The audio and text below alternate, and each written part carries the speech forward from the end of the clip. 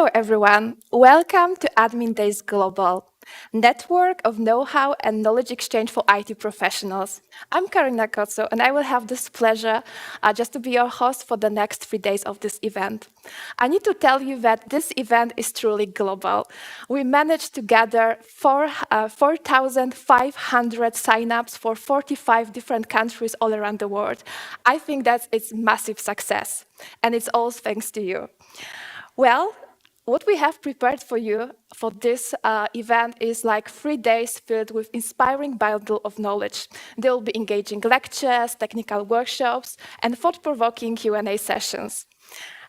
Also, we will be talking about 3 very hot topics, which is cybersecurity, IT and network management, and remote work and support. Well, and this event wouldn't happen without our amazing speakers. We managed to gather a very unique blend of professionals coming from different areas of IT and network management and cybersecurity. And I need to tell you that I am really proud that we also invited 4 amazing female speakers. And by that, we want to showcase that they have the voice in the industry. And we want to encourage next generations of female professionals to pursue their careers in cybersecurity. Well, and the driving force behind this event is Krakow-based software provider, which is Axence. And I really encourage you to visit their website just to find out more about them. And in this moment, I also would like to give a big shout out to our amazing partners. You can see that they are reputable organizations which on the daily basis deal with cybersecurity. Well, before we start, I also would like to answer some of the most common questions which you frequently ask. First of all, I would like to encourage you to join our Discord community, where actually you will be able to participate with very engaging discussions, network with peers all around the world, and ask questions to our amazing experts. Of course, there will be some coffee breaks where actually you will have opportunity to stretch your legs, grab some drink, and just relax for a moment. And yes, actually, I encourage you just to participate in live sessions because not all of them will be recorded. But I think that just to get the most of it, actually, you need to be available here live. Well, so today is all about IT and network management. So let's have a quick look at the agenda. You can see that we prepared for you 4 engaging sessions dealing with data privacy, open source intelligence, network security, and mistakes by administrators. Well, so I think that's it for the introduction. Let's have a quick look at the map. So today and for the next 2 days, we'll be connected with our speakers base literally all around the world. So there will be like 12 amazing locations. And I can see that our first speaker is already with us. So just let me quickly introduce to you Marta. Marta, she's like extremely talented young professional coming from Spain, but nowadays she's based in beautiful Dubai. And I can tell you that Marta, she has this unique talent of explaining complex things in a very easy way. And because of that, I think that she gathered this amazing and supportive community on her LinkedIn channel. And I think that you will contribute greatly from her today's session. Hello, Marta. Hello, Carolina. Thank you very much for that introduction and for having me today here with you. Yeah, how are you feeling today? Actually, you are the first speaker in our lineup. I feel humbled to be the first one. Thank you for the opportunity, and I hope that what I bring today is of use for this network of experts that I see that are gonna talk, and for everyone attending this amazing Admin Days. I'm sure about it. I realized, because I was like monitoring LinkedIn, and I can see that you have a lot of supporters. And I know there are a lot of people keeping fingers crossed for you. So maybe I will not prolong it. I wish you good luck, have fun, and I am sure that you will rock it. So, thank you very much, Carolina. So let's get started. Thank you, everyone, for joining this session. Today, I will be talking a little bit because we don't have a lot of time, and this is a very wide topic that could give a lot of discussions. But we will be talking about balancing data privacy, protection, and innovation in the era of AI, or artificial intelligence, the hottest topic these days.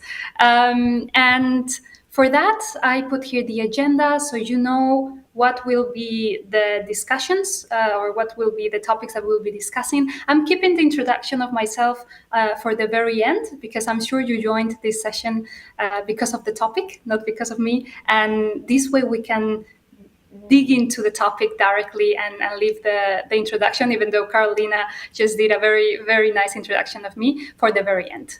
So we'll start with introduction, then we'll have an overview of data privacy and AI to understand its linkage and how both of them are connected.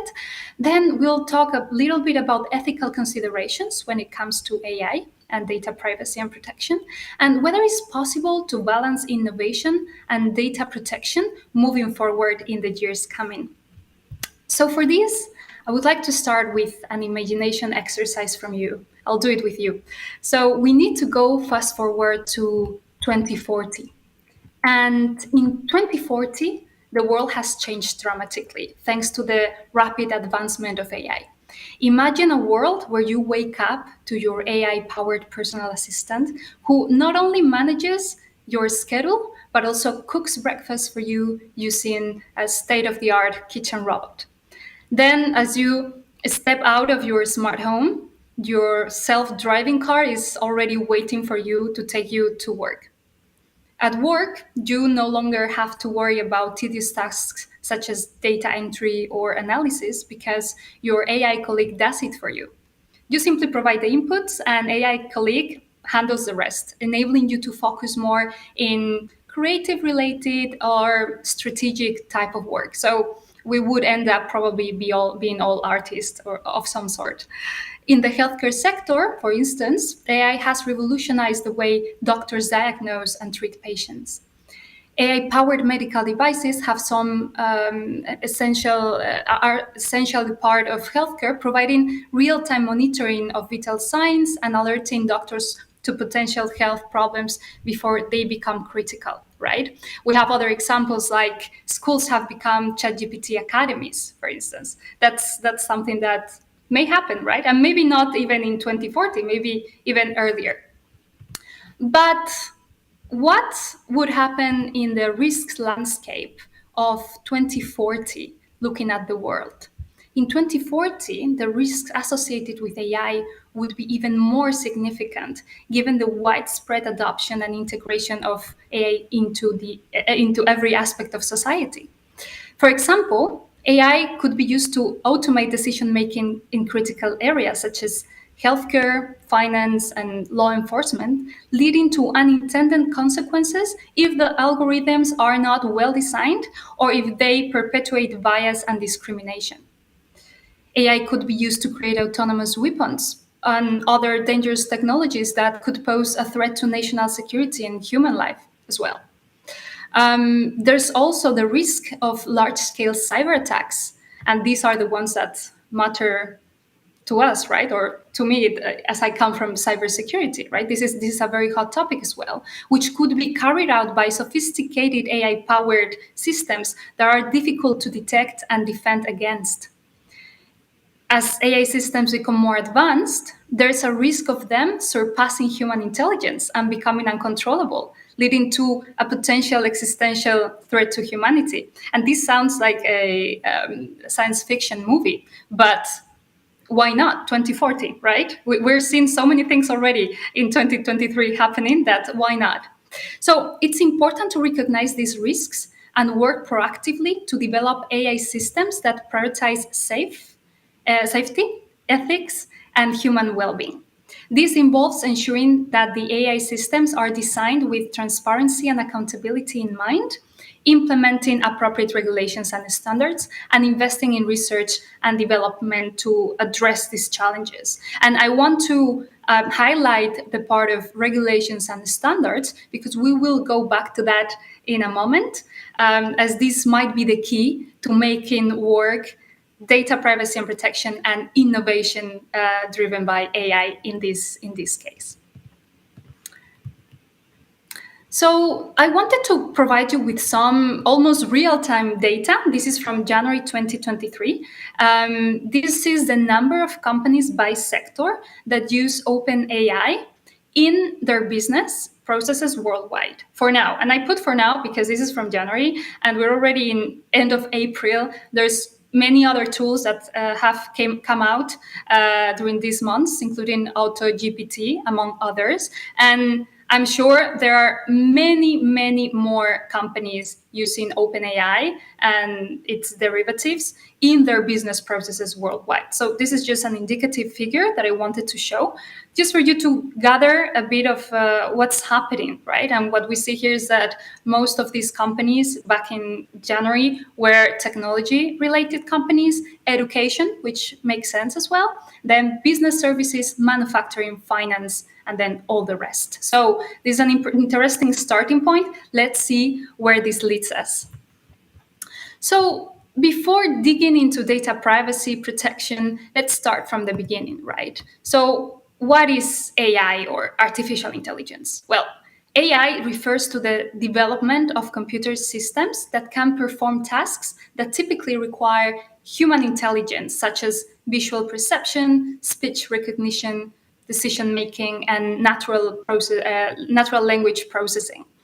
AI systems learn from data and improve their performance over time, which is why data is crucial to the development and deployment of AI. So once we've understood slightly or briefly, high level, what AI is, because it's much more complicated than that, what is it? It's linkage to data, right? You see here the linkage life cycle of how data is taken and analyzed for an AI system to work. So what else is there, right? Again, AI systems learn from data and improve their performance over time, which is why data is crucial for them. Data is the fuel. Imagine the data as the fuel of a car. In this case, is the fuel for an AI system to work. These systems require vast amount of data to learn and improve, and the quality of the data directly impacts the accuracy and effectiveness of the AI systems. The data used to train AI models needs to be relevant, diverse, and representative of the real world to ensure that the AI systems do not develop biases or incorrect assumptions. And you might have heard that some ChatGPT prompts have resulted in very biased answers related to gender or religion. I tried to make this exercise, but I don't know if I if I did it correctly. But it happened to me that I was gathering some information in ChatGPT. I was creating this prompt, and a lot of the outputs or the results I got were very biased towards one gender, and I thought, I was like, okay, is this because it's biased, or what's the problem here? And probably it was biased. So probably if you've used ChatGPT, you can also tell, or you can also check for this specific case of ChatGPT as a tool, if you found any biased answers, right? So data is also essential to the ongoing operation of AI systems. As AI systems interact with the real world, they generate new data that can be used to further improve their performance. This ongoing feedback loop between AI and data is what enables AI systems to continuously learn and adapt to new situations. So in this life cycle here, maybe we could have, or I could have represented it as a circle, because it's a cycle, right? It's a continuous fueling of the AI system to not only improve and do other things, but to work itself, right?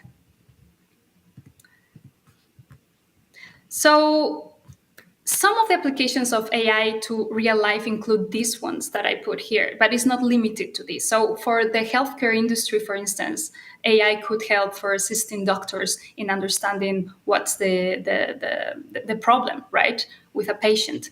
In customer service, could serve or could work for serving personalized experience. So imagine when you are trying to buy online or to put a claim for a service in your bank, if you have a more personalized experience, probably it will be better for the company, right? And for you as a customer. In finance, it could be applied in assisting individuals making the right investment decisions. And we already see things that can be based in AI systems, like robo-advisory oriented type of wallets or companies that assist with investing decisions. And I'm sure we will start seeing many, many more in that field. In the travel industry, it could serve to predicting pricing patterns. So I travel a lot because of my work here in the Middle East. I usually travel to Saudi Arabia or to other parts of the Gulf. And it would be great to see what's the predictive price for the planes or for the plane tickets or for the hotels where I'm going to stay, right? The same way when I want to go back to my home country, it would be great to have that predictive analysis. And some companies already provide it in a way. And I'm sure, again, that we will see so much development in the coming years and months in this industry as well. Transports, we already know some names in the transportation industry that are trying the autonomous vehicle service, and this could be applied also not only for personal usage but also for public transportation, right? For instance, in Madrid airport, you have this autonomous train that takes you from one terminal to another. Not sure if that's AI driven, but that's the concept, right? The concept is to have more autonomy also in this industry. And then the education system. One of the applications could be for automating the grading system for professors to make their life easier and to have the results in a faster manner. So in summary, AI is a set of technologies that enable computer systems to perform tasks that typically require human intelligence. The development and deployment of AI systems require, again, vast amount of data to train and operate the systems effectively. So I reiterate this because it's important to understand that data is at the core of all of this. So once we have defined with AI and it's linked to data, now what is the difference between data and personal data? Well, if you're in Europe, you might have heard about GDPR. If you're not in Europe, if you're in the States, you have other regulations there, including HIPAA, that talk a lot about data protection. And if you've seen the news, you've seen a lot of fines going on related to data protection breaches and even related to the AI world that we will discuss later on. So let's go back. What is data and what is personal data? Well, data is any information such as facts or statistics that can be collected, analyzed, and used to inform decisions that we make. So personal data is a subset of data that relates to identifiable to identify an individual, such as their name, address, date of birth, and other unique identifiers. Personal data is often subject to stricter privacy protections than other types of data because of their potential risks to individuals if their personal data is misused or mishandled. So it's related to that, to safety and to preserving privacy, right? So personal data in the AI is crucial for the development and deployment of AI systems because some AI systems learn from personal data as their fuel. Okay, not all of them, but many do. Many do. Personal data can be used to train AI systems to recognize patterns and make predictions based on historical data, which is particularly useful in applications such as recommendation systems, fraud detection, and personalized medicine, for instance. So all of these applications that we saw before that imply this level of personalization need to get fed by our personal data in order to have that personal applicability, right? So another example in healthcare, personal data such as medical records, genetic data, and lifestyle data can be used to develop AI models that can accurately diagnose and treat diseases, right? That are specific to our personal data, to our personal case. In finance, personal data such as transaction histories and credit scores can be used to develop AI models that can detect fraud or make better lending decisions from the bank side, right? The use of personal data in AI systems raises concerns about data privacy and security. So it's very nice to have all these level of personalization and these predictive analysis happening that will make our life so much better and so much exciting, and probably free us from a lot of work, tedious work that we would have to do otherwise. But it poses a threat to privacy and security. So to ensure that personal data is used ethically and responsibly, it's crucial to implement appropriate data protection measures, such as data anonymization, encryption, access controls, etc., to prevent unauthorized access or misuse of personal data. Now, many of you maybe are familiarized with these terms. They're all included also in the GDPR for data protection in the European Union. And it might help. It's the strongest measure we have these days is the anonymization of the data that is not reversible. So once you anonymize a data, you cannot use it anymore to identify anybody, right? So you usually use anonymization in coordination with another measure like encryption or access controls to be able to combine both and then provide a personalized experience. So I wanted to give you an example of this. You can train statistical models without identificators, without knowing that, for instance, my name is Marta de Zavala. You can train a statistical model, and then the model will be needed to be applied to a personal to a person, right? Through personal data. So for training models, it's okay to do anonymization and erase the traceability of the individual. But then if we want to apply it to someone, we still need that data, right? This is complicated. If you're not in this field of anonymization, encryption might be tricky. But what I'm trying to say is that parts of the analysis or parts of the building of the model of statistical models behind this personalization can be done without personal data. So that could be a preventive measure. However, the other part of it, where we become personal and we want that personalization, still needs that personal data. So we need more than one measure, not only anonymization, to ensure that data privacy and protection standards are met. So without going too much into that, in summary, personal data is essential for the development and deployment, again, of AI systems because it allows AI systems to learn and make predictions based on historical data. However, the use of personal data in AI systems must be done in a way that respects individual privacy and ensures that the personal data is protected and used ethically.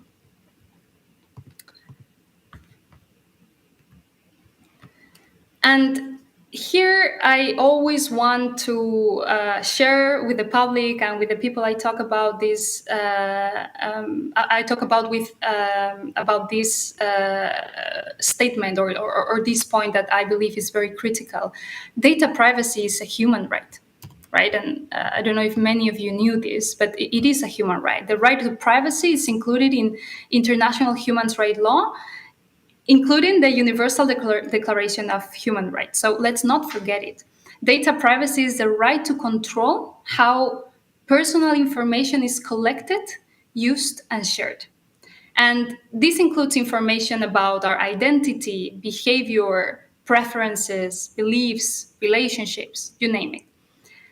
When personal data is collected and used without our consent or knowledge, it can be used to manipulate our decisions, influence our behavior, and even violate our human rights. So this is when I hear a lot of people saying, well, but I have nothing to hide, right? Or it's fine, I don't need data privacy. Well, it is your right to have it, and we need to enforce it for all of those people that suffer from this lack of personal freedom, right? Because of preferences, beliefs, type of relationship, any of these factors that I mentioned earlier. So, for example, data breaches and cyber attacks can result in the exposure of sensitive personal information, such as financial data, health records, and private communications, leading to identity theft, fraud, and other harms. Maybe you have already suffered one of these, because these are very common.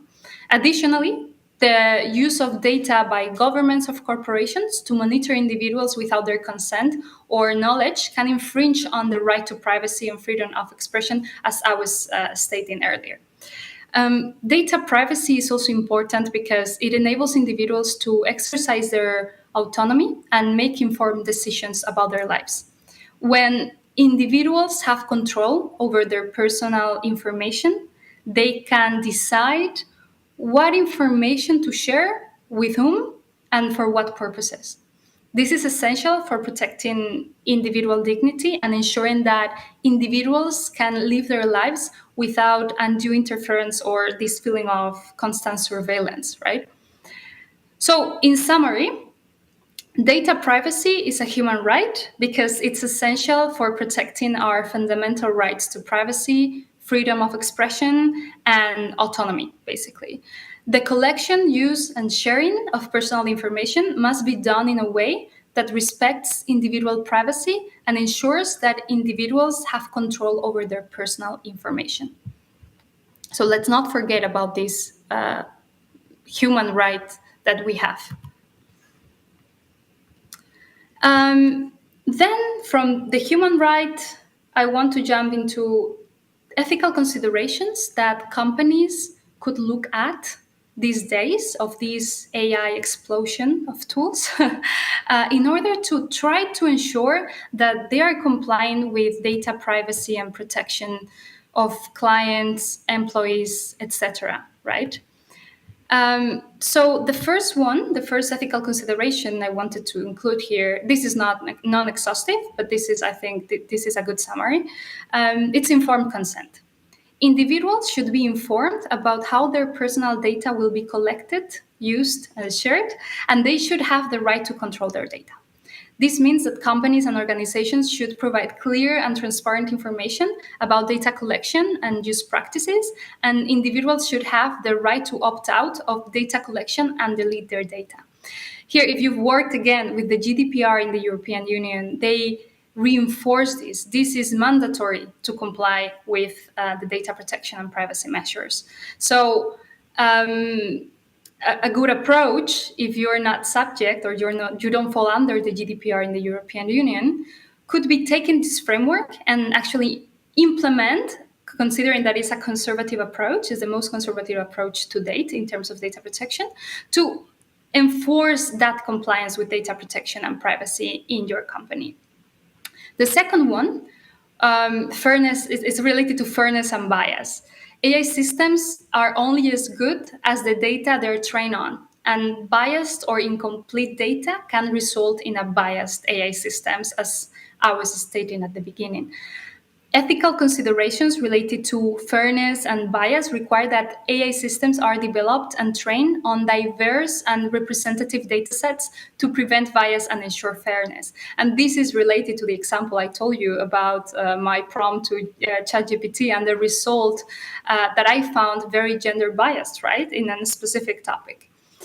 The third one would be privacy by design. And this is a widespread term, so let's say it's an official term. It is an approach that prioritizes data privacy and security throughout the entire development process of AI systems. This approach requires that data privacy and security considerations are integrated into every stage of the development process, from the initial design of the process or of the project to the final deployment of the system. The fourth one would be accountability and transparency, and this requires that companies and organizations are held accountable for their data.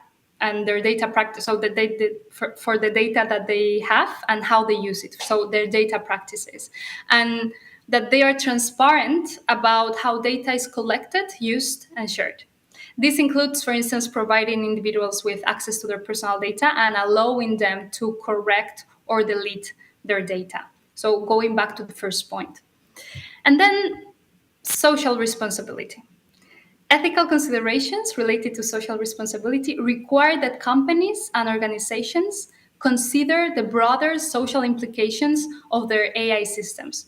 This includes considering the potential impact of their system on marginalized communities and ensuring that systems are developed and deployed in a way that promotes social good and avoids harm.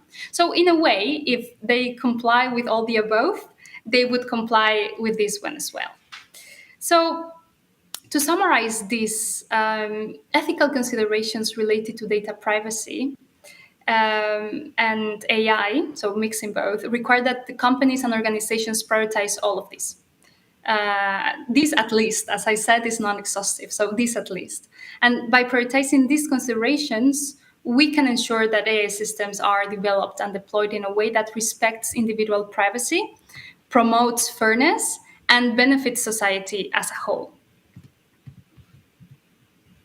Now, I wanted to give you some real life examples. Unfortunately, we're not able to share the audio, so I will make sure to put all of these on the chat at the end of this presentation for you to have a look at them. These are very interesting videos. I will summarize them for you now.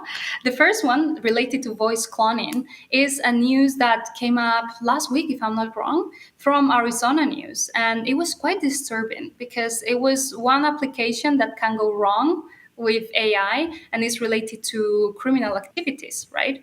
And I will explain. So the video shows this mom that explains how she received a call from an unknown number. She picked it up, and her daughter was on the other side, very scared and very frightened, saying that she had done something wrong and that asking for help, basically.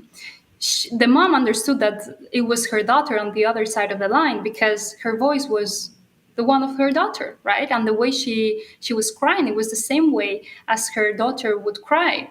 After that, someone took the phone on the other side of the line and asked for money in exchange of getting her daughter back, right? The whole thing was a scam. There was no kidnapping.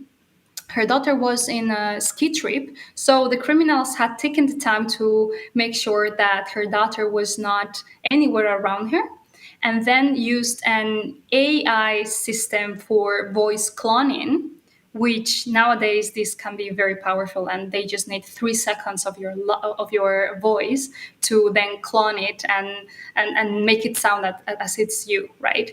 So your voice becomes this personal data that can be exploited through these tools for criminal purposes. This is an example of how innovation can be taken in the wrong way, right?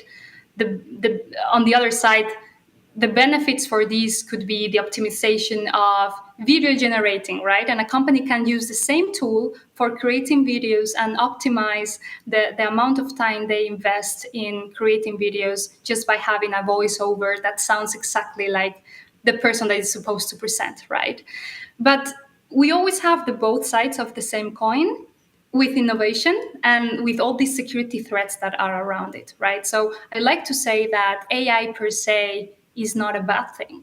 The bad thing, it will be a bad thing if you make a bad thing out of it, right? But this is why it's so crucial and so important to have the right standards and regulations in place to prevent the misuse of these technologies for the case that I've just mentioned.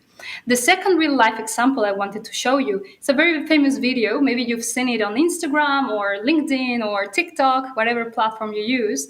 And it shows how different actors, Hollywood actors, are put on the screen, and then this real-time facial emotions recognition system shows in a matrix whether the actor is happy or sad, or he shows aggressiveness or anger, and it's really accurate. You can see in real life the image of the actor acting or conducting an interview and the matrix moving at the same time, and it shows you in every second of the video whether the face is showing one emotion or another, right? So this is a very interesting application of AI. And again, I think this type of tool would make it for the better of society or for the worse of society, depending on the usage we make of it, right? But this is a very interesting one.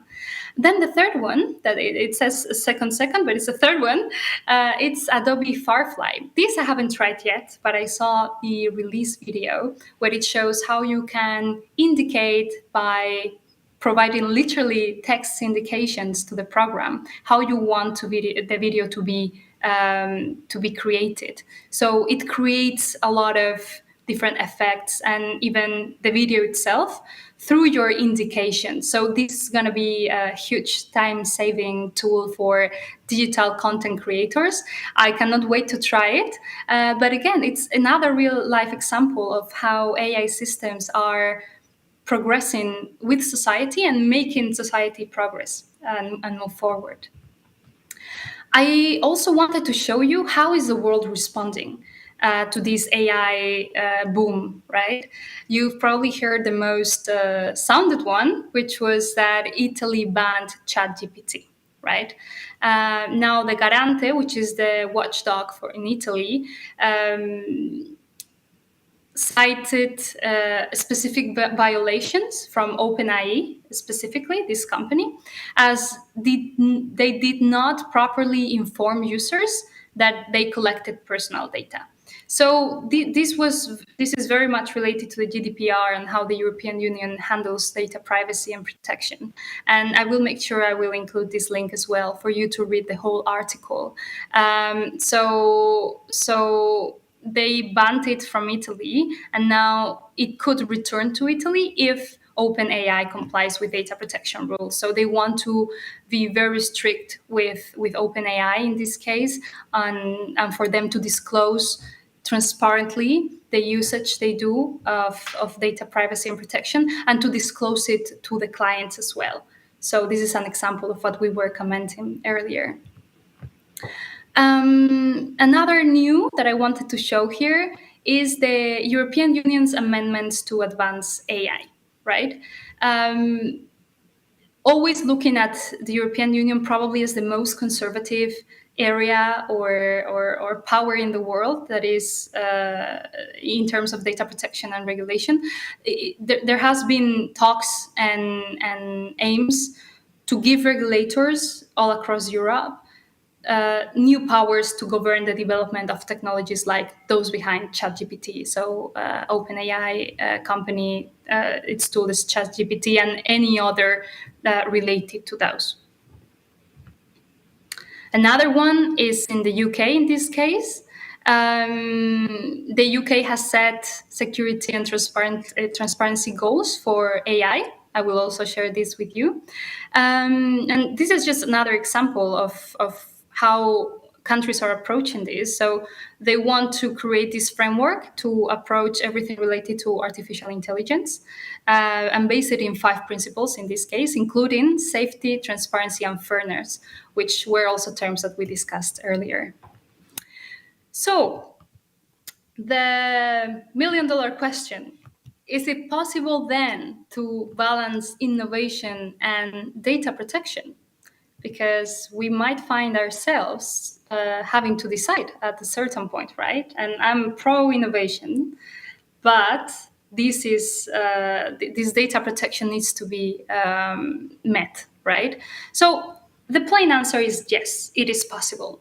Personal data, as we were saying, is crucial for the development and deployment of AI systems, because AI systems, again, learn from data, and personal data is often the most relevant and valuable source of data for many AI applications. Personal data can be used to train AI systems to recognize patterns and make predictions based on historical data, which is particularly useful in applications such as recommendation systems, fraud detection, and personalized medicine. I'm doing a summary, by the way, of everything we discussed. However, the use of personal data in AI systems also requires and raises concerns about data privacy and security. To ensure that personal data is used ethically and responsibly, it is crucial to implement appropriate data protection measures, such as we were saying earlier, data anonymization, encryption, and access controls to prevent unauthorized access or misuse of personal data. In summary, personal data is essential for the development and deployment of AI systems because it allows AI systems to learn and make predictions based on historical data. But the use of personal data in AI systems must be done in a way that respects individual privacy and ensures that personal data is protected and used ethically. Specific AI regulations, and this is my opinion, just to close up all of these, specific AI regulations will lead the way to balancing AI and data privacy and protection moving forward and probably changing the world. And this is it from my side. Now I will use the remaining time to tell you a bit of who am I. My name is Marta, Zavala. As Carolina was saying, I'm from Spain originally, from Madrid. I studied a bachelor's degree in business and then a master's degree in cybersecurity. So I am what I like to call a hybrid profile. And I've worked in technology, in consulting, mostly in Europe, some US projects, and now in the Middle East, where this topic is developing, right? So I have a great opportunity here to bring all that knowledge from Europe and the US to a region like the Middle East, where all of this is developing at the moment. I specialize in data protection, privacy, and cybersecurity awareness. And I actually try to provide real-life examples and easy concepts, as Carolina was saying at the beginning, for people that have nothing to do with cybersecurity or data protection, for them to understand what it is and what is the impact of cybersecurity in our lives, in our day-to-day lives, right? Because it's everywhere. It's like mathematics almost. It's everywhere.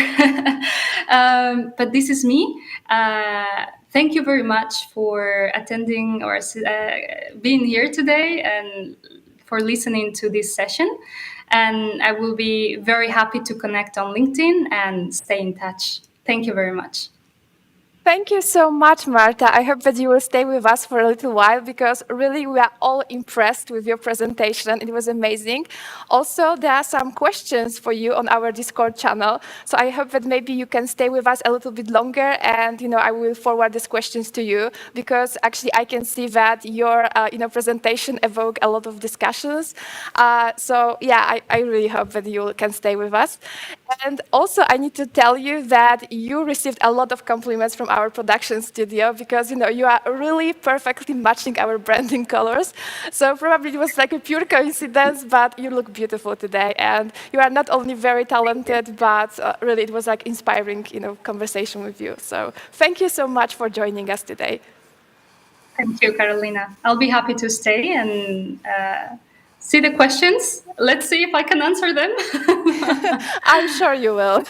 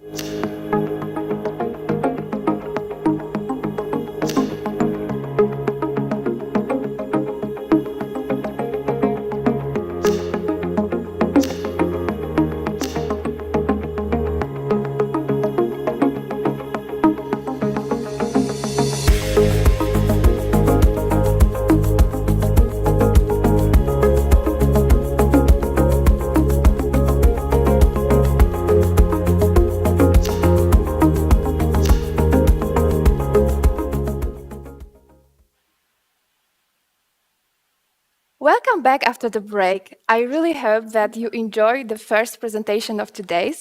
So now it's time for the next one. We are moving from beautiful Dubai now to Germany, where another amazing female speaker is waiting for us.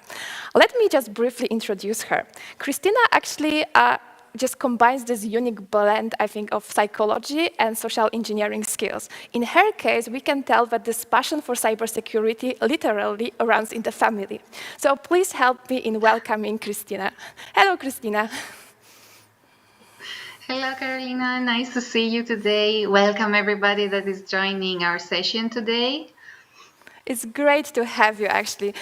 I really hope that you will tell us more about it, because it's very interesting. When I was doing some research on you, actually the first thing which actually really, sparked my curiosity was that you are like the second generation of cybersecurity experts in your family. So maybe you could tell us more about it, how actually your journey with security started. Yeah, so you're right. I have to blame my dad for being here, but in the sense that, I got exposed to what happens on the internet. So my father was a cybersecurity expert. Because I grew up next to him, we got to hear a lot of stories about what happens online, but also how powerful these little machines we all have in front of us right now are. I think his talent was that he was an amazing storyteller on top of a very good professional. So all of his projects and stories sounded very magical to me. And in the end, probably I got some of his genes and that investigative mindset, the problem solving that he has as a trait. And eventually I said, you know what, I would really love to have more exposure. I participated in some projects as an assistant in the background. And eventually I said, okay, I understand a little bit better what happens on the human element of cybersecurity, why these attacks work. I was extremely intrigued as well. And eventually I studied psychology so that I can apply what I was learning in psychology, in cybersecurity, and in social engineering attacks. And that was already a few years ago, so things have changed since then. Yeah, it was But like a long last story short. thing, yeah, very short. It was also interesting to see how attacks have evolved and how different, but also similar today's problems are. Yeah. Actually, it's very Yeah. interesting because you are not only like a cybersecurity expert, but you are also a psychologist. So do you think that the psychological knowledge helps you in your everyday work? 100%, because whether you work in the IT department or as a consultant or a trainer, you have to communicate to other people what goes on a technical level. And okay, my work is about the human firewall, but I have to collaborate with cybersecurity professionals that have to go out there and talk to their bosses, talk to the board of directors, talk to the C-suite and explain why what we do is important. And that communication has to happen on a very human level in an understandable way. I mean, most cybersecurity professionals are very smart people.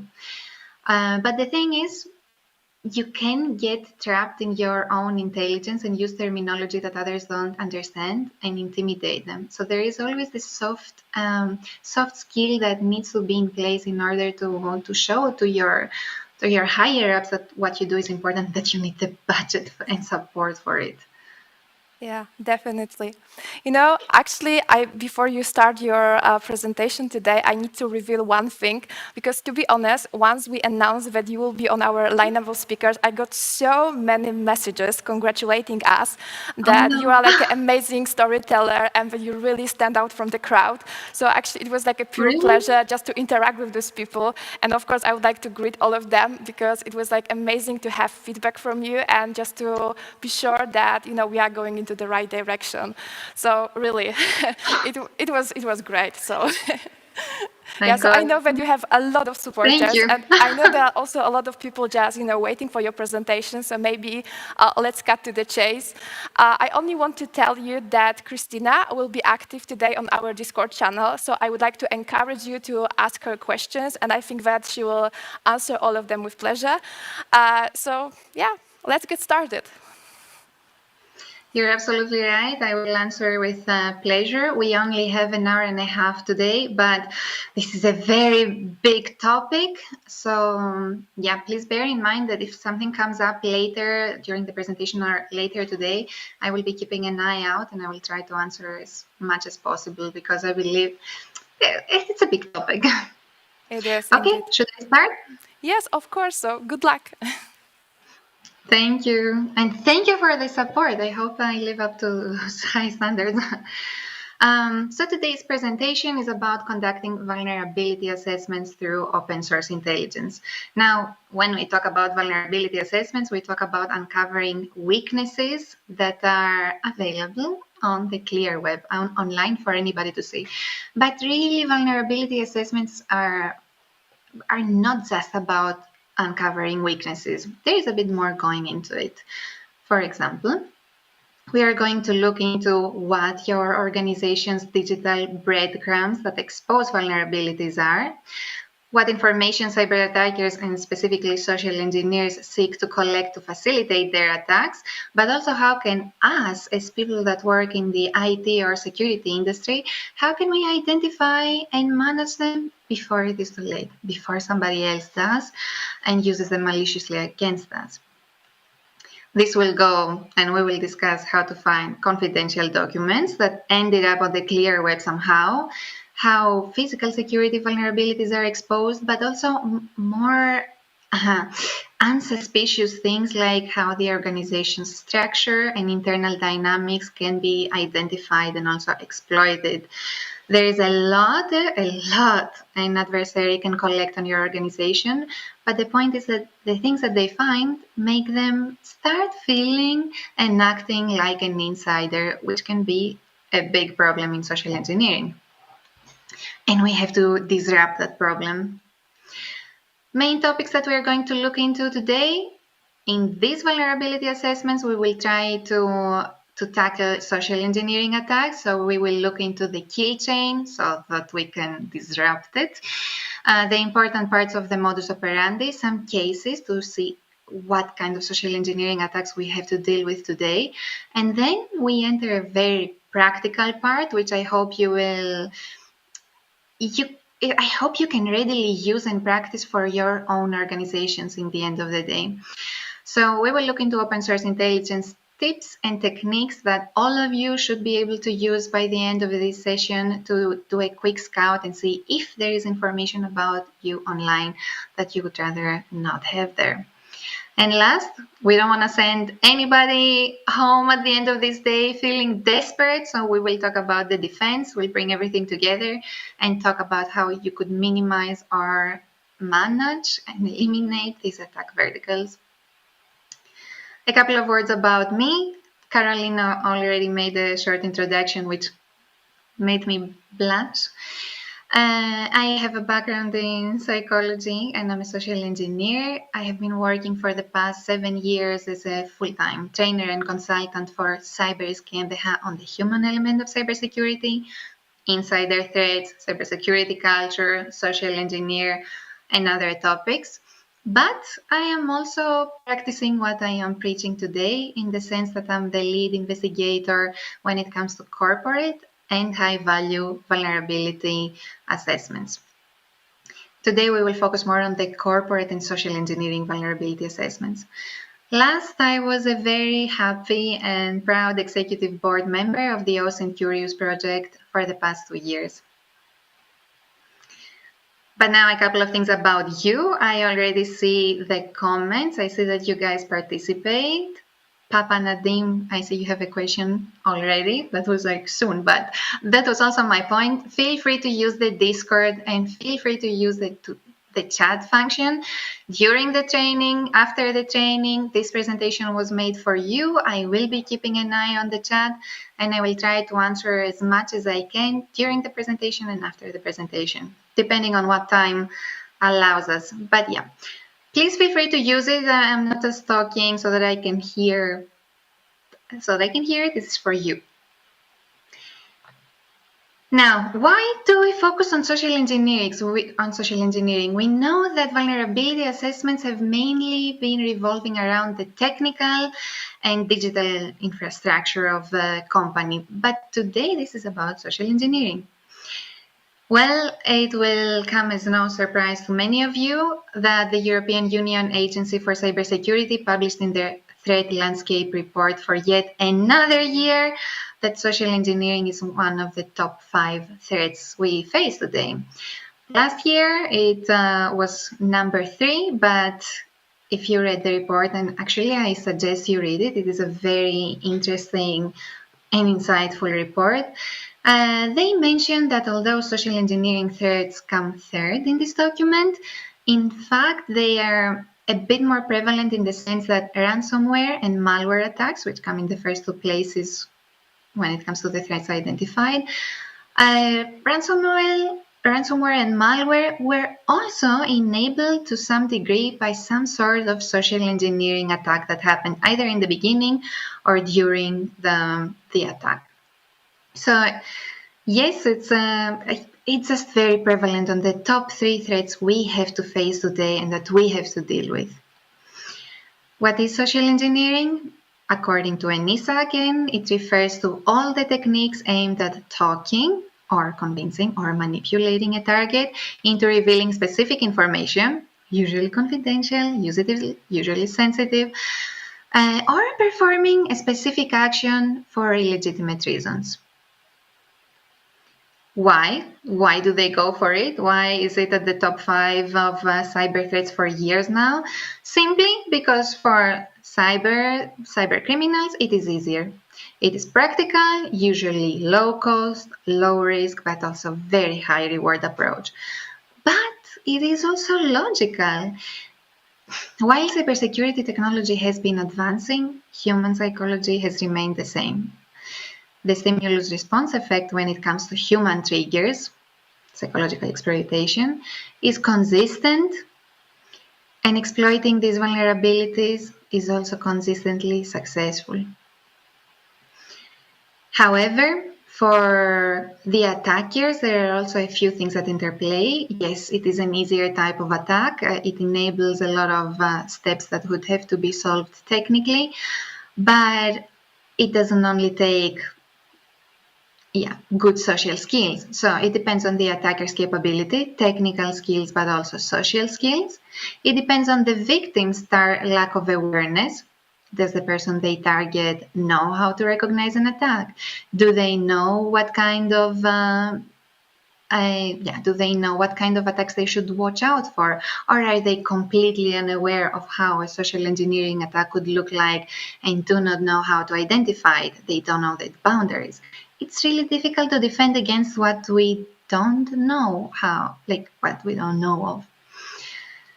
And last, the thing that we're going to focus on today, the amount and quality of information that is online and that is available about a target, whether that is a specific person with high privileged access in the organization or a company. We will focus on the companies and the employees overall today.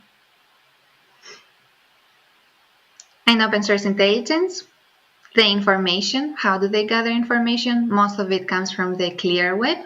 They can do it from a distance. They can perform reconnaissance in a safe manner. OSINT is a main tool for attackers.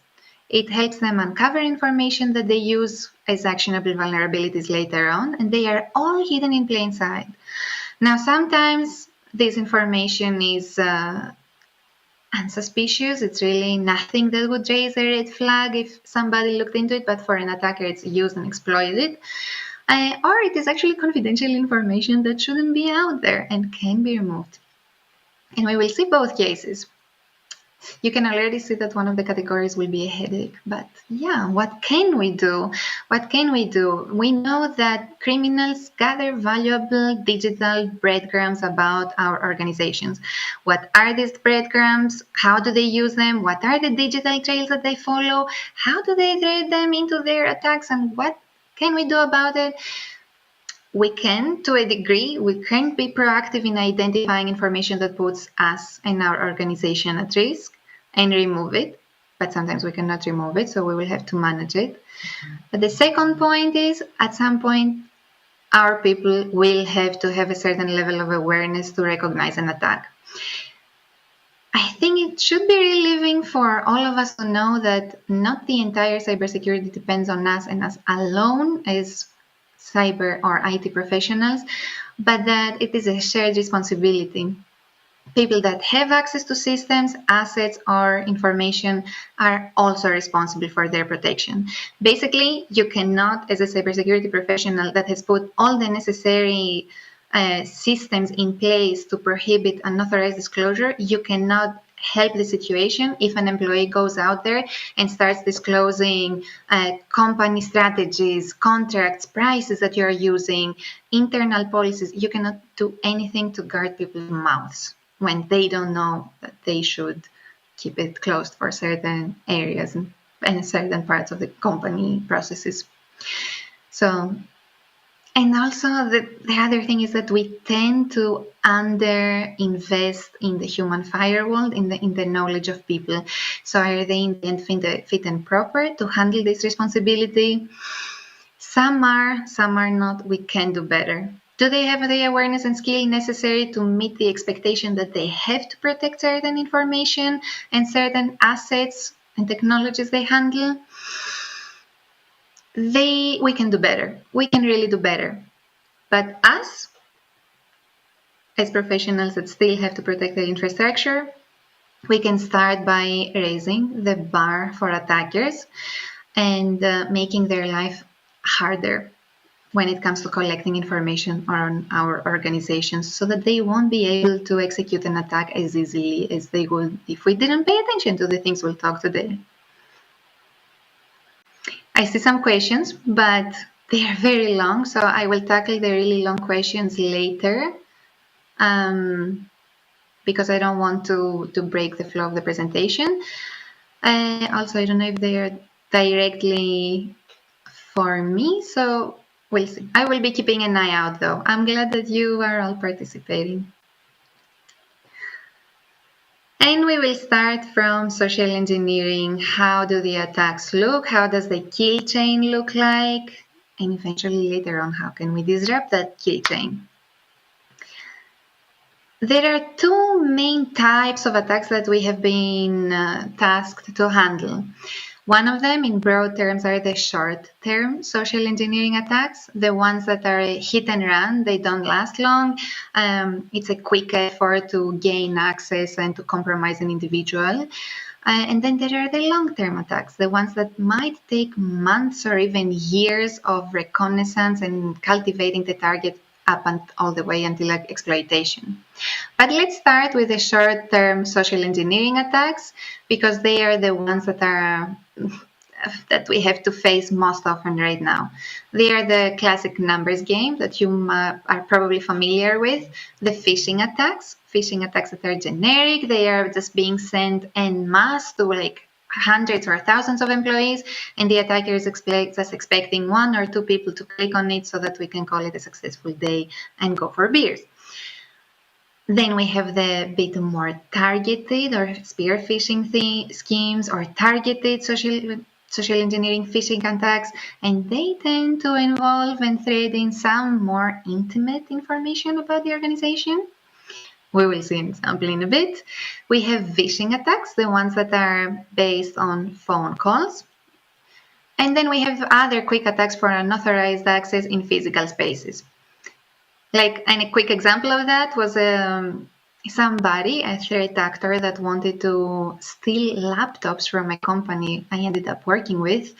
And what he did was pose as a pizza delivery guy who told the security guy, hey, I know you have a meeting on the second floor today and I was called to deliver this pizza. So if you can just quickly let me in, I have to rush. I have another delivery to go on for. And, the day is just so stressful. Just let me in. I will quickly deliver it and go on my way. So security guard lets him in through 2 security doors and just lets the guy roam in the building. He had the pizza, he had the jacket, and he went in. At some point, the security guy realizes that, hey, the person I just let in has not been coming out for some time and there is only one exit. So where is he? He decides to go inside and start looking for him, and he sees him with the pizza still at hand. But the smell of the pizza was coming from the trash can, so he kind of felt that something was suspicious. He also noticed that the guy was in a room he is not supposed to be in. So he says, hey, you're not supposed to be here. Threat actor starts acting suspicious, starts running away. Security guard chases after him. Okay, I know this sounds like a movie, but it happened. Kicks him down. The pizza box opens up, and there were laptops within the pizza boxes, and the pizzas were thrown away somewhere else. Quick access for unauthorized access in physical spaces doesn't happen that often anymore because it is more risky, but it still happens. The threat actors get knowledge of how the internal space looks like, the architecture, the layout of the building looks like, so that they can move faster, find the areas to be in. Sometimes the pretexts are better than other times. The pizza delivery guy was not a particularly good one, but anyway. And the goal is usually either to steal devices, documents, or to plant little devices, keyloggers, and other things that will help them get entry into the network and monitor the traffic. 3 main attack vectors for all these attacks, and there are many different types of social engineering attacks, but usually the delivery vectors are emails, phone calls, or impersonation attacks like the one we just described. This example is an example of a pretty standard and low effort phishing attack that keeps going around. Basically, you impersonate a random service provider or company, you send out a phishing email. I believe some of you do it when you do something similar when you do phishing campaigns, phishing simulation campaigns, to see how the awareness level in the company is. But there are clear red flags in these ones, and they don't to be that successful like other attacks anymore. So people tend to recognize them now, thankfully. The sender looks suspicious. They say dear user, there is no name. Sometimes the grammar is very funky, doesn't look right, and people tend to avoid them. But not everybody avoids them. Like some people still fall for it. Some people, most of them recognize them by now. I hope your people recognize them by now because, you know, it's not going to get easier than that anymore. It will only get harder. But then we start seeing more and more phishing emails that have some more intimate details, like this one. This one was a priority email sent by the chief financial officer. It said to that company, the target company, it said it is a priority email, but an invoice payment. He said the chief financial officer was really an impersonation, but that's who they were posing to be. Said hello with a name to another person that works in the financial department. They said, we have a new contract agreement with our service provider, XYZ, a name that existed and a name of a service provider the company collaborated with at the time. They will send you an invoice within the next hour. I want you to authorize it immediately. We need to move fast with this. Email back if you need to, but I will be busy until the afternoon. Kind regards, your boss. Now, what is the inside information that you notice in here, and what is the background research that an attacker would have to do to find details about details that will facilitate this email? I will wait for a second to hear your ideas.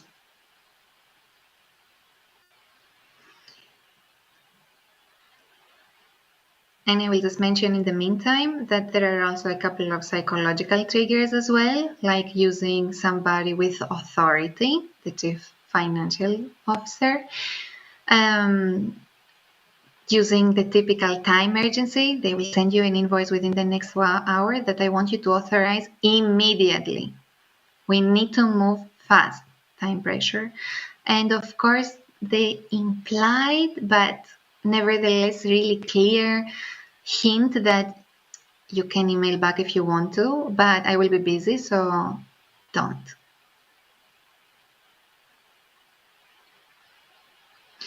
So we have a comment saying that in an email you should always check the header. Yeah, it is a phishing email, it is. But what else made it believable on top of using a couple of psychological triggers that were relatively standard, I would say? Time pressure, authority, they are the holy grail. Well, they knew who to email. They knew the person in the financial department that should handle that request. And they knew the name of the service provider, somebody that company was working with. Is it hard to find and use? We'll see. But does it make they know the name of the user, like I say in the comments. Is it easy to identify who that user is, who the person they should direct the invoice to is, and to also find their email, possibly a phone number? How do they do that? Is it easy to find the name of the service provider they actually work with at that time? We will see. But does it make a phishing email much more believable when it comes in like this? Definitely. And especially to the untrained eye and to the individuals that have only received training telling them that all phishing emails look like this one, like the Slack email. These emails, the ones that involve more intimate information, tend to go unnoticed, and they tend to work much better. Not in every case, it depends on the level of awareness of the user, once again. But then we also have the phishing attacks, and this is a really classic one that gets used again and again and again, and we have been hearing it for years and years, and it still exists and it still works.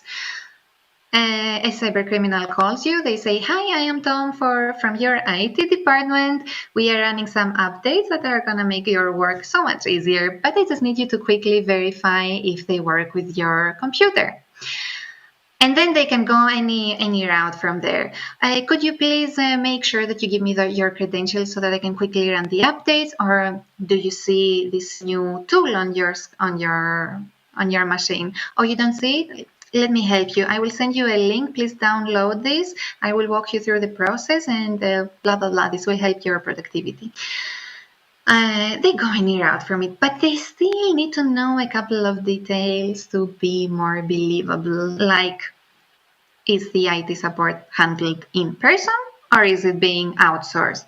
And if it is being outsourced, who is it being outsourced to? So many of you say it's totally unbelievable, but you have a higher level of awareness than most of the employees that handle these calls, which is why they still are out there and still work. And yeah, I also believe it's pretty simplistic. We have been hearing it for years, but there are also then more elaborate attacks. And now slowly we start getting into slightly more elaborate schemes, like the case of Medidata, a hybrid attack that involved phishing emails and phishing calls. Have you heard of it? I'm really curious. And I'm glad that you are aware of all these scams and that you share some of them in the chat. That's really good. So in the case of Medidata was a large company. The threat actors got a hold of the information that the financial department would have to move on through significant transactions on an urgent basis because they were going through some acquisitions at the time. So cybercriminals got to know this information that was supposed to be and remain only internal. They heard that. They knew that this urgency would serve them well if they used it against the company. And so they spoofed an email that was supposed to be coming from the CEO. They emailed it to the guy in the financial department that was supposed to handle the transactions. And the email basically said, "Hey, a lawyer will call you today. I urge you to follow strictly his demands and keep it confidential." What's important here, if this email comes in an organization where the hierarchy is strict and conservative and you're not supposed to question or verify with your higher ups ever, this email is taken as de facto. It is not being questioned. You have to do and not ask. Now, they had some processes in place. Oh, but by the way, how would you know what the hierarchy within an organization is, what the internal dynamics are? Can you find that out? Yes, you can. So in companies using signed emails, it is something obvious. Outside companies in private life, everybody should use a P2P encryption. I agree, if only we lived in this world, in many companies, and in this one, it worked. So they had a process in place. 2 more executives had to receive a spoofed email. They received it. They figured it is okay. They authorized 2 transfers until one of them realized that the sender email address was a bit off looking. It didn't look like their CEO's email address. It took a while. It took them $4.8 million of loss until they saw that the email was suspicious. They called the CEO eventually to verify, and the CEO had no idea about it. And it was also too late to retrieve that money. The insurance wasn't happy to pay either, because they said, hey, you took a willful action. This was not fraud. You transferred the money. We are not supposed to cover this case. But social engineering attacks have evolved. And although the cases we talked about before, some are standard, some have some intimate information, things have been changing as well. So from the hit and run social engineering attacks, we have started to see a lot more elaborate campaigns that involve longer reconnaissance phases, campaigns that involve a much higher level of tailoring and personalization, ones that target specific individuals. Sometimes a social engineer builds a relationship with them online, and they cultivate them and groom them for months before starting to ask for little confidential details that are being blended in the scheme. And we see a lot more elaborate mind games.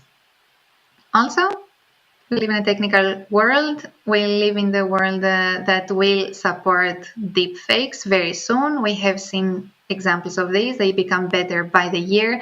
So in the next 5 years, we expect to see a lot more deep fake attacks, and that's going to be real tricky to handle. Last, we see many more ongoing state-sponsored social engineering campaigns that have all the factors and elements mentioned above. They have the time, they have the resources to perform deeper research on the targets and to tailor their approach a lot better, and also the patience to cultivate a target for a longer time.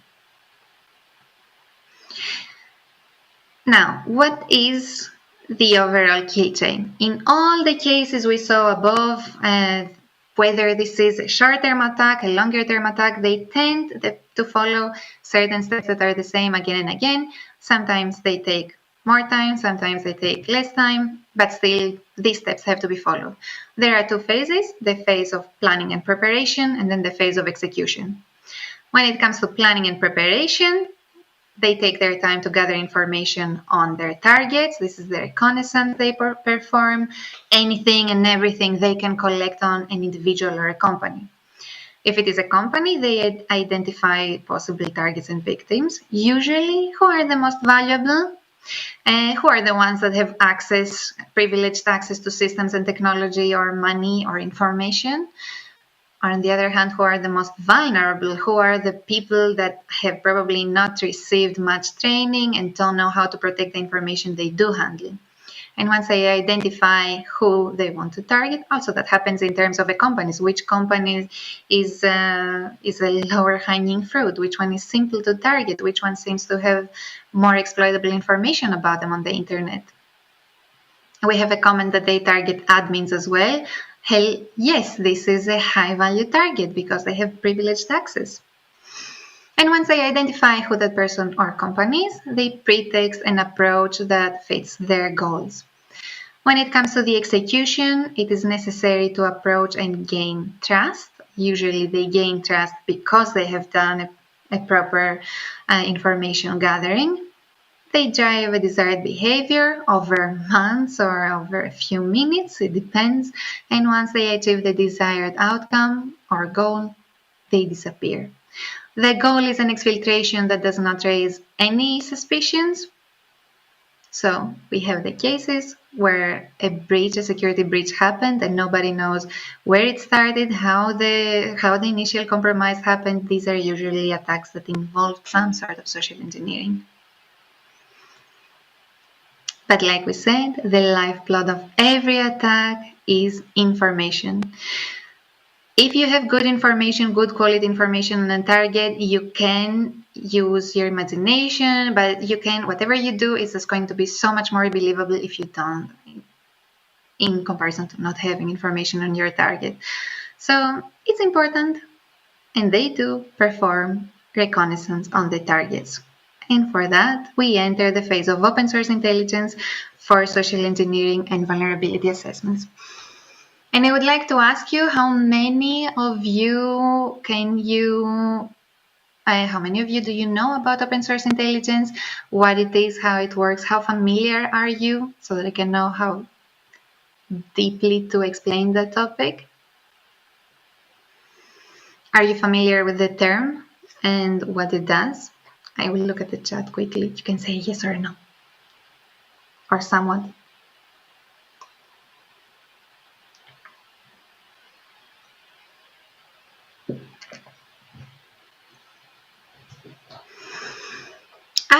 I will take it from the start.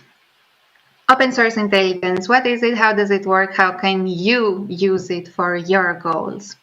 And how can you use it to protect your organizations proactively? Open source intelligence refers to intelligence collected from publicly available information that is collected, analyzed, and used to address a specific intelligence requirement. Usually that intelligence requirement has to do with exploiting a company or a person. Attackers use it to exploit. Security professionals use OSINT as a risk identification and mitigation tools. Now, some of you say that you're somewhat familiar. I'm gonna make sure to cover a good basis for you so that you can use it readily, basically. And we will talk about a couple of tools, but there are many, many more. And we will also talk about the whole tool issue and how much you can and should rely on that. So you can use it as an identification and mitigation tool. Let's start from that. For social engineering attacks, we look into two layers mainly, the technical one and the human one. Both can extend very wide and deep, but to have a bird's eye view on the technical level, they will want to know what's the technical infrastructure of the organization they target, what are the ports, and they will do some port and service scans. They will need to know about the IP addresses, DNS addresses. They will look into email and password leaks. They will look into tools like built with, that shows how the technology behind and software behind websites, etc. And they will seek to exploit, to see if there are any exploitable technical vulnerabilities. But they don't just have to understand the technical infrastructure. They also need to know, like one of you mentioned before, also who manages it, who has access to it, who could provide access to it. In the case of the Twitter attack, there was a Twitter cybersecurity incident in 2021, if I remember correctly, or 2022.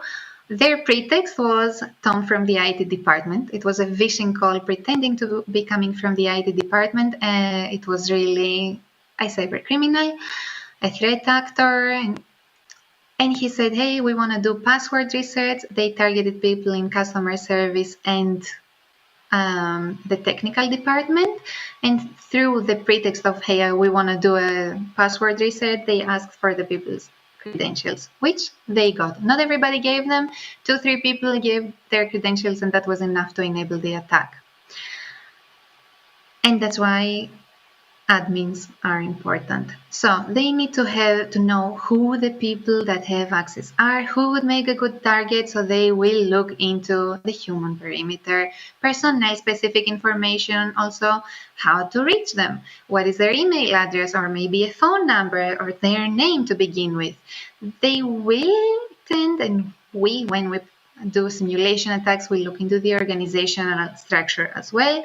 Can we see if they have strict hierarchies in place, or are they more of a flat organization? We look into the physical perimeter. Would it be easy and possible to do a quick impersonation attack and walk in, install our devices, steal a couple of things and walk out? And they will look into the external service providers as well, because they tend to provide that little bit of information that helps a pretext become more believable. But also a lot more. It depends on the type of attack that the threat actor is familiar with, that the threat actor can perform, and also the goals of the attack. So different types of information are required for different types of attacks. For example, targeted phishing, you need to have those email addresses, the names, maybe some hobbies. There were the phishing attacks where people were sending Google Drive, photo albums through Google Drive that were malicious from company events, supposedly. They will look into opinions, events their target is going to go to, and see if they can use any of this information to target and phish an employee. If there is a phishing call, they will look into the target's work responsibilities, the service providers they would expect a call from so that they can impersonate them, some personal information to build quick rapport, internal information on processes, etc. Like it happened in the case of Medidata. They had some internal information about this quick transaction, or in the other phishing email, they knew the service providers. And this can also be exploited in phishing calls. Impersonation, the most important two elements would be the physical perimeter, where are the entrances and what's the security technology if I want to enter. Are there doors that are secure, badges, is there a guard, are there cameras that are visible, and how do I get to find that out? Other valuable data, documents, internal processes, internal dynamics, confidential information, and more. And they all come through two main sources, OSINT and SoCMint. And these now, all these things, all this information, you can use tools to find this out, but the tools won't give you everything you need. You still need to use your brain. I urge you to use brain and imagination to find where this information could be lying around on the internet. It will help you. They do it as well. We should do it. Two main sources, open source intelligence and its subset, social media.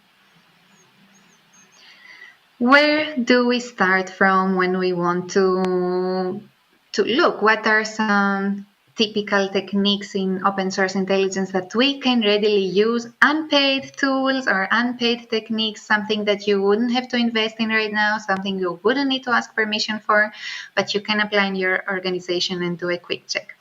Okay, so before I get into this, I was asked if I can recommend any tools for OSINT. My top advice, because we have a mixed audience today, is learn how to do this research manually.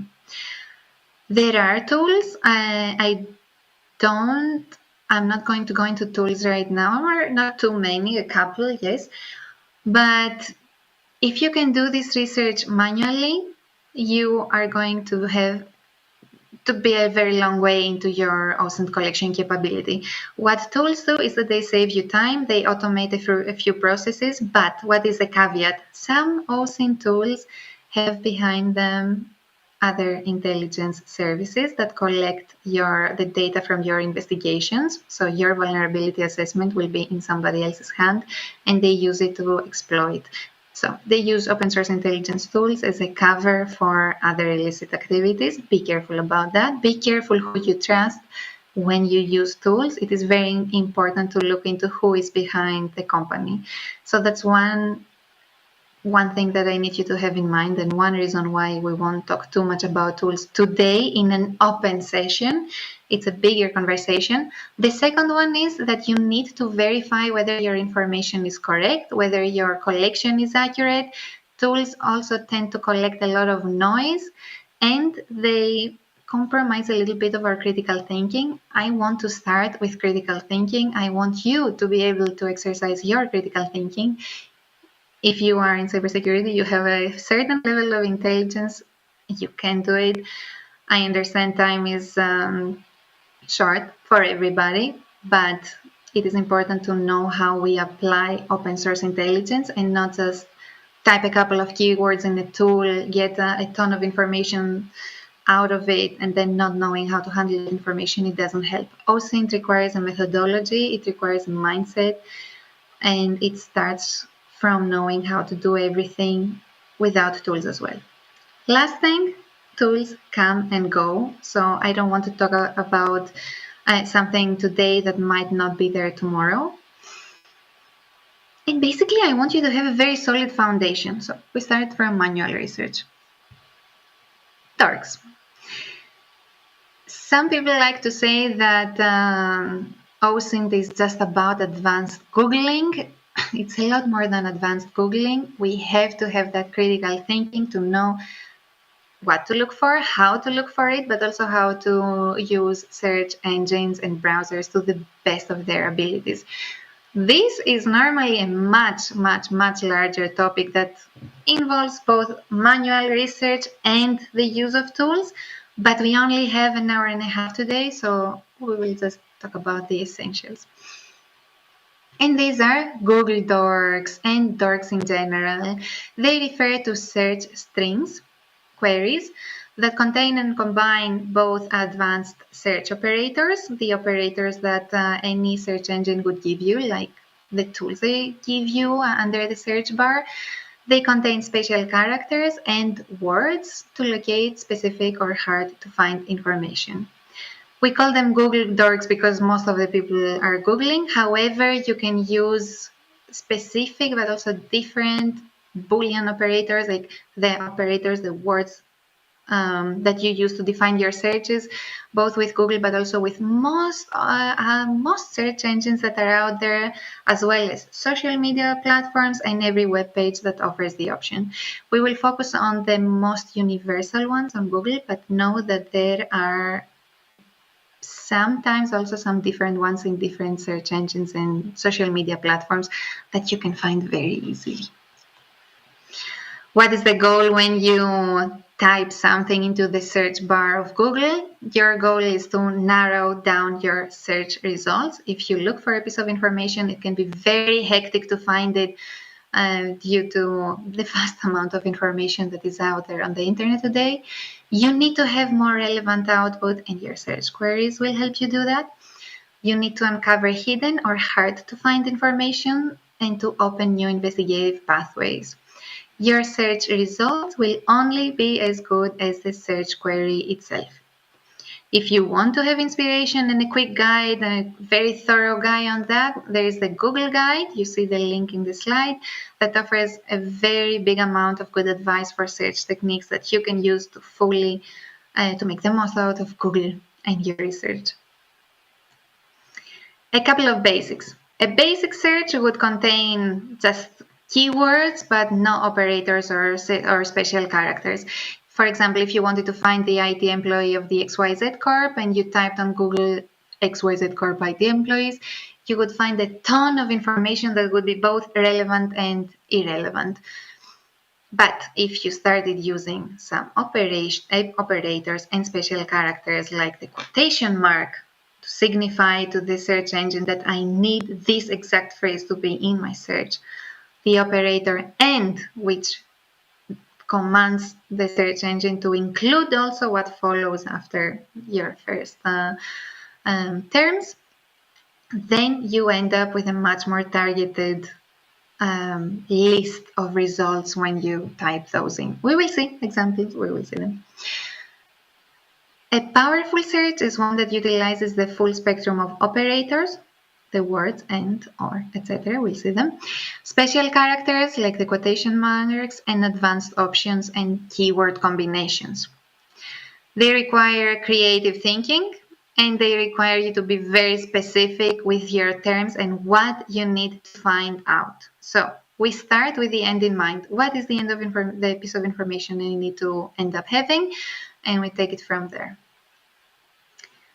A few special characters that you can use in your searches, and please let me know if you are or are not familiar with them. I urge you to take a screenshot and to experiment and try with both these little rules, the special characters, the operators we will see, but also the examples of search queries we will talk about. Take a screenshot and use them, please. So we have quotation marks. You see them in yellow. They help you narrow down your search to the specific phrase that is within the quotation. For example, if I want to search my name, if I type just Christina Lekati, I will get thousands of results for every Christina that is out there that is not relevant to the Christina Lekati I'm looking for. Within quotation marks, I get all the results for that person, for that company, for that term I'm looking for. Now, let's say I get a lot of results coming back about OSINT, and I don't want to know what Christina Lekati is doing with OSINT or open source intelligence. In this case, you use the hyphen, the little minus symbols. If you put that little minus or the hyphen in front of a keyword, you will get back results that exclude the text that is followed after the hyphen. So I want to know what Christina does outside the world of open source intelligence, so we'll type Christina Lekati minus or hyphen OSINT. The asterisk is your wildcard. You can put it, if you are running out of inspiration, you can put it within a phrase or your quotation marks, and it will represent a wild word within a search query. So what follows Christina Lekati? Training, social engineering, asterisk. The search engine will fill it up for you. We had somebody saying that the file in the comments, the file type, Dominic, thank you. The file type operator is also useful. The file type operator is amazing. And I have an entire slide for that. We're gonna use it. The range helps you search between a range of numbers. For example, if you want to see dates or anything, you can put those little 2 dots in between the range of numbers you want to look for. And last, the parentheses, if you have a group of multiple terms of operators together and you want to categorize them, like in mathematics, certain things need to be grouped together and handled separately, you use the parentheses to group those items together.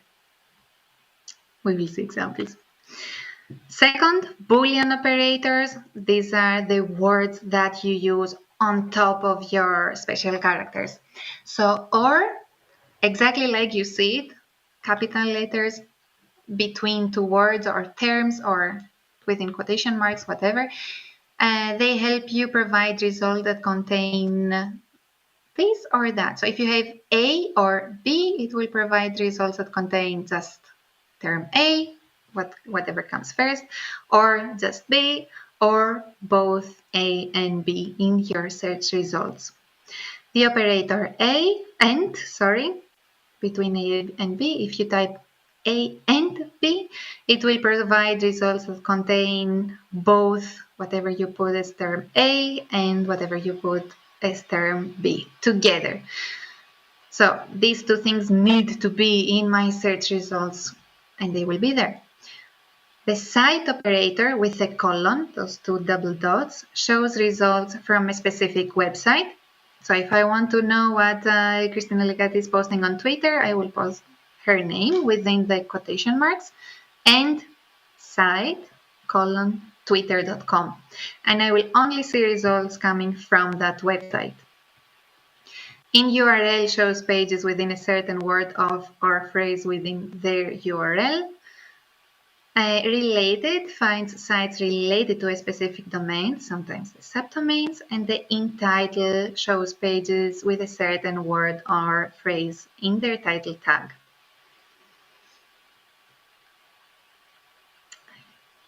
An example, if you wanted to see what tips I post on Twitter about open source intelligence, you can see it at the bottom of your screen. It would be this. You would have to type Christina Lekati in quotation marks. And I'm just speaking on myself as an example because I don't know who you are and I don't want to offend anybody. So I'm just using me here. Christina Lekati in quotation marks, the Boolean and to make sure that there will be a connection with whatever follows, and within brackets we group those terms, OSINT or open source intelligence, because both terms are used interchangeably. And then you want to narrow down only on Twitter, so you add the term at the end, the operator site, the colon, twitter.com, the site you are interested in. So do you see how complex it can start becoming and how specific as well? Here we see the examples. If you just type Christina Lekati OSINT Twitter, you get 4,010 results. This is absolutely hectic.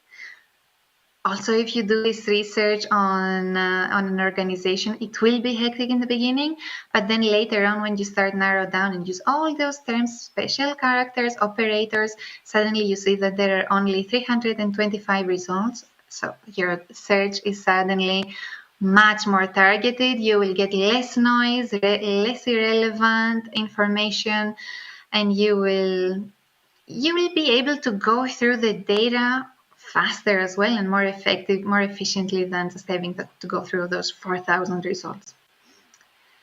File types. Somebody mentioned file types. They are so useful, and I really hope you will use this operator to look if there is anything about your company that shouldn't be out there. So the operator file type shows results that are in the specified file type. For example, you want to see if a company has any PDFs online that shouldn't be there, or any PowerPoint presentations that could contain internal information. Sometimes there are Microsoft Words or other files that shouldn't be available on the internet but somehow get out there, and they are usually coming out in some form of file.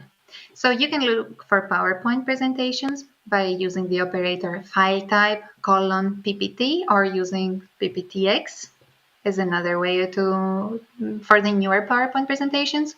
Adobe Acrobat in a similar way. Please, please, please make a screenshot of this and try it out for yourselves. Somebody says if we can use the word file type colon doc and an asterisk for the wildcard. Very smart remark. Yes, you can use it, but you have to put a space between your first operator, file type colon doc, space, and then put the asterisk, because the asterisk represents the wildcard, a different word. So different words need to have that space between them, or different commands in the search bar need to have a space between them, but not a space between the file type and the type of file you need to search.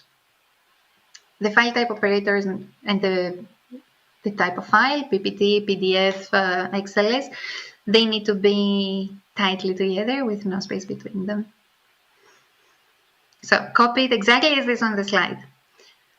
An example of that, which I urge you to try on your own organization, is to look for the company name in quotation marks if it is more than 2 words, file time, PPT or PowerPoint or PDF or doc. Try all the file types and see if you can find anything confidential.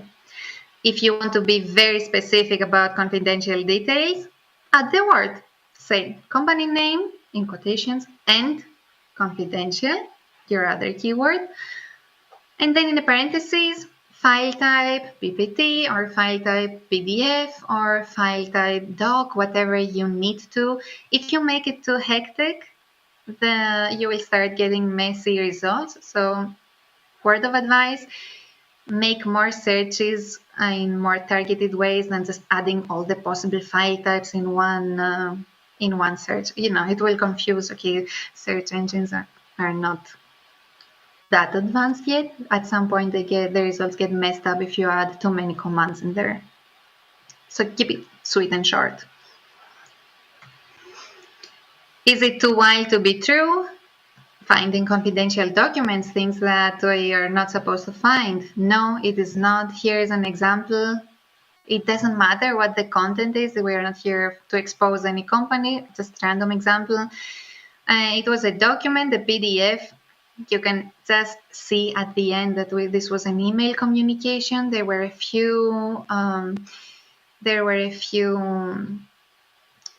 pages on that document that had an ongoing email communication, and in every page at the end you had this remark that this email is intended solely for the addressees and the information it contains is confidential. We found this document through the search query I showed you above, company name and confidential file type PDF. The company was informed, they didn't take it down, they kind of ignored it. It's up to each company to see how they handle this information. It's still out there, but what you can see is that it was supposed to be confidential. It was supposed to be deleted as soon as possible. Like, if you are not the intended recipient, please delete this email and inform the sender as soon as possible. And B, any copying or distribution or other action anyway is not allowed. Still, still this was online. And I know I see a comment that having this email may be confidential does not automatically make it confidential. It is a standard footer in emails for many companies. I hear you, Dominic. Yes, it is. But in this case, the information that was in the email was pretty private. So let's say the content was sensitive. And quite honestly, you may not only find emails, sometimes you find passwords. Sometimes you find lists with usernames and passwords. Not always, but everything is a hit and miss in OSINT anyways.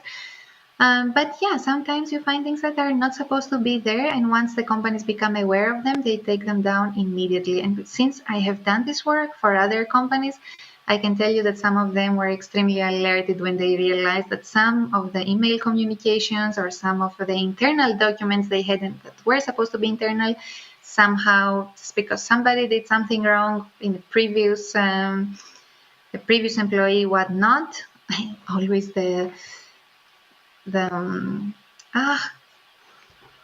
how are they called? It's always the person that comes for their internship. There might be documents that end up online that shouldn't be online. You can take a screenshot of this slide as well. Other useful queries that you can use for your organization is company name and username on or password in file types. Unfortunately, we have seen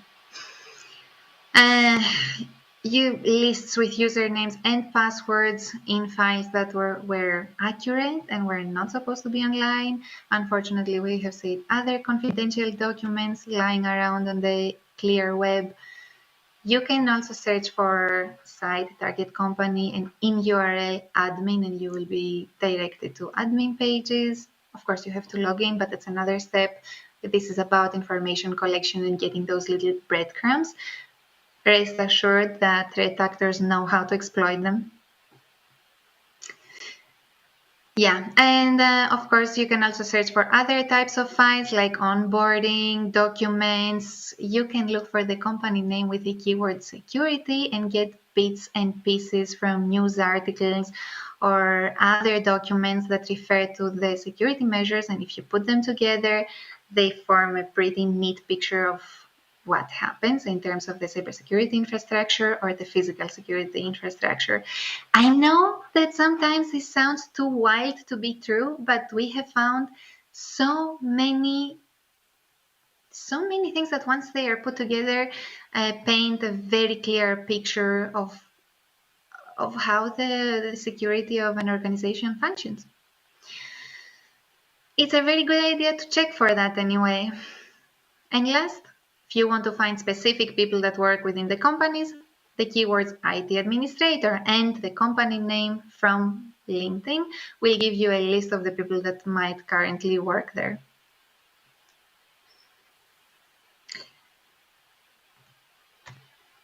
Almost all search engines and social media platforms provide advanced search options as well. So just taking Google as an example, you can also narrow down to information that was uploaded last week, last month, or the last 3 years, so that you can know that you have current information. If something you found is confidential, you can also make sure, or if you want to find something confidential or credentials that are more accurate, you might not want to look the entire history of the organization, but let's say the past 5 years, 3 years, the past year, you can define and narrow down your searches as well. Although usually when it comes to file types, you don't get that many results if the company is medium size or smaller. What are your magic ingredients in mastering your search queries and getting good results back? They are your imagination, they are good keywords, and the keywords will originate from your imagination in the end. Paraphrase also, use synonyms when you search for specific terms. For example, security, cybersecurity, doors, cameras. Use similar words. Use your imagination in general to really cover a good basis of what of the things you need to find. But then also you need to combine them the right way. Very good idea to use special characters. Very good idea to use operators and to refine as needed through the advanced search options. These are your 5 keys and the extra ingredient imagination that you can always use and find information on your target. You may as well use tools, but most of the tools do aggregate information from that you can also find manually, like this, that are open source. They save time. That's the good thing about tools. They save time and they can be more efficient. You can scale. Okay, so we know a couple of things about how we can collect information. But what should we look for? You want to conduct a social engineering attack. How? So one of the things we look into is whether we can identify the company structure and the hierarchical model they use internally. Why does it matter? We hinted towards that before. Conservative organizations with strong hierarchies are more vulnerable to spear phishing or phishing attacks involving impersonation with an authoritarian pretext. Like we said, in the case of Medidata, or in the case of the chief financial officer that sent a priority email for an invoice, if you have strong hierarchies and you know that your internal culture is all about not questioning your higher ups.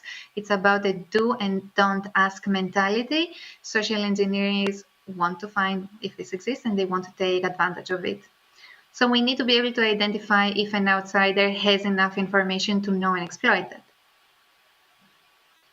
Some of the ways you can do that: search queries, once again, Untitled org chart, the organizational chart for the site of your target company to identify if there are any charts, really, because many companies will post their organizational and company structure online because they have to for investor relationship and so on. So all of these search queries that you see can be used to identify whether there is a corporate governance report, a chart to see who reports to who and what's the potential hierarchy. You can use different combinations of these examples. You can take a screenshot. Imagination is the limit, but use them to see if they are available for you. An example will look a little bit like this. You have all those job positions, so you also know what job positions are out there that you can then research by name. But what's important in this example, this is just an example of a big company, doesn't matter who, we don't pick on specific ones, just want to see how this could look like. What's important here is that you see who reports to who. So suddenly, if you put names within those positions, you know who is the authoritative figure over them, who is their boss. So yes, you get an idea about the hierarchy, but you also get an idea about the dynamics, and social engineers will take that information to do spear phishing attacks and impersonate people with authority within a company. So here, all those little details, planning, reporting, are information that are being collected, the positions, and eventually we would want to see which people are behind these positions. How do we fill in those blanks? The company website is always a very useful resource. We tend to start from it just because they have this About Us page that needs to be online for transparency reasons. You cannot do much about this information usually. In some countries, it is also legally mandatory to have the leadership on the website. But sometimes companies go above and beyond for transparency, and they provide a lot of background details, social media accounts of the individuals that work in the organization, small resumes, and other intimate details. Now, this has to be there for marketing reasons or legal reasons. It's all fine. You can probably not take this information down, but know that they will be exploited and that your threat actors, your adversaries, will look into them. With a few additional targeted searches, we can find key people within an organization who may be targeted for an attack, but also whose names may be used in an attack for trust transference, for this authoritative game, and so on. So if you just want to find quickly, without having a LinkedIn account, without notifying the individuals that you look into them, who is working on what position in that company, LinkedIn is a very used resource. Your search query would look like this: site:/linkedin.com, system admin, or whatever job position you want to look for, and the company name. And you will be given back a list of names that work in this position or in similar positions. If you want to save some time, all this information is also available online within tools like rocketreach.co. It does require an account, but it is for free. They claim GDPR is not a problem because they claim to have aggregated all the information that they provide through open sources, through the internet. So technically you would be able to find the same information with the search queries we talked about before, but this is just faster and neater. You get to type the name of a company, you get back, first of all, you get back company information, locations, and other neat details, but also a list of the employees. People that are in managerial position, executive leadership, but also other smaller departments like the IT department, like the cybersecurity department, like the financial department, and so on. And they provide emails and phone numbers. What's really nice is that they don't just give the professional email addresses, but also a best personal. During COVID and still until today, the personal world has blended a lot with the work life. We tend to have a lot of employees now using one device for their personal endeavors, but also work. So some phishing emails end up in the personal accounts, in the personal email accounts, but they still infect the machine, and eventually I get access to files about work all the same. Second option is Apollo, very similar approach. They collect information through open sources. They provide a whole lot of details about companies, but also about people. And I believe they also have a section where they talk about the technology, and they pull data from other tools like Built With, and generally provide a lot of information on people, locations, social media accounts, but also the company itself and the technical infrastructure sometimes. Really cool to look into it and just research. And then if you have all that and you want to see, or maybe let's say you don't have access to the email address, or you have an email address and you don't know if it works or not, you can use hunter.io, one of the most used tools in open source intelligence when it comes to finding email addresses or verifying email addresses. It does require an account, but again, you can use a fake account. What you can do with it is do a domain search and find out the most common patterns about a company. We use here Harvard as an example. So you put the domain on the search bar at harvard.eu and you are presented with quite a few positions and emails that come from that organization. There you get their full name, first and last name are in the email. So eventually, after aggregating all this data, hunter.io also tells you what's the most common pattern, which means that if you target a specific person whose email is not available in this list, you can guess it very easily. What's also neat about it is that they provide the source here. Hunter also collects this information for open sources, but they point you to that resource. So if you also check this little thing here, the link that the email is connected to, you might find some additional personal information on them that could be exploited against them from a threat actor. But again, this is all knowledge that should be out there. It's kind of public sometimes. What about the more intimate information? Internal dynamics, processes, working conditions, etc. We have employee review websites. Again, heavily used by social engineers. Again and again, I see some information on those websites and reports where they have been used. So what can we see? First of all, Kununu is an example that's popular in Europe. They show you if this is a traditional or modern organization. And if it's traditional, it means that they have a stronger hierarchical culture. So this do and don't ask mentality. But what you can also find through them, other than the corporate culture, it has more elements. Look for your organizations. Look to see what internal information exists about your organization in one of those websites. It's Kununu, it's Glassdoor, and Indeed.com. And read the comments. Through the comments, sometimes we are able to identify specific names again or job positions, but also which departments are overly stressed. I had to work with a company that was receiving a lot of attacks on their customer service department. And eventually with a small OSINT research, I figured out that in those employee reviewer websites, there were too many complaints from those departments saying how stressed they are, how overwhelmed they are, how many requests they have to handle at the same time. Now, that does not mean that the social engineers got their inspiration from those websites necessarily, but it does mean that they could have, and they know, and we know that departments that are stressed out and overwhelmed don't filter information with the same critical thinking that a more rested department would.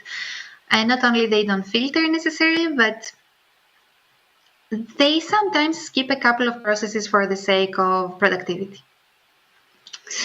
Other information within those websites, internal, pictures of the internal offices, details about the layout of the company, but also what kinds of locks exist in there, what kinds of doors exist in the building. Would they be easy to lockpick, sorry. Would you be visible? Are there hidden spaces? And so on and so forth.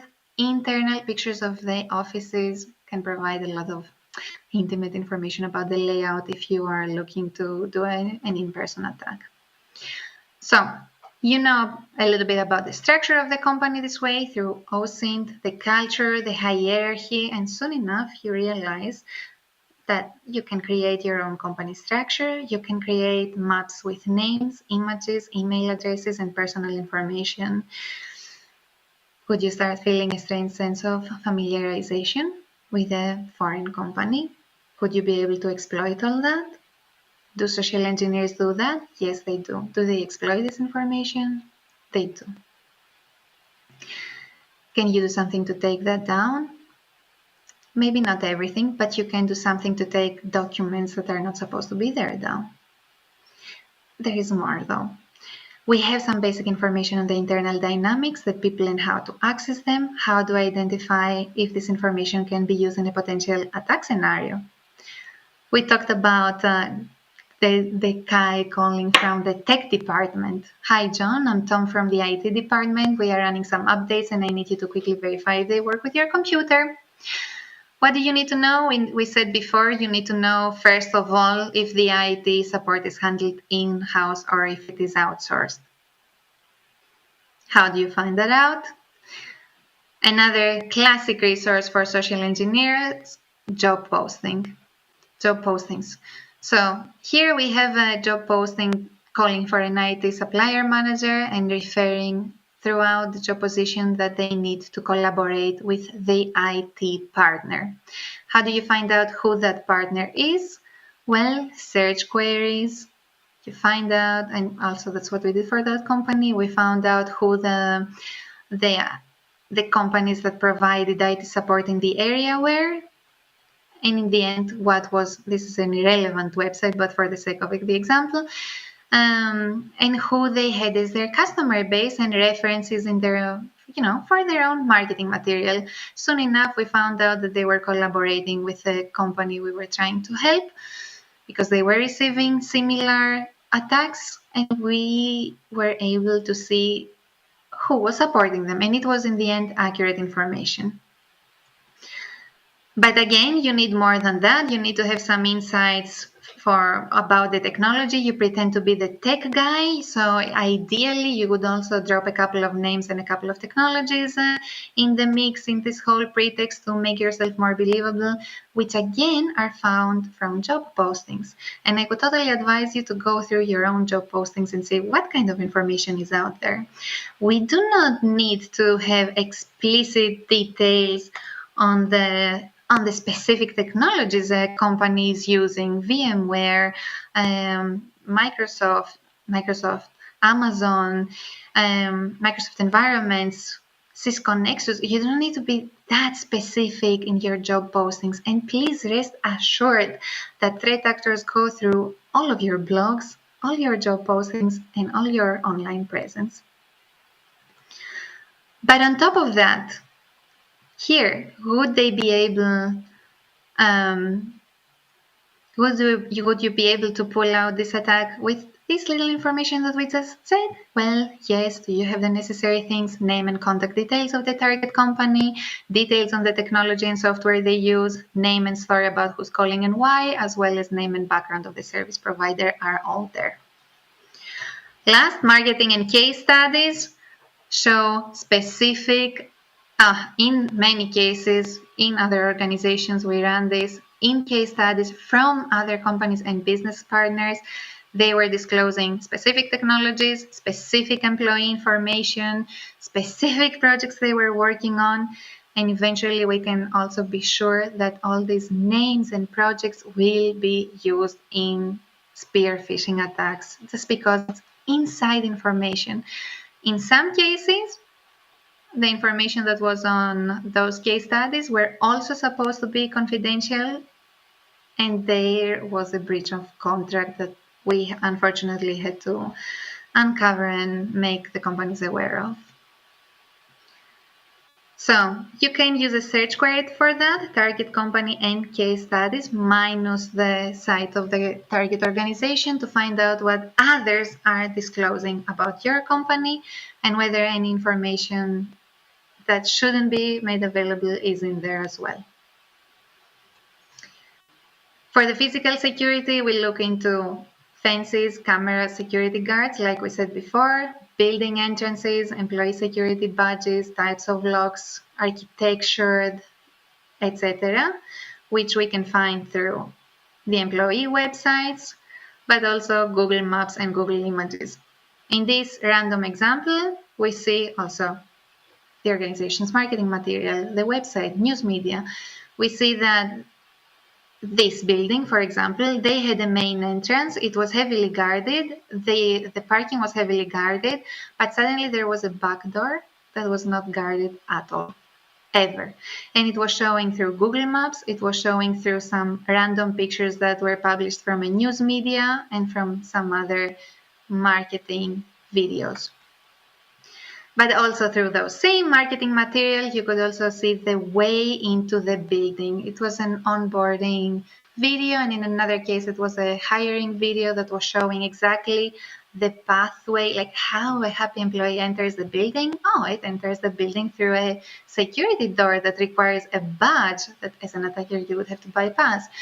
And then there is a second door that you have to go through. But then we also found a news article that was talking about those two security gates for that building. And slowly, by those little bits and pieces, you have the full layout of what you have to tackle if you were to get physically in. And really, we found a lot more through those marketing videos.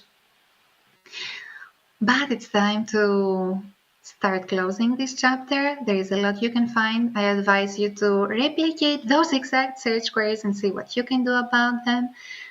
What do we do about our vulnerability assessments? Yes, they are meant to improve security by discovering information that pose a risk and a security weakness. They are also supposed to identify possible attack scenarios that are fully viable due to the information you have left online. But you also kind of have to provide recommendations and countermeasures on what to do on a tactical and strategic level once you have uncovered these weaknesses. A small word on risk is that unfortunately you will get to find information that is clearly a risk, a security risk, information that should be confidential but is on the clear web. Usually you can remove that confidential information. The law protects you on that, it's on your side. But you will also find information that is available and should remain available for a number of reasons. What you do with your risk management mind, you eliminate what you get, but the rest is risk acceptance. We accept some risk, we try to eliminate what we can, and the rest we manage somehow. We'll see. How do we manage it? We go back to the social engineering backbone and we see how we can disrupt these layers. So when it comes to planning and preparing a social engineering attack, you can put you can interfere so that a threat actor can have as little on you as possible. They can find as little information as possible. And when it comes to the execution, then all you can do is try to detect it while it happens. More specifically, prevent an attack. Do go on, try to understand your exposure. Do conduct an OSINT investigation on your organization. Replicate the search queries we talked about. Please, by all means, limit or blur the critical information you have online, like the specific technologies from job descriptions and the specific names and technologies in case studies. Assume that everything you have online about you is being read by threat actors, and I guarantee it is. And please also involve your findings in your awareness trainings because they make them more relevant to the audience and because they will have to work and recognize attacks also when it comes to information that involves them and are available online but appear to be internal, but they are not internal, they are out there. So it's a good idea to involve your OSINT findings into your awareness trainings. On a more strategic level, this is a very big topic, but I see the industry going there. We need to integrate more strategies from counterintelligence, slowly but surely, like the use of code words for specific financial authorizations, for example, and some deception and misinformation techniques so that not everything will appear that internal, but there is a whole strategy around that. And then when it comes to detection, you can only do so much. There is technology that helps with detection, but it's still, like we said, your people are being targeted on a very personal level. And sometimes they are being targeted through relationship building or even romance. So do conduct awareness training. Do not underestimate how powerful they can be in detecting an attack. Do conduct social engineering simulations so that they can see how this whole thing really works, and have a reporting system in place so that they can know who to talk to, or if they have some suspicions or some red flags that they are seeing, who can they turn to report that. Still, not every organization has a solid reporting system, so if you are one of those that don't, please make sure to set that up and communicate it so that people can know where to turn to and notify. You want to do an amazing job? Are you a high-risk organization? Do you belong to the critical infrastructure, or do you have a person or people that are highly sensitive or high value? Conduct those 4 steps: information gathering, your OSINT, or hire somebody else to do it for you. Develop and identify the possible attack vectors, or the attack vectors that become possible because of the information that are available about you online. Prepare your findings, document them, and then use them in an educated manner to let everybody else know what's going on, what they should be aware of. Minimize what you can minimize the risks that you can minimize, eliminate the information that you can eliminate. But for the rest of it, make sure your people are aware of what information is online and how it can be used in social engineering. And honestly, this can be interthreaded very nicely in regular awareness trainings. So it doesn't require you to do an extra step. You blend it in and you make the training more interesting. So again, those 4 steps: combine awareness trainings to level up, to go on with your maturity level in the organization, have your reporting system in place, run the social attack engineering simulations, and identify. Sometimes you might have to identify who the specific high-risk individuals or teams are and work on them separately. But it depends on who you are as an organization. You want to start doing that? Run your OSINT research. I hope you took some screenshots. I believe the presentation will be made available to everybody that was here today. And look into, with a security mindset, into your company website, into the employer reviews, the cultural insights, the human dynamics, and so on, the business partner case studies. Absolutely look into them. Look for documents, social media, or news articles, and try to identify possible attack scenarios and defense strategies based on those findings.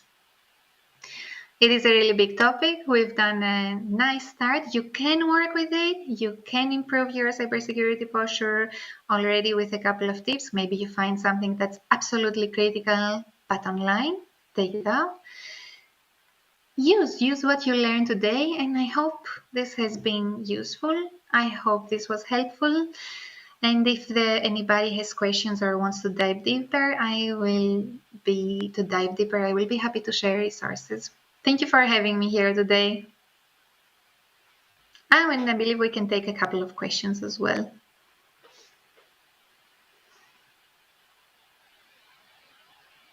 Thank you, Christine.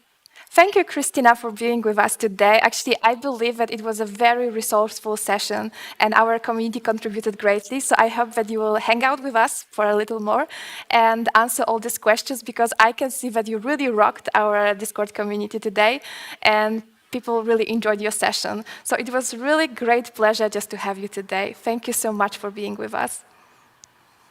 Thank you too. Thank you too. It was my pleasure to be here as well. Thank you for everybody who participated on Discord. I will go through the questions. I don't know if we have time to do it here live, but I hope it was useful. Yeah, you can stay, because shortly we are going to meet like another speaker, but I would really appreciate if you can stay on Discord with our community and get involved there. I think they will really appreciate it. I will do that. Thank you so much. Thank you so much. Yeah, and shortly after the short break, you are going to meet the second speaker.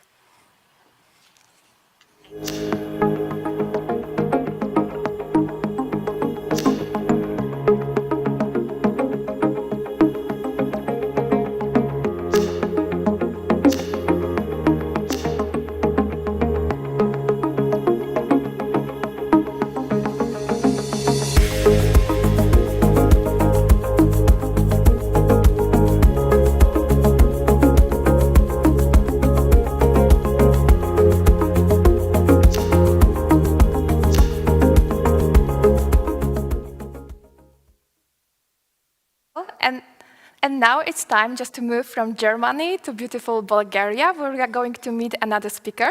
So welcome, Krasimir. Thank you, Carolina. Welcome, everybody. Hello, Yeah. how are you? Actually, Can I you hear think me that you well? are, yes, I can hear you very well. Actually, I could see that you've Perfect. been extremely busy since the last time we met. I think there is a lot of going on in your company and with your Kikimora project, so maybe you can share more about it with us. Yeah, actually, it is quite interesting because 5 years ago we started as a service company specialized in security testing, but then we saw a lot of issues in the industry which need like bigger solution because the service you can only help to one or two companies, but when you have a software product you can help thousands of companies across the world.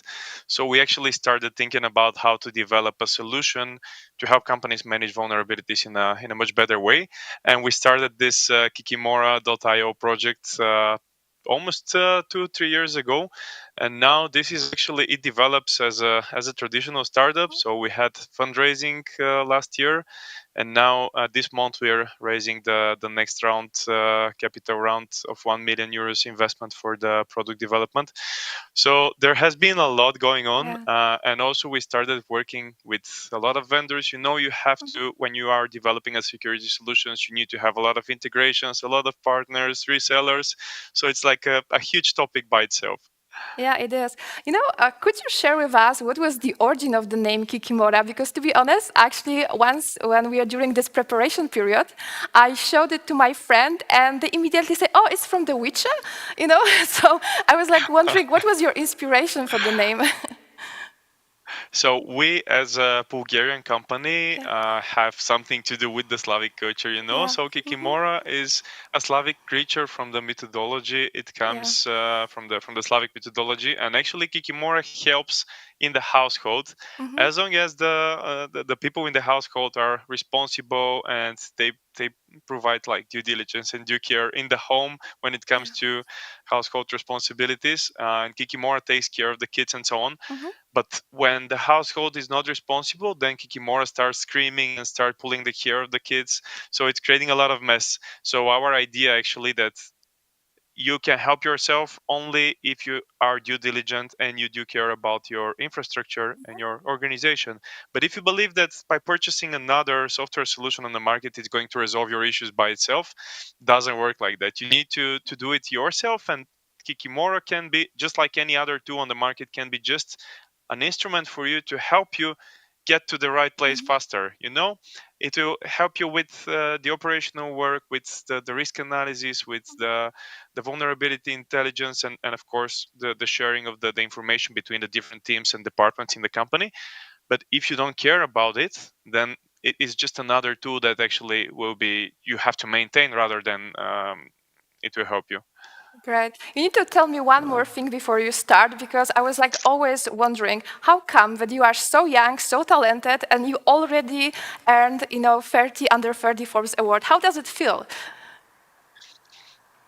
Actually, feels very busy, Yeah. just like any other day during the Yeah. week. Yeah, I started when I was 24, but the thing is, Yeah. when people ask me how long have you been into cybersecurity, and when I say more than 10 years, and they're like, How how come? comes you're Yeah. 29? So that's impossible. Yeah. Well, the answer is I started when I was 14. I was doing network pen testing actually over Wow. some labs, and yeah, my classmates, the girls in my school, that's how every hacker starts. But yeah, I started doing this when I was 14. It was a passion of mine. It was like I was into ethical hacking, and then over the years I studied computer networks, and I was into network Mhm. security and then offensive security. So that's how it started, and being Forbes 30 under 30 just makes it more busy Yeah. walking to the same direction, because you get more exposure, you have better brand recognition, so more people get to know about what you're doing Mhm. and about the issues you're trying to resolve in the industry. So it's great, but this is a contribution to my team and not to me. That's how I see it, because Yeah. my team is the team responsible for what we have nowadays. It's my product manager, my business development manager, my financial and operational directors, and pretty much everybody, the security testers and everybody in the company that drives the company forward. I'm just the glue between the different teams, and yeah. I'm the inspirational guy in the company. But if I don't have my partners and actually the community, then I cannot achieve anything. Forbes Yeah. 30 under 30 is a prize for my team and not for me. I'm sure they know it Yeah. because, to be honest, I was in touch with a few people from your company, and they were very supportive for like the whole this promotion period of AdminDays Global. So I think they're amazing, you know. And it was just a pure pleasure. So maybe from this place, I would like to send warm greetings to them because really, I think that you make a fantastic team. So yeah. They said the same about you, by the way. Thank you so much. I think it was like a Yeah. mutual, so we can say that. Well, Yeah. I think it's time for your presentation. So maybe before you start, I will just share like a few information with our community. So first of all, during Krasi session, you are really welcome to ask questions on Discord channel. So Krasimir will be just monitoring these questions and probably answering them. And also, I have a request to you, to Krasimir, that whatever you feel like it's time for the break, so please announce it, and then we will have like a short break just for a coffee, stretching legs, and then we will come back for the second part of your session, okay? Okay, perfect. So as my name, the name of my presentation suggests, it's going to be the offensive part and offensive part, Yeah. but we will start with the offensive part first. And when we come to the offensive part, there's going to be like a short break, 5 to 10 minutes, and then start with the defensive part, because I would like to keep them separate. You know, it's one thing attacking something, and it's completely different to try to protect it. Sounds like a Yeah. great plan. So, So okay? shall we start? Of course, so good luck and enjoy it. I'm thank you.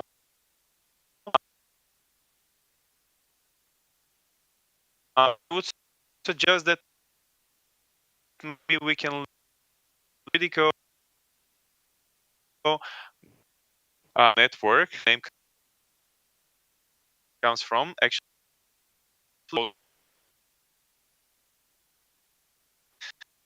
the on network, not just applications or about the network or about the people. It's a lot of components, a lot of different components that you can actually compromise and you can own. Yeah. Okay. Can you hear me now? Yeah. Yeah, so stealing the network comes from the book Stealing the Network, the complete series. It's actually a set of a few different books telling about how to own a box, how to own a network, how to own a shadow, so an identity. And the key part is that it's not about compromising the application of the company, and it's not about the network, it's not about the people, it's about the subset of all the different components that you have in one organization. Because the weakest link in the organization is, as you know, the person, but then you have technology, and the technology also needs to be configured by the person. So what's the weakest link? Each one of these. A few words about me. As I already suggested, I've spent most of my time, most of my career in cybersecurity and network security. I worked for NATO, and I'm the founder of SoCyber and Kikimora.io. It's very, very important that I'm a risk taker, because if you're in the cybersecurity industry, you need to take risks sometimes, and you also need to analyze risks, and you need to know everything about risk management. So let's start with what are the threats to cybersecurity.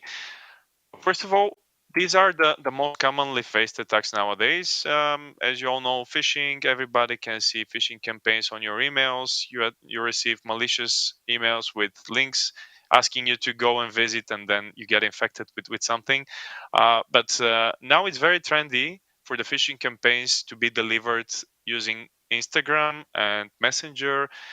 It was yesterday when I received an email, an Instagram message from someone asking me to submit money because I own something like a bank account because of my predecessors in Turkey. It was the message. So they were asking me to go and provide some personal data, and then they will provide me the funds. we can see a lot of these attacks nowadays, but also we receive a lot of complaints from companies being asked to pay ransom because of ransomware attacks. Malwares and password attacks are very often nowadays. And believe it or not, web application attacks and cross-site scripting, SQL injection, these are still like the top trending attacks. Maybe 15 years after the discovery of the SQL injection attack, it's still the most often exploited vulnerability in the industry. And unpatched software, that's something very interesting. I'm going to talk about it a bit later, but I believe that unpatched software contributes to more than 85% of the attacks nowadays. So when we are doing the threat analysis in the organization, that's something that we should definitely start with. It's very important to know what kind of organization we have in place. So if we are working in a financial institution like a bank, insurance company, fintech company, then we need to protect the financial assets and we need to protect the people and their bank accounts, also the safety infrastructure. But if you work in the healthcare industry, if you are a pharmaceutical company, for example, then you need to protect a lot of private data because you have information about recipes, about your products, trade secrets, and that's very important that you need to protect them. But also, if you're in a hospital, security officer in a hospital, you need to protect the healthcare data. So critical infrastructure, that's a completely different topic, and I love playing with critical infrastructure because inside the SCADA systems, inside the operational technology rooms, nothing is patched. Everything is vulnerable because there is so many components, and because the impact, if something breaks, if you patch, if you update something and it breaks, it's going to cost millions. So that's why most of the critical infrastructure companies like energy companies, nuclear plants, railroad industry, airline industry, most of the critical infrastructure components, they remain unpatched and not updated for years, for many years. So yeah, everybody believes that it's very difficult for somebody to compromise into the operational technology rooms, let's say.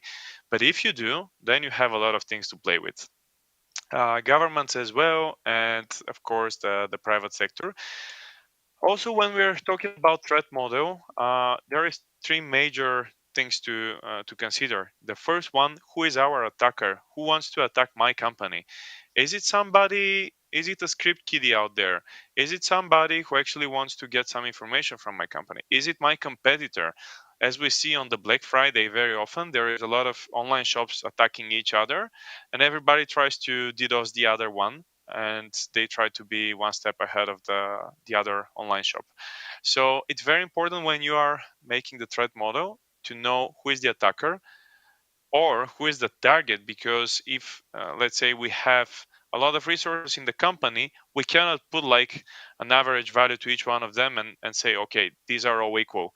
We need to have priority on some assets over the others. Like the ERP system in the company is going to be treated very carefully, because if somebody compromises the ERP system, game over. Then we're losing the company. We're losing all the data related, all the confidential data related to the company.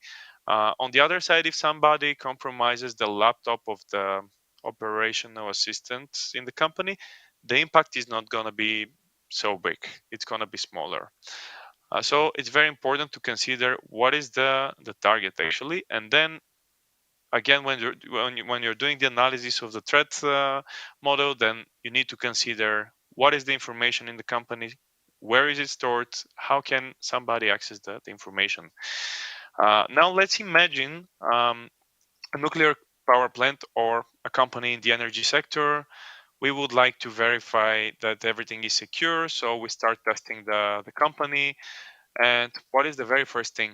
We start with information gathering. We gather as much information about the company as possible, and we end up analyzing that there is roughly about 3,000 assets in the company. How do we actually do the threat intelligence? Well, we start with open source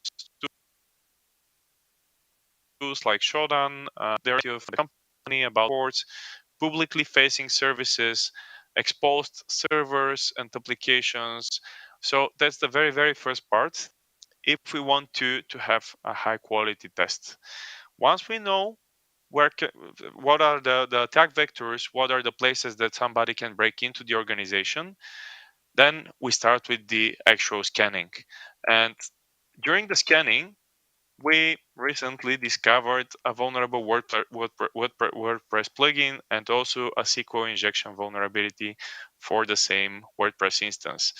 So at first you would say, okay, this is just a WordPress website, so what could possibly go wrong? Somebody will deface my website. If this is a WordPress site, then it means nothing. It's not like a complex platform which stores confidential data. Well, actually, once we have SQL injection in the in the WordPress platform, and then mostly the databases nowadays are encrypted, which means that you have SHA 255, 256, or SHA-1, which are like relatively strong algorithms. But what if your database stores the information in MD5? Well, guess what? Somebody cracks your passwords. And as you believe that this is not possible nowadays, there is so many organizations that we are facing on a daily basis still maintaining MD5 hashes. So once you get access to the MD5 hash, it's a matter of minutes or hours for you to crack the admin hash. How complex exactly? Well, you can see that if you only use numbers, then it takes about 1 second for somebody to compromise your password. If you use 8 digits, 8 numbers, it's still immediately like everybody can can crack your password in a matter of seconds. I can see your comment about migrating the WordPress site to Hugo, but that you should also consider that Hugo might have vulnerabilities as well. So WordPress by itself is not vulnerable, but it's about the plugins, WordPress is vulnerable, but it's getting updated like very often. So it's not the concern. The concern is when you start using different plugins, third-party plugins developed by random people out there. So that's where you get the issues. And you can see that actually if you use numbers and upper and lowercase digits and maybe special symbols, then it's gonna take somebody thousands and billions and trillions of years to crack your password. But now in our case, this was not the case. Actually, the password was pretty weak, so it only took about a few days for us to compromise the password. And what's the next step? Once you are inside the WordPress admin panel, then you have upload functionality as an admin. So you can upload different files to WordPress, and you can upload media content like pictures, videos, and so on. And you can also upload a PHP shell because you are an admin. You can upload a PHP file. So that's what we did actually. We created a remote shell and we uploaded the file to the WordPress folder, and then you just need to launch, you just need to call the PHP shell, and then it will provide you with a Meterpreter session. At this point, we already had access to the WordPress site, to the admin panel, but you would say, okay, so what, this is an energy company, nobody cares that you have access to the WordPress site. Well, guess what? This was the web server that we compromised. However, once you are inside the network, your point is actually to compromise as many systems as possible. So you don't end up in the network. So that's why you need to have very strong firewall rules and network segmentation. If you have different VLANs,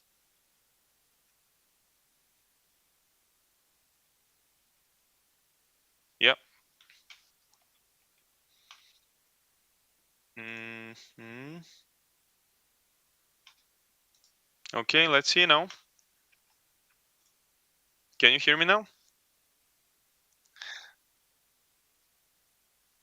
Okay, perfect.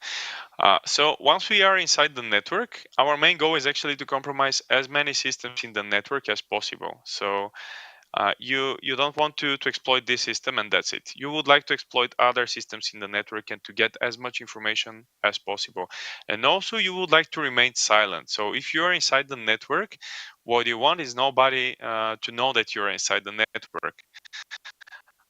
So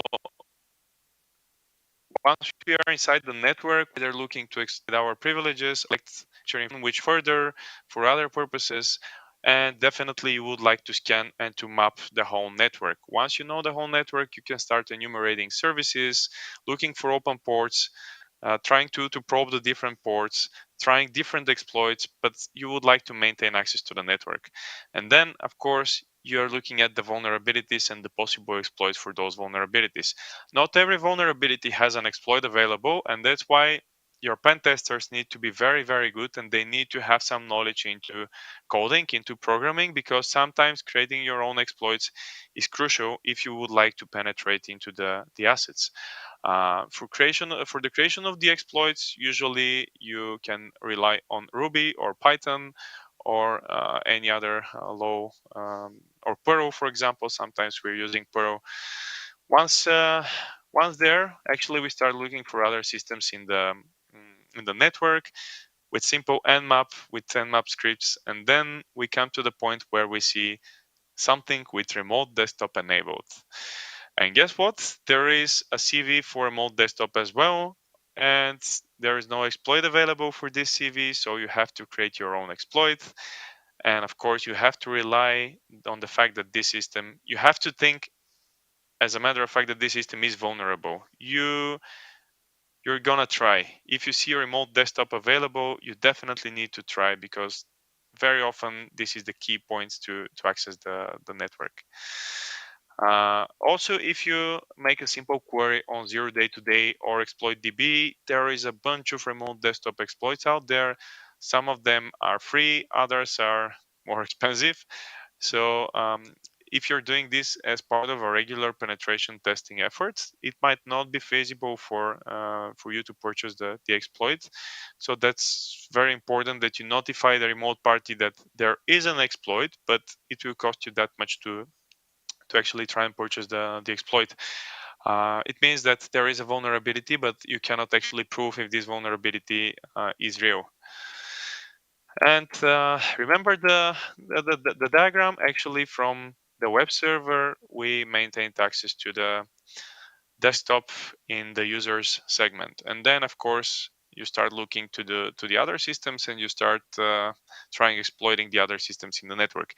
This was only possible because of few vulnerabilities: a simple SQL injection vulnerability, a weak caching algorithm, a remote desktop which was available to the other systems in the network, and also lack of firewall rules, lack of proper firewall rules, which means that the person from the main site can access the user segment, the systems in the users. So as you see, it's not one vulnerability which leads to the compromise, it's chained vulnerabilities. So it's a lot of vulnerabilities, one after another, actually lead to successful exploitation of the network. Now, it takes about 58 days on average for covered vulnerabilities. And in 58 days, once the penetration test or the vulnerability assessment is completed, then in 58 days you can remediate all the findings.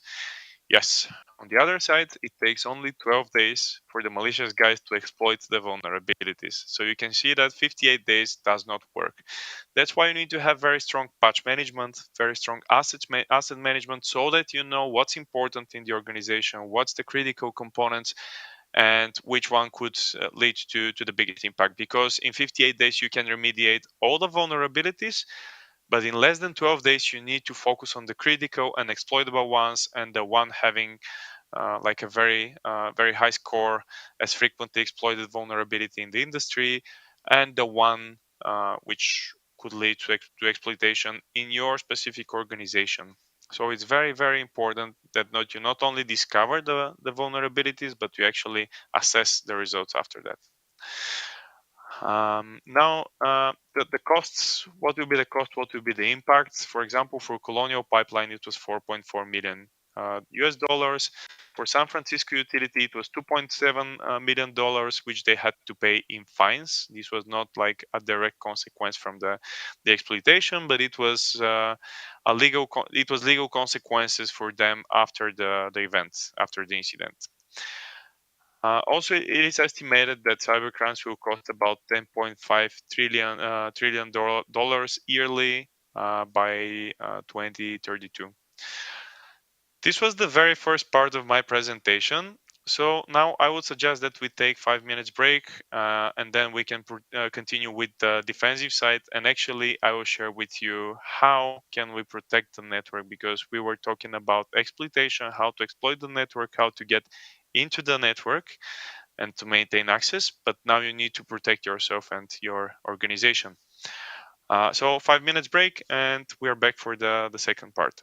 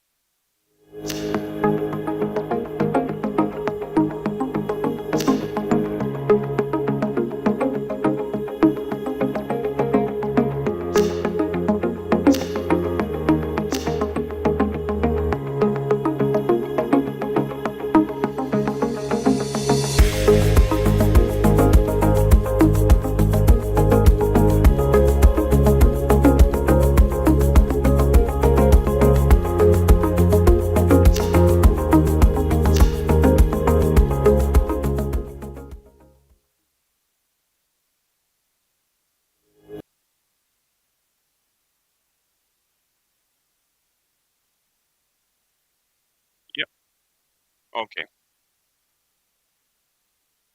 perfect. So let's continue further. Let's see what is the defensive part. Now,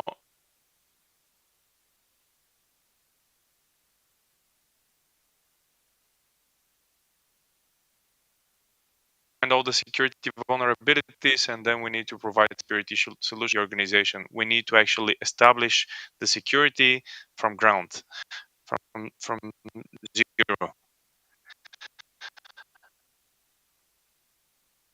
First one is we hire a security officer.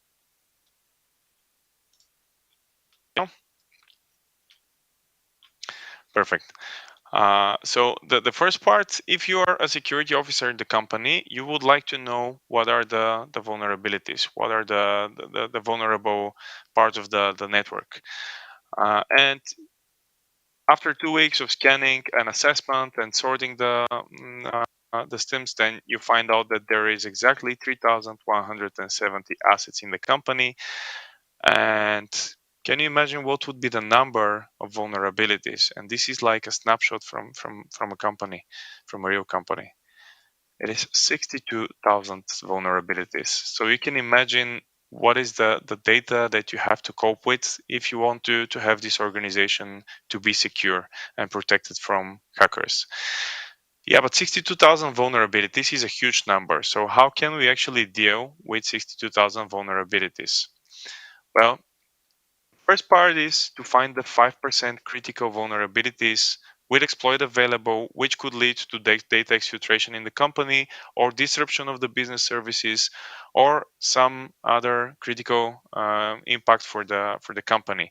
What are the 5% of the vulnerabilities that need to be fixed immediately? Well, we can only know if we do a proper analysis of the data. So it's not enough to scan and to have the data, but then you also need to know the organization and you need to know what are the key components, what are the critical systems in the company, and who are the people responsible for the different domains and departments in the organization. Otherwise, you don't have business justification. You don't know what is the price of the information. You don't know what is the cost of the assets, which means that you cannot do risk assessment before you start remediating the vulnerabilities. And I see a lot of organizations discovering the issues and then they blindly start remediating vulnerabilities without actually analyzing what is the most critical one and what is the one that could lead to data compromise today or tomorrow, not in 2 weeks' time. So in order to do this, we need to have risk assessment in place in the company. And here I would diversify risks from threats because that's something that people confuse very often. They believe that risks and threats are the same things. The threat is something that could impact our company, somebody that could impact our company, and actually something that can allow for somebody to break into the organization. A risk is something completely different. Now let's see an example. The risk actually is the probability for something to happen and what will be the potential loss if this will happen eventually. So only then you know what is the risk for the company.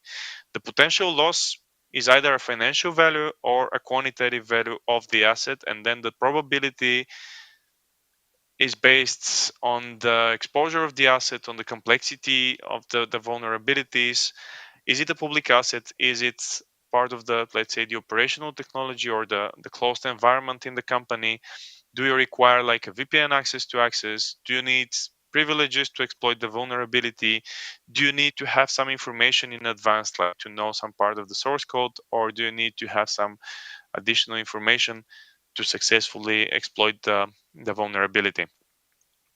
Let's see a risk scenario just to explain what is the risk for the companies. A SQL injection is not a threat. It's actually a vulnerability which is causing the biggest threat for the company, that somebody could could steal the sensitive data from the company.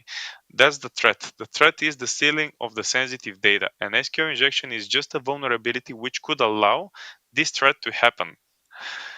And then on the next part, financially motivated attackers are the threat actors, exploiting this vulnerability and making this threat possible for the companies. So then, of course, the impact is another key component. The impact of having this sensitive data stolen, and also the financial costs to the business. That's the impact which the SQL injection vulnerability is creating for the company.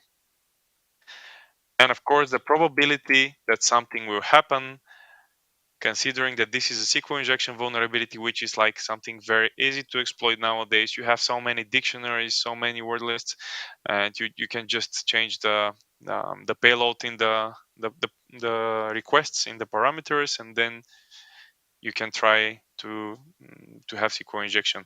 There is a lot of developers forgetting to inspect the data, to inspect the requests, which means that this is still very often, we could see this vulnerability very often.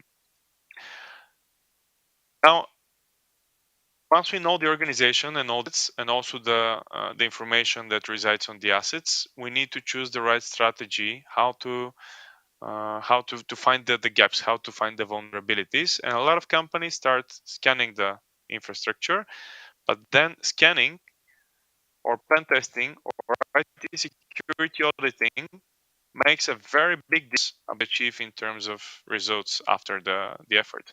For example, the scanning requires no business knowledge. It includes no business assessment. So it doesn't give you information about what could break, where could break, if something is exploitable or not, if something actually creates an impact for the organization.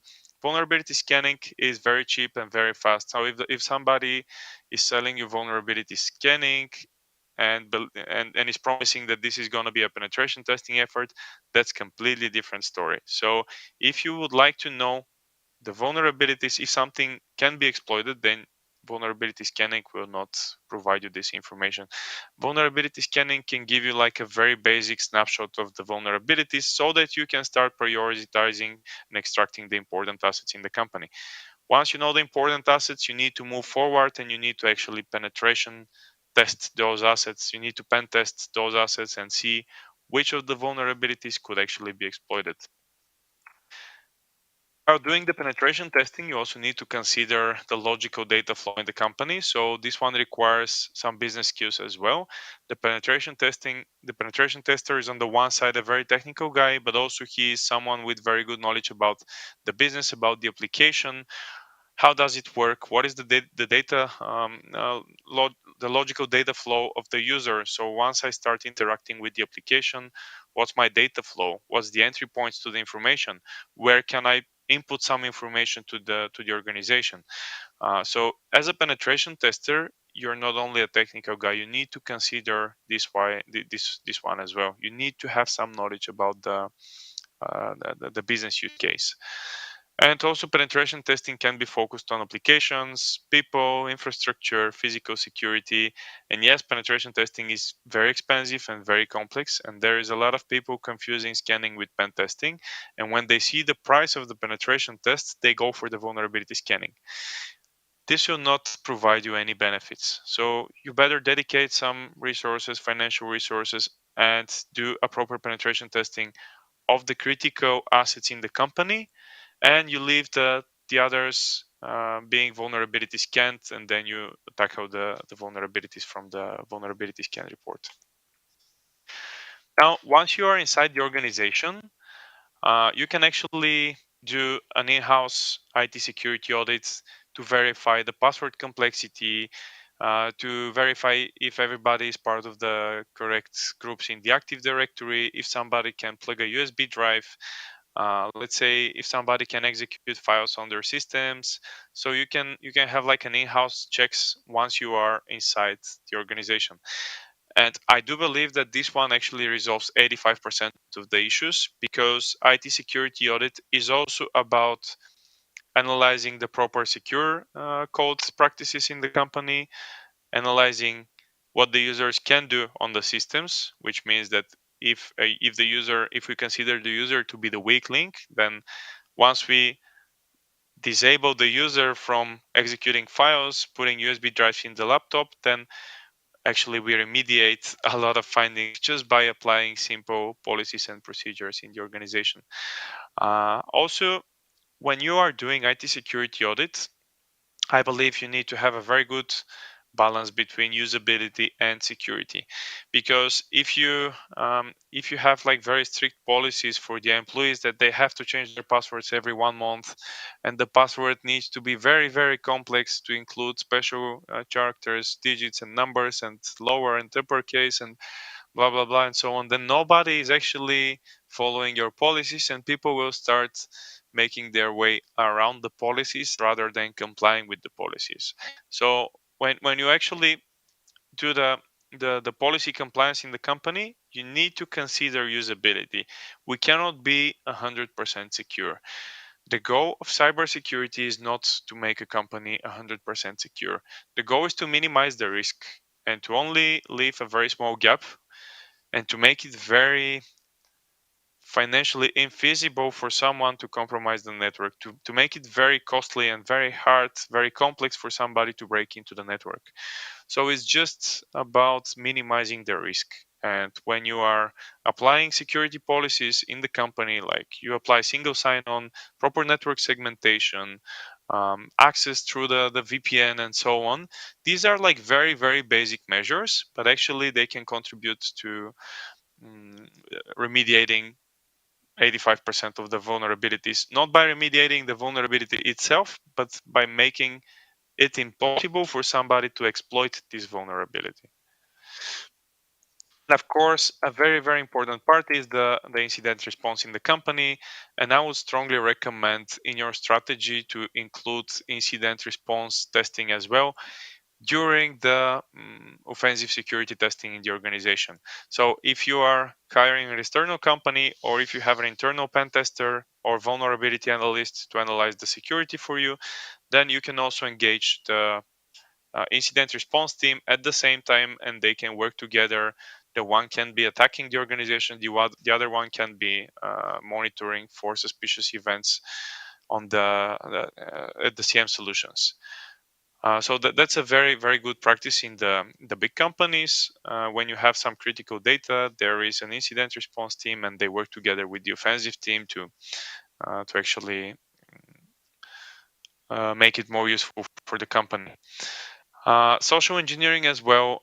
I would repeat myself by saying that the weakest link in the organization is the employee of the organization. We've been doing a lot of social campaigns recently, and sometimes we are calling the engineers at 3 a.m. in the morning, and we're actually trying to use the fact that they are sleepy, they are not very conscious. Then we're asking about critical information, and not like give me the password or something like that, because nobody will give you the password. But what we do, we start asking about the network, about the IP ranges, about the network segmentation, what are the firewall rules. I mean, we are pretending to be a customer of the company under some emergency situation, and we need to resolve the situation very, very fast. And then it's surprising how many people are actually willing to provide information. They are actually providing a lot of useful information about the network segmentation, about how the application works. So that's something that you should definitely consider in your cybersecurity strategy.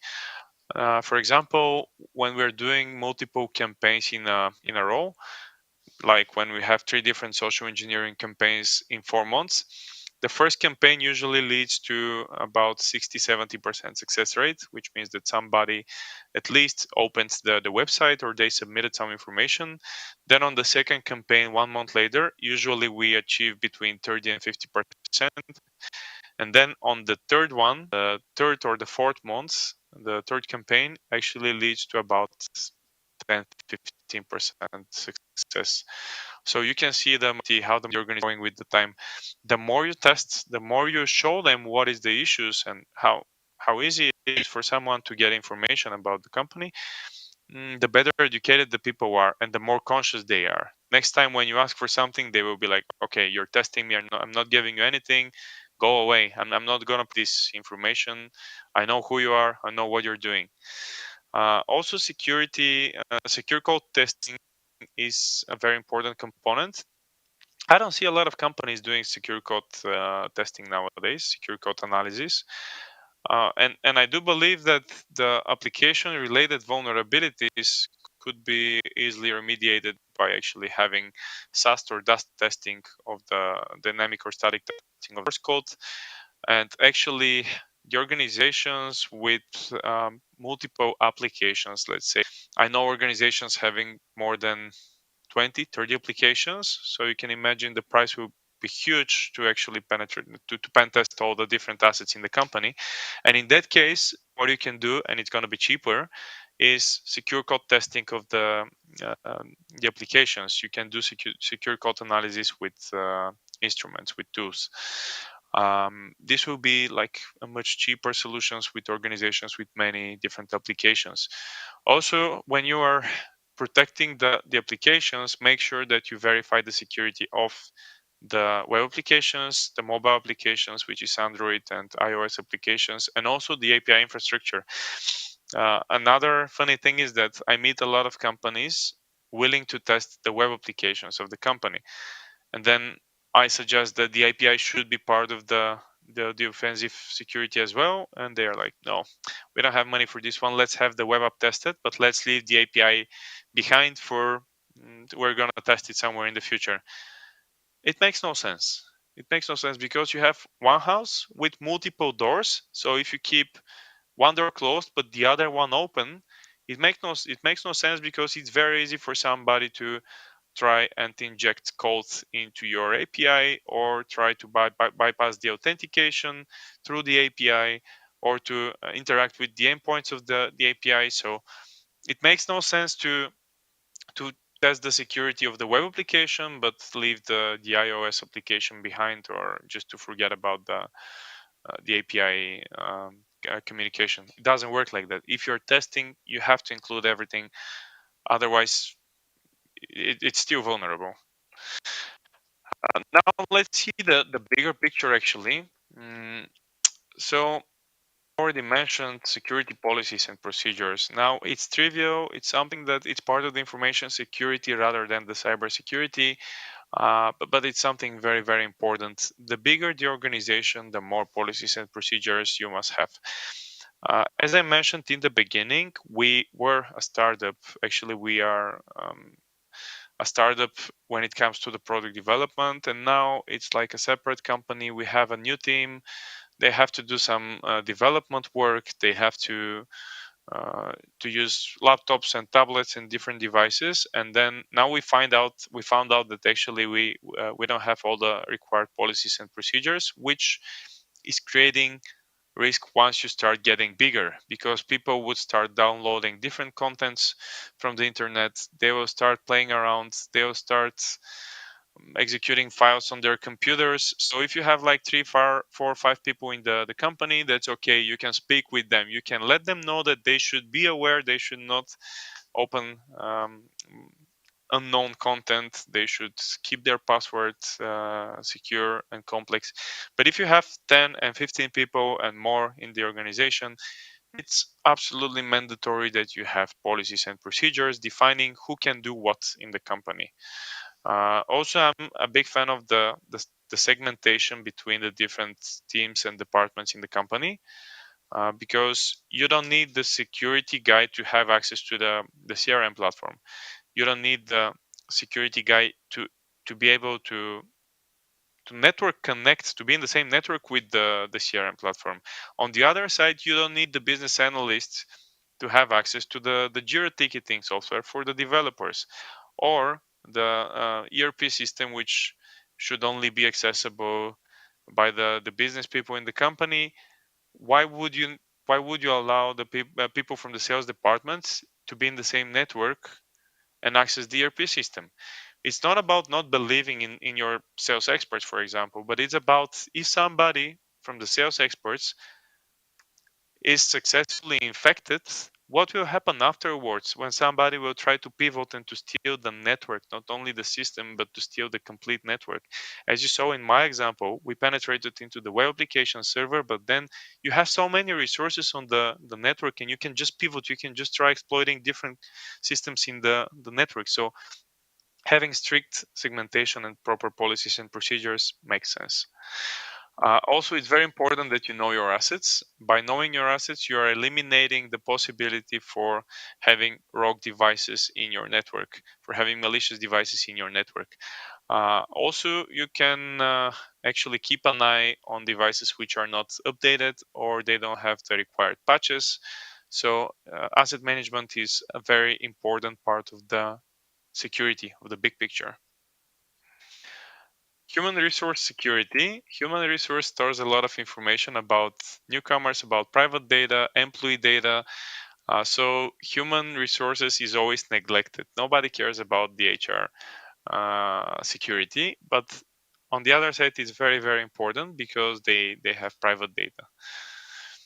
Physical security is also very important because when you cannot exploit an organization from the applications or the network, what you do is you actually try to exploit the physical security of the company. You try to exploit the server room. You try to get in the bank and then to plug in a USB drive in the computer of the employee, of the banking employee.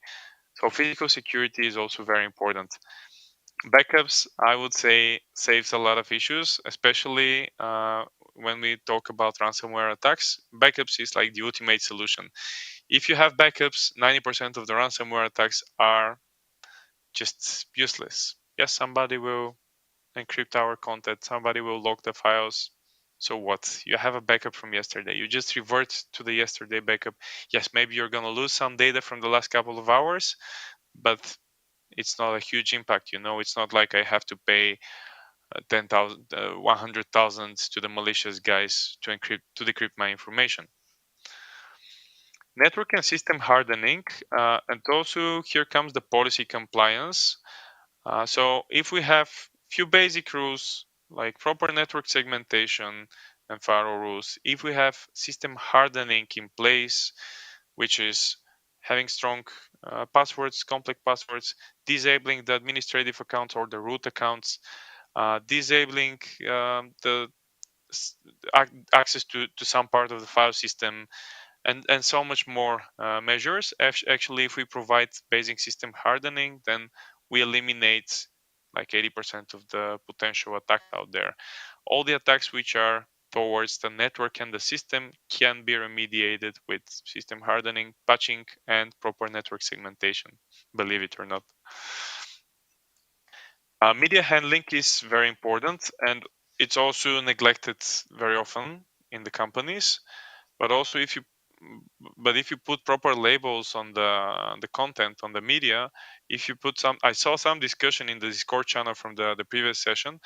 So if you put confidential mark on your email, then you actually have the legal authority to request to sue someone for having this information. Otherwise, I've seen a lot of cases where companies are leaking information. Somebody gets access to the information, but this information has no disclaimer that this is a confidential data. And if you have the data, you can be subject to legal consequences. I don't know why companies are not putting labels on their emails, on their information. So when you end up being in the court with the malicious guy, then there is not much you can do because this data was not strictly marked as your own property. Access control, again, having separate access for your sales department and your business analysts and your developers, having strict access control segmentation is very, very important. It can save a lot of issues actually. If you remember my example with escalating the credential, escalating my privileges once I got access to the WordPress platform. Now, if the WordPress platform has different user roles like moderator, administrator, then why would I provide the administrative access to someone if they only need to modify content? I would rather provide them with creator or moderator access roles or whatever is the name in WordPress. But why would you provide the biggest privilege to someone who doesn't actually need it? And then when the impact is there, you start thinking about how to revert the consequences. Yeah. Secure development, and here it's more about training and education of the developers.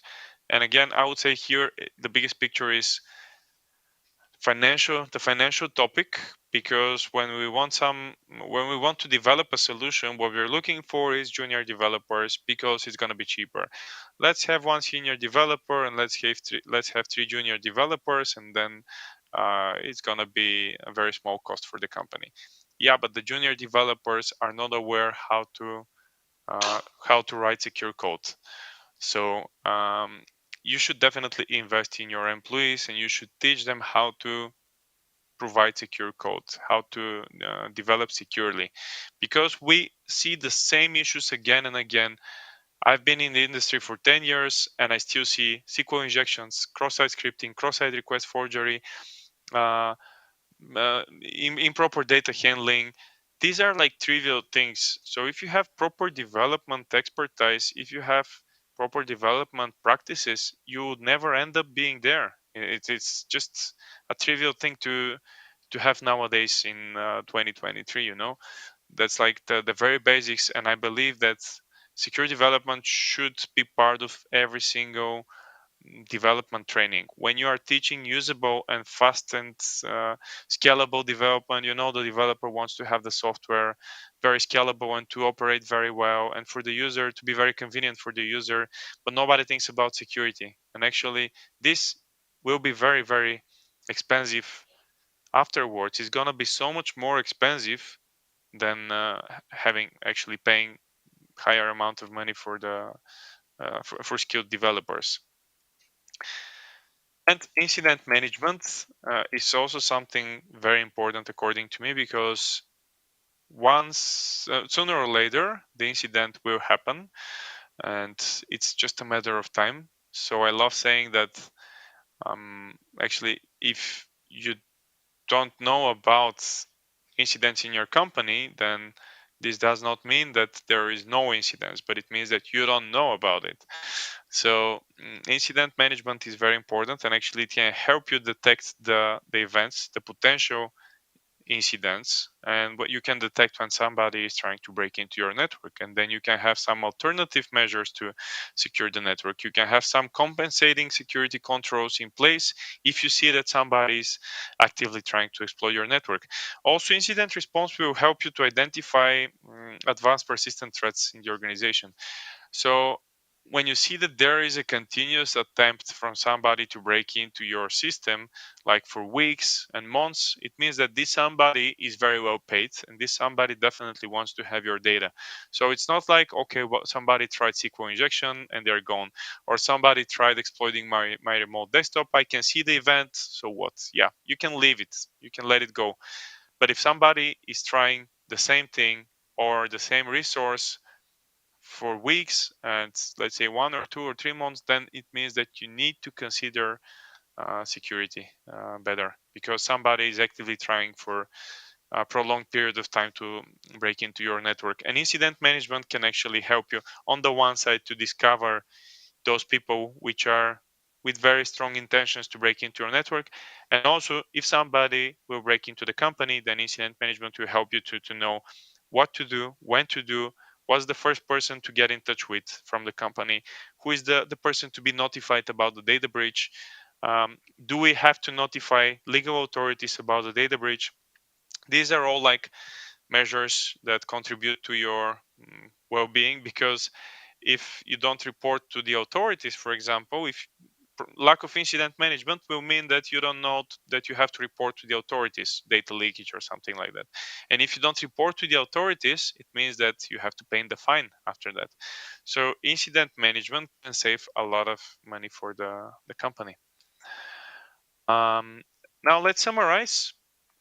Once we discover all the vulnerabilities, we actually need to remediate. So these 60,000 vulnerabilities which I mentioned, they need to be addressed. You need to assign each and every vulnerability to the sysadmin, to the network guy in the company, the developers.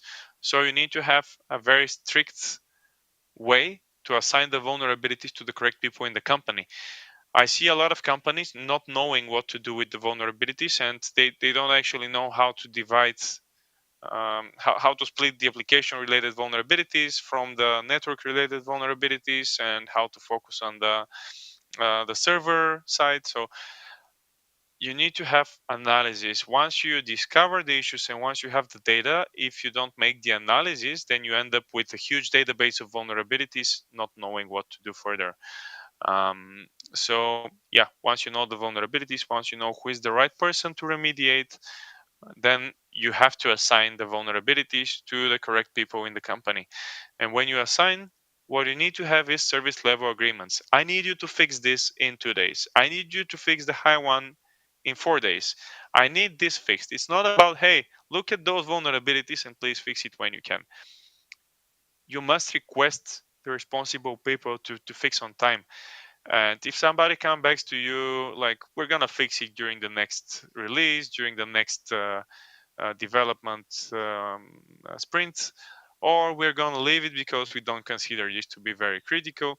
No, that's not the case. You have to request somebody to fix their issues.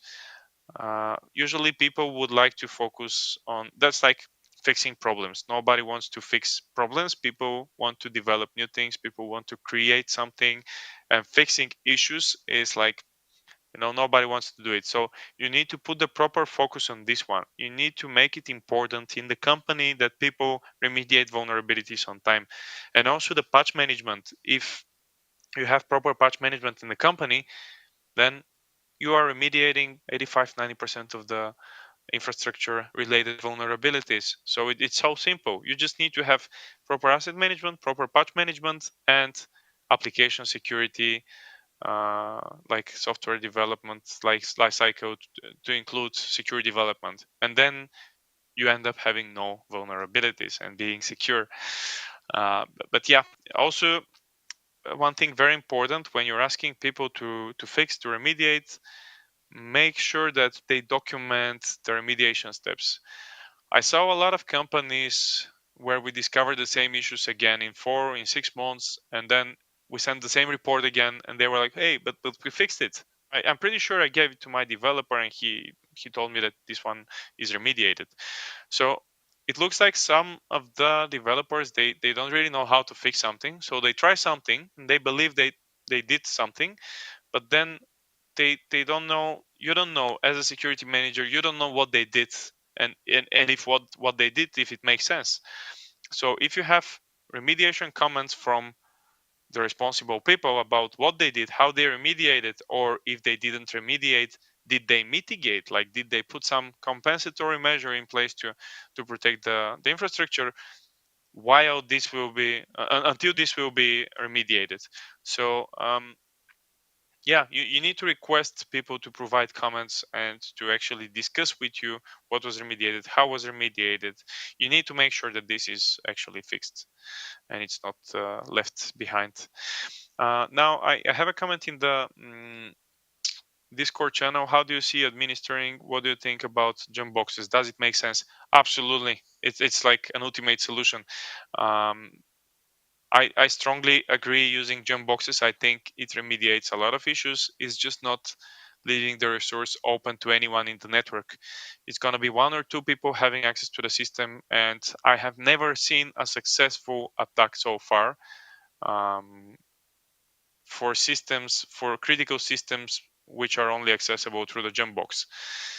Yep, maybe as an exercise, you might end up compromising one. But in the real life, I have never seen it. I have never seen a critical system, critical server, which is only accessible through the jump box to be compromised via the network. I mean, via of course, the application related issues you cannot remediate with jump boxes because the application, in most cases, is supposed to be accessible by a lot of people, not only one person.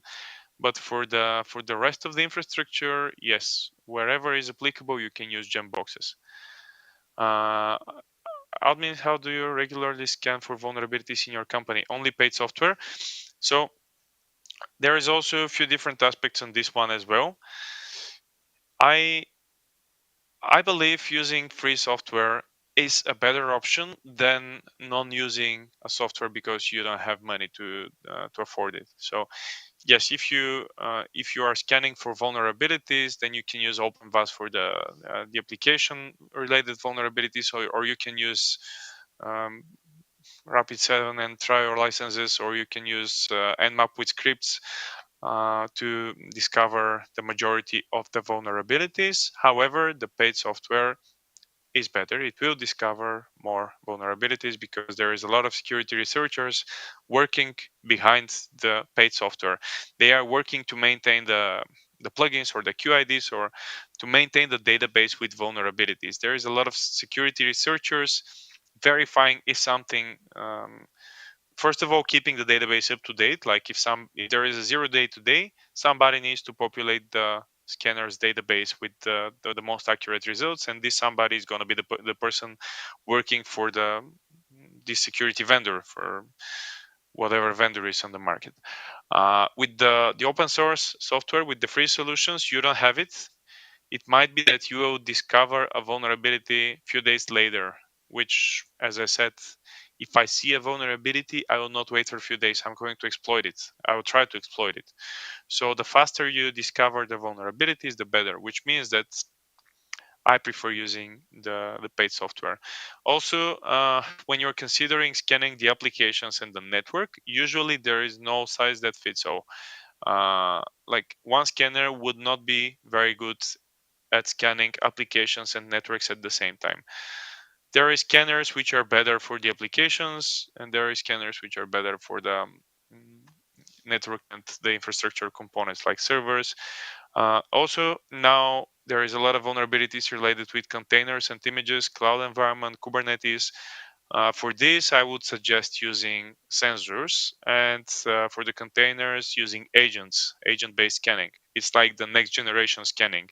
So you can still rely on network-based scanning over the network, but having an agent installed on the system is so much better, because when you're doing network scanning, you have to consider that the proper routing is in place, that there is firewall rules in place to allow the traffic from the scanner to the target systems, which means that if you have a very well segmented network, then it will be a bit harder for the scanner to reach all the different segments of your network. So you would either have to deploy a virtual scanner in each and every private network, in each and every VLAN, for example, or you have to allow the firewall rules so that the scanner can communicate to all the different network segments. So I would strongly recommend, if you have to decide between having an agent installed or having proper firewall rules, then I would suggest go with the agent, because it will provide you a better picture. Now, if you can do the agent so that you know the vulnerability landscape, what's the vulnerability landscape from the inside, but you can also do network scanning so that you can verify another threat vector, like threat vector from somebody who is outside of the asset, somebody who will focus on the first thing that they will see when scanning the asset. If you complement the data from the agent scan and the network scan, that's like the best option. But if you only have to choose one, I would go with agents. Also, when you are considering, because we were talking about company in the energy industry that's considered a critical infrastructure organization, it's very often that companies in the critical infrastructure are wondering how to set up the scans and the penetration testing efforts inside the operational technology rooms, inside the critical areas of the companies where you have the sensors operating, the monitoring servers, and so on, like the critical part of the environment. For those, I would recommend having passive vulnerability scanning, which is not which means that the scanner is not interacting with the target systems. It's not probing, it's not enumerating services, it's not trying to inject content and payloads, but it's rather listening the traffic and it's analyzing the traffic. And passive vulnerability scanning is looking for anomalies in the traffic, in the payloads. And this is like a very, very safe option, and you don't break the systems by having passive vulnerability scanning. You cannot break the traffic, you cannot break a system. So the business continuity will go as it is, and then you will know about the vulnerabilities. because if you're penetration testing inside critical infrastructure environment and you break something, it's going to cost millions and milliards, millions and billions to the organization to actually pay for the consequences because of the business disruption, not because of data leakage or something, but just because you broke something. Is there any other questions in the Discord channel?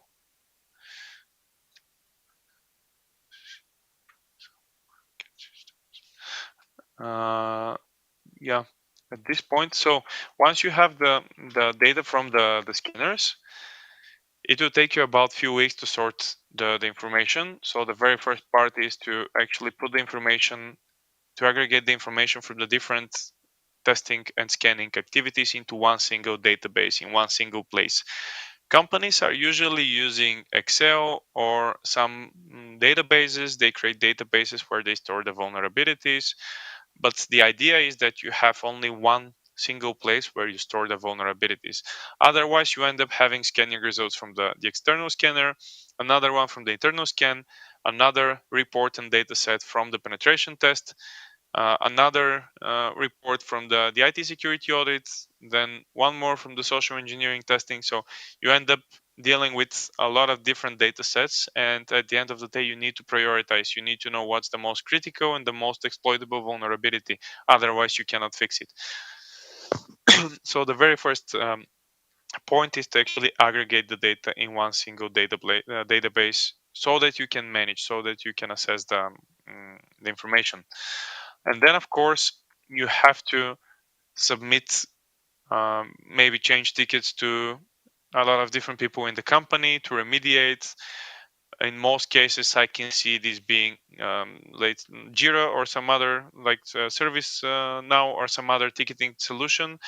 And usually companies are creating individual Jira tickets for each and every vulnerability, and then the developer, the sysadmin, or the network security guy can actually close the ticket and close the vulnerability as soon as it's fixed.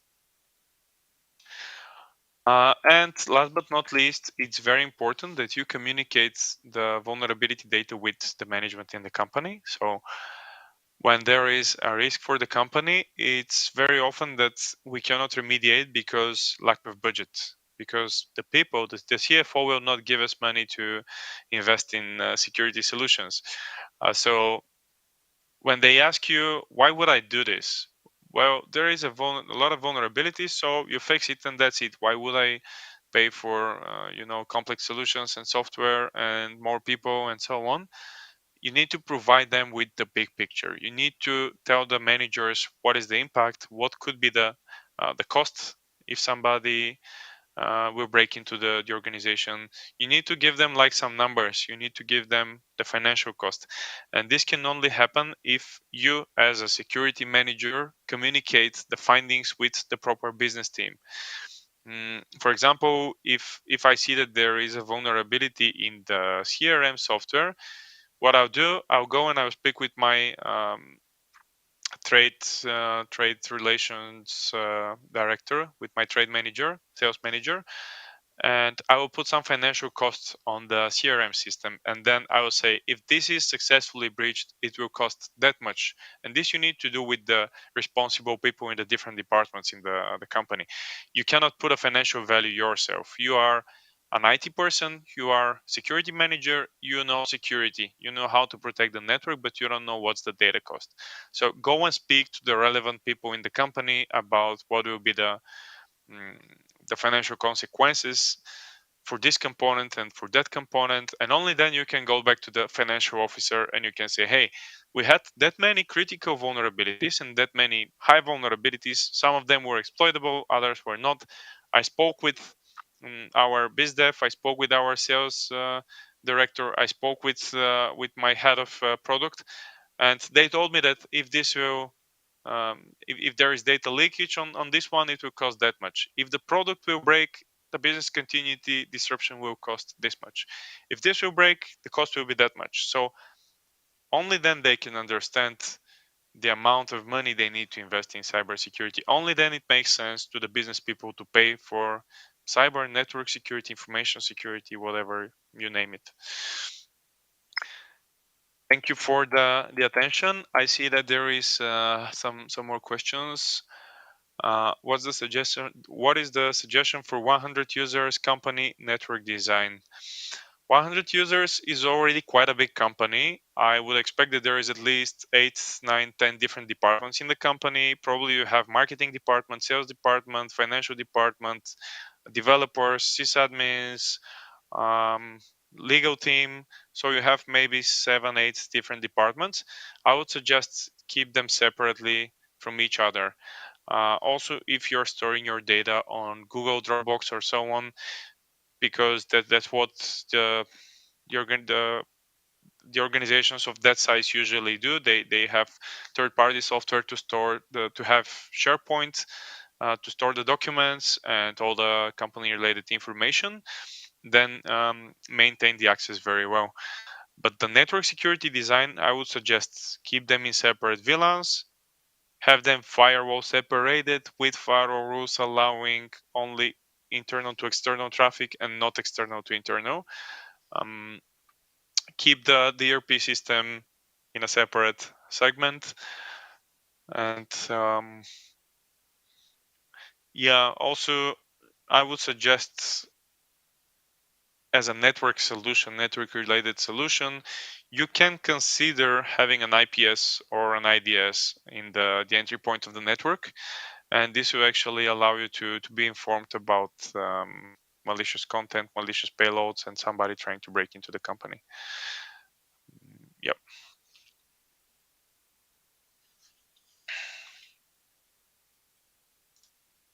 Can you see me now? Yes, I can. I don't know if there are any more questions, but I believe that maybe you can just stay around, and maybe in your free time you can still pop up and answer the questions that they emerge. So because I think that your session today was very insightful and you covered a lot. So I know that there also be people like joining us after work and watching it. So yeah, so I think that I would be really grateful if you could just pop up later on and just have a look at our Discord community. But what was your impression? How did you like it today? It was very nice. I think the other sessions were very fruitful as well. I believe that you have invited great speakers and professionals to the event. I think there is a lot of very good expertise in different domains, and I do believe that with the agenda you cover many different aspects of the security. It's not just about offensive security, but you also cover defensive security, network security, policies and procedures. So your speakers are covering different components of the information security, because information security is about many different domains, and you need to consider access control, network security, development, security awareness trainings for the people, policies and procedures, system hardening benchmarks, so incident response, business continuity. There is so many things related to information security. It's not like one simple solution that you go and you drink this pill and now you're already safe. You need to have different expertise, and you need to have like a broader knowledge about the landscape, about what's happening out there in the industry. Yeah. Can you share, like, at the end, like, because you are expert in information security, why this area? Why you are so passionate about this specific area? Oh, because you're like a warrior trying to conquer new lands. When I was 14, it was interesting for me to compromise systems, just because of the passion. My motivation was the passion. It's very nice when you can defeat the system, when you're better than the system. It's purely fighting between you and the system, you and the network. Um, so I'm very passionate about the um, the exploitation part, about trying to break in. It's like an achievement. Oh yes, I'm successful. I'm inside the network. I can see the data, but then it becomes like a professional it became a professional thing for me, and I believe a lot of people started like that. So yeah, once you're on the offensive side, then you start doing the defensive side as well, because you do realize that you cannot just compromise networks, but you also need to have somebody to protect the network, somebody to defend. So I also believe that whoever wants to be in the cyber and information security industry needs to have knowledge on the offensive side, but also on the defensive side. Because if you only have the offensive side, then you don't know how it works on the other side. If you don't know how the firewall rules are settled, or how the traffic is routed, or how does the endpoint security work, then you don't know how to break, you don't know how to submit malicious payload. You need to know what to happen on the other side when you submit a request, when you craft a malicious request. You need to know what will happen on the other side, how the backend system will interpret the requests, what will happen with the logical data flow. Like, okay, I'm a user, I'm trying to break into the banking application, but what's on the other side? Like, once I start getting through the application, then can I get to the server? If I get to the server, do I know how to explore the file system of the server, how to exploit different users on the server? So you need to know some server security as well. But once you get to the server and you would like to pivot, you would like to explore the rest of the network, then you need to have network knowledge. You need to know routing, VLANs, network segmentation, how to craft your own network packets, how to discover the network, how to discover open ports and protocols and services, and how to actually communicate with them in a way that they will allow you to connect to get further. When you reach some other area of the network, and you have to deal with low level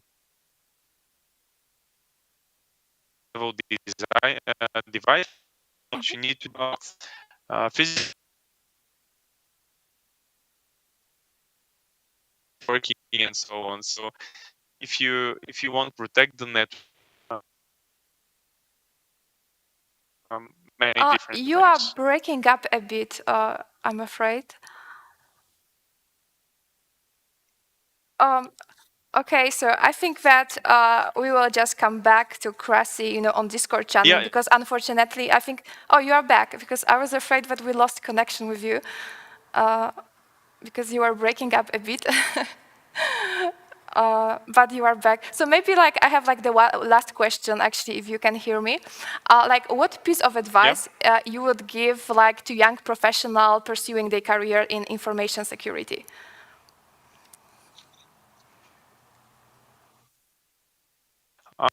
I would recommend even on Von Hub with some virtual systems which are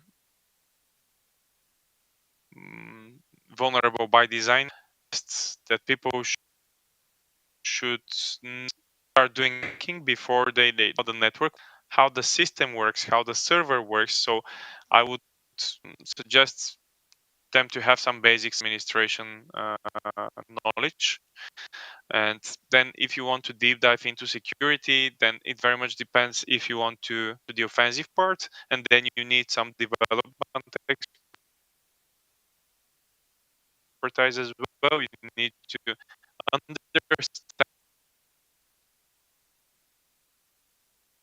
understand the application.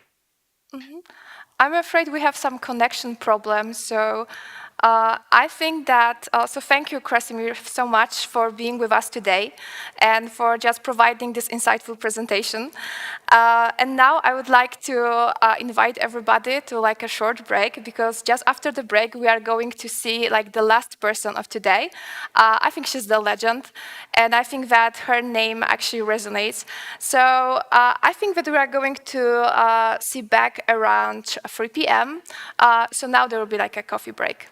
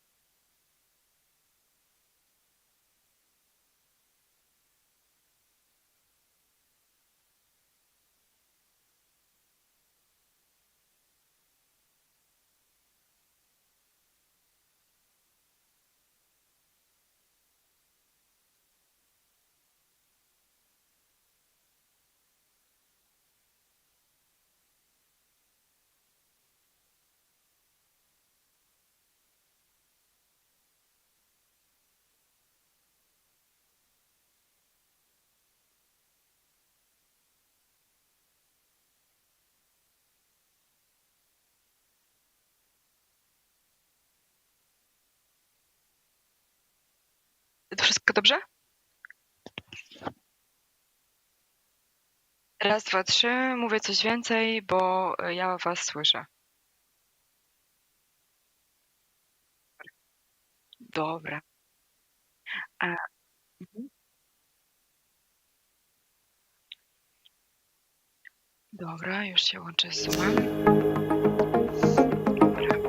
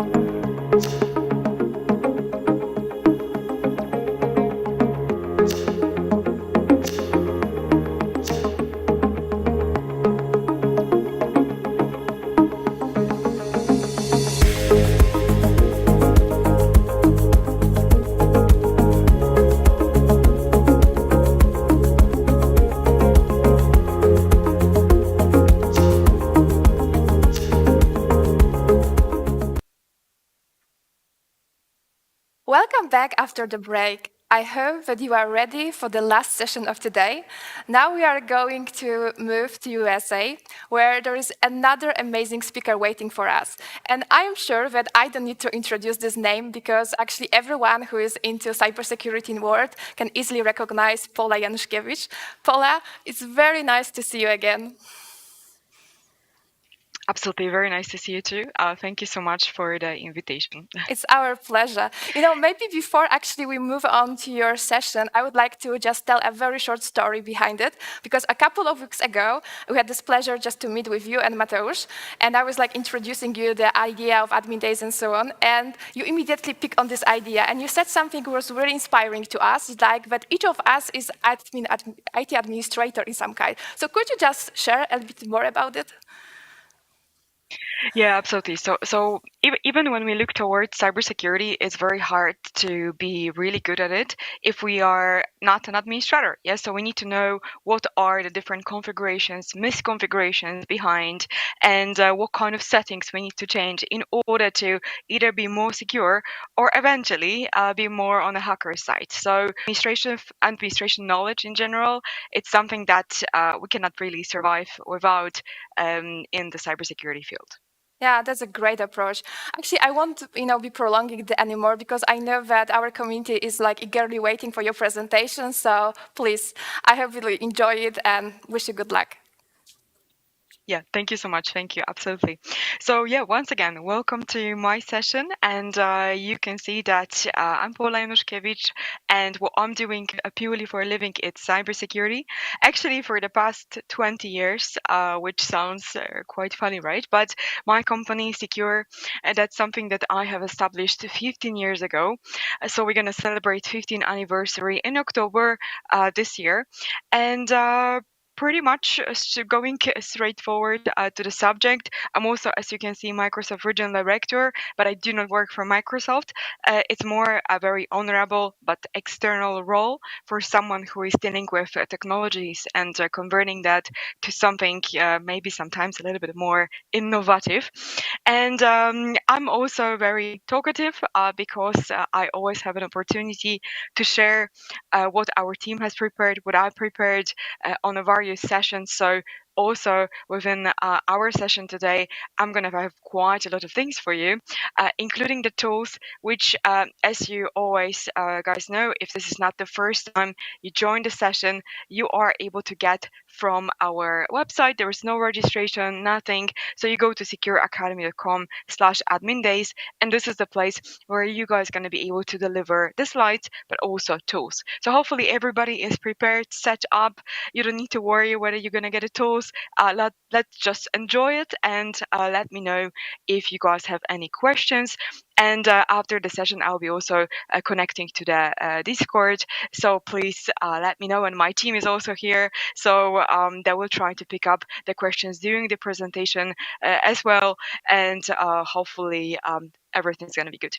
Anyway, let's start. First of all, when we think about the impact of the cybercrime, then there's a couple of things that we need to know. First of all, we've been quite recently participating in the incident. And let me start with a little bit of a story here. And that particular incident was on a massive scale. So it's an international customer, and I'm pretty sure you know the brand. And what happened is that they came to us on one of the Fridays, so to say, and they said, hey, listen, there is lots of stuff going on in our network. Probably we are impacted by ransomware, but data it's not encrypted yet because it looks like our firewall on the edge prevented it. So in other words, firewall classified the domains that the ransomware was trying to contact with as malicious domains. Therefore, this was stopped immediately. But it's just a matter of reputation. It's just a matter of someone out there on the firewall side enforcing some configuration to recognize the suspicious domains, to judge them by the reputation. And therefore, this is why and how that traffic did not really go through. So when we jumped into various machines, and as it appeared, there were literally thousands of them, we had to first of all find the indicator of the compromise. So to learn really what's going on. So there was no like any particular central monitoring implemented. There was no security monitoring in general implemented plus security log. As you all know, it's actually very small.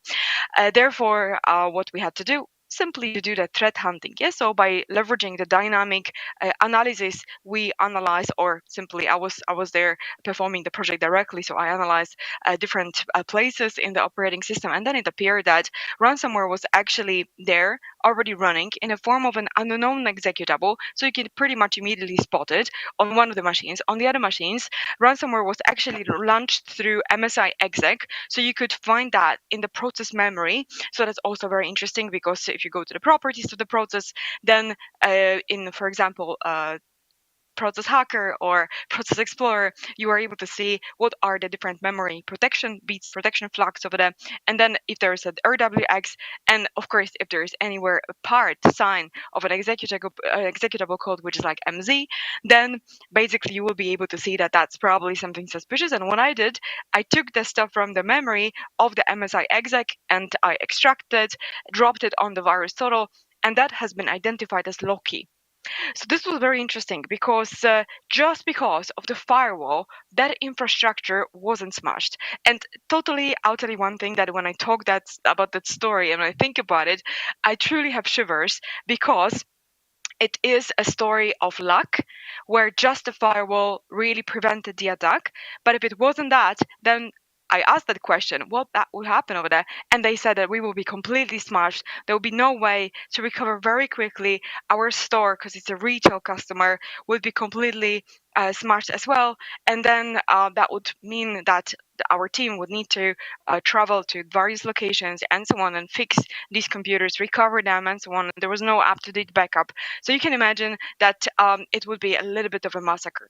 So not over-exaggerating, there are so many stories like this, and we truly participate all the time in some kind of an incident and help our customers to recover. Some of the incidents are a little bit easier, some of them are a little bit challenging because of the scale, because of the amount of actions that you need to do, and usually lack of central management.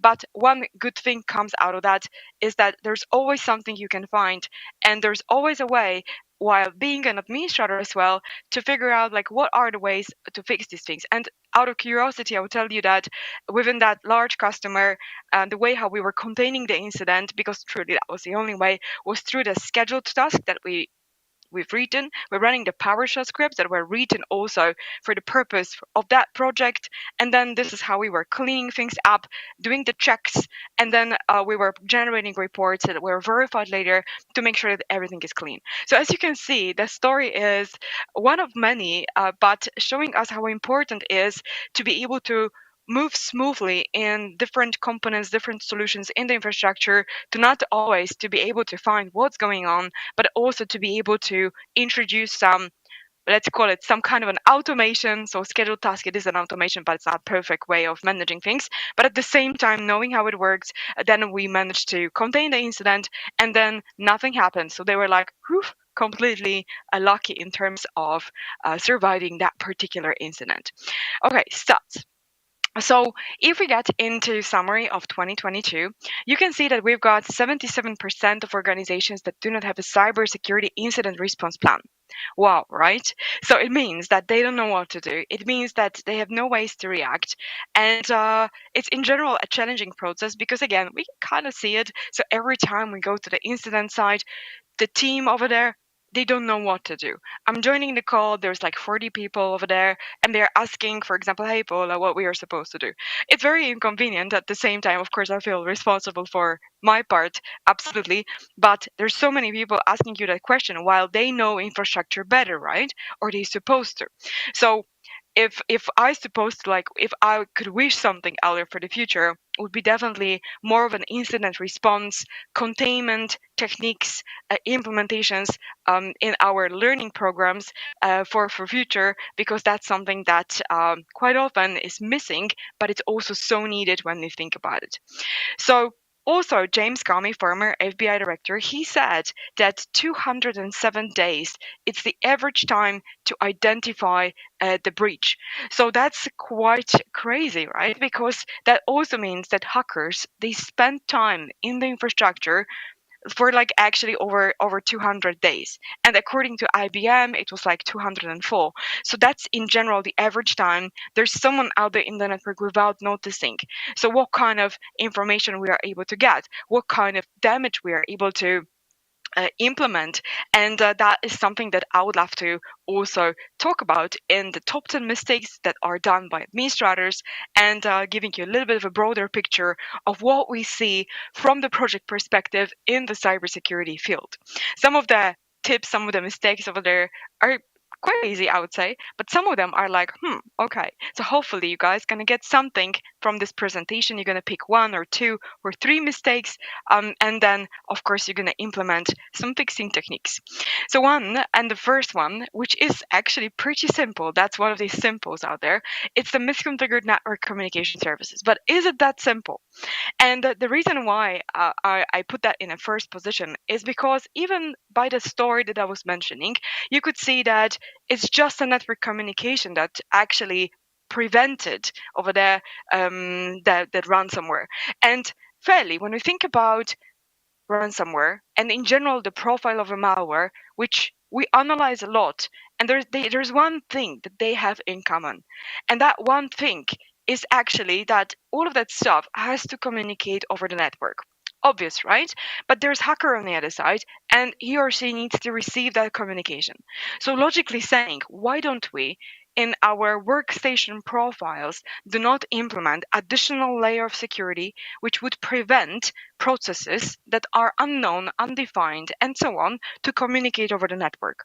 And that's something that I would love to show you. And we've got customers that implemented Windows Firewall, even Windows Firewall works for that, where you deny all the outgoing traffic and then you allow certain processes to go through.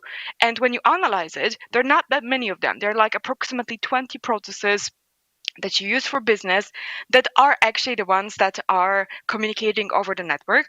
And therefore, when we think about that, then we only allowed what we want, and the rest of the stuff is denied, which of course can be bypassed, of course, but it's not about sometimes fixing things, but sometimes it's about just minimizing the risk. And I think that this is actually a pretty cool risk minimizer. Let me get into a demo, if you don't mind, because I've got plenty of stuff that I prepared for you today. And eventually, one of the things in here is that run.dll32.exe. And this is actually pretty cool because it's the Microsoft process. Yeah, so when you look at all the stuff over there, you can see that we've got a verified signer. Yeah, and then basically you've got all of these things out there. This ILSpy, by the way, is actually a tool, so we are not bothered by that. But we can see over there that there is a run DLL. So you look by the verified signer, you look where the malware is. We can even sort by the verified signer, and then things that you find is that there's like Microsoft 1LU, okay, for the process hacker, but then we've got also that run DLL part. Okay, cool. So when we look at this one, then we can go to the properties, and we can see within the run DLL, within the memory, then protection bit. We're going to look into that deeper in a moment in a different example, but already spoiling it a little bit, here we're supposed to find, of course, things like RWX, so we can sort by that. And within this RWX, yeah, so we should be able to find probably some executable code in the memory. Yeah, so if we see RWX, it does not directly mean it's bad, but it might mean that it's bad. So when the RWX appears, it's a bit of an unusual situation that you cannot miss. Yeah, so it might be okay because developer did this and that's it this way. And yeah, that's sometimes seen even for the good software. But in other words, if we see RWX, that's definitely something that should get our attention here. Okay, another part is that run DLL. So this is called process injection in general for the memory. And then if we go to the modules, we also can sort things by the verified signer. It's already sorted.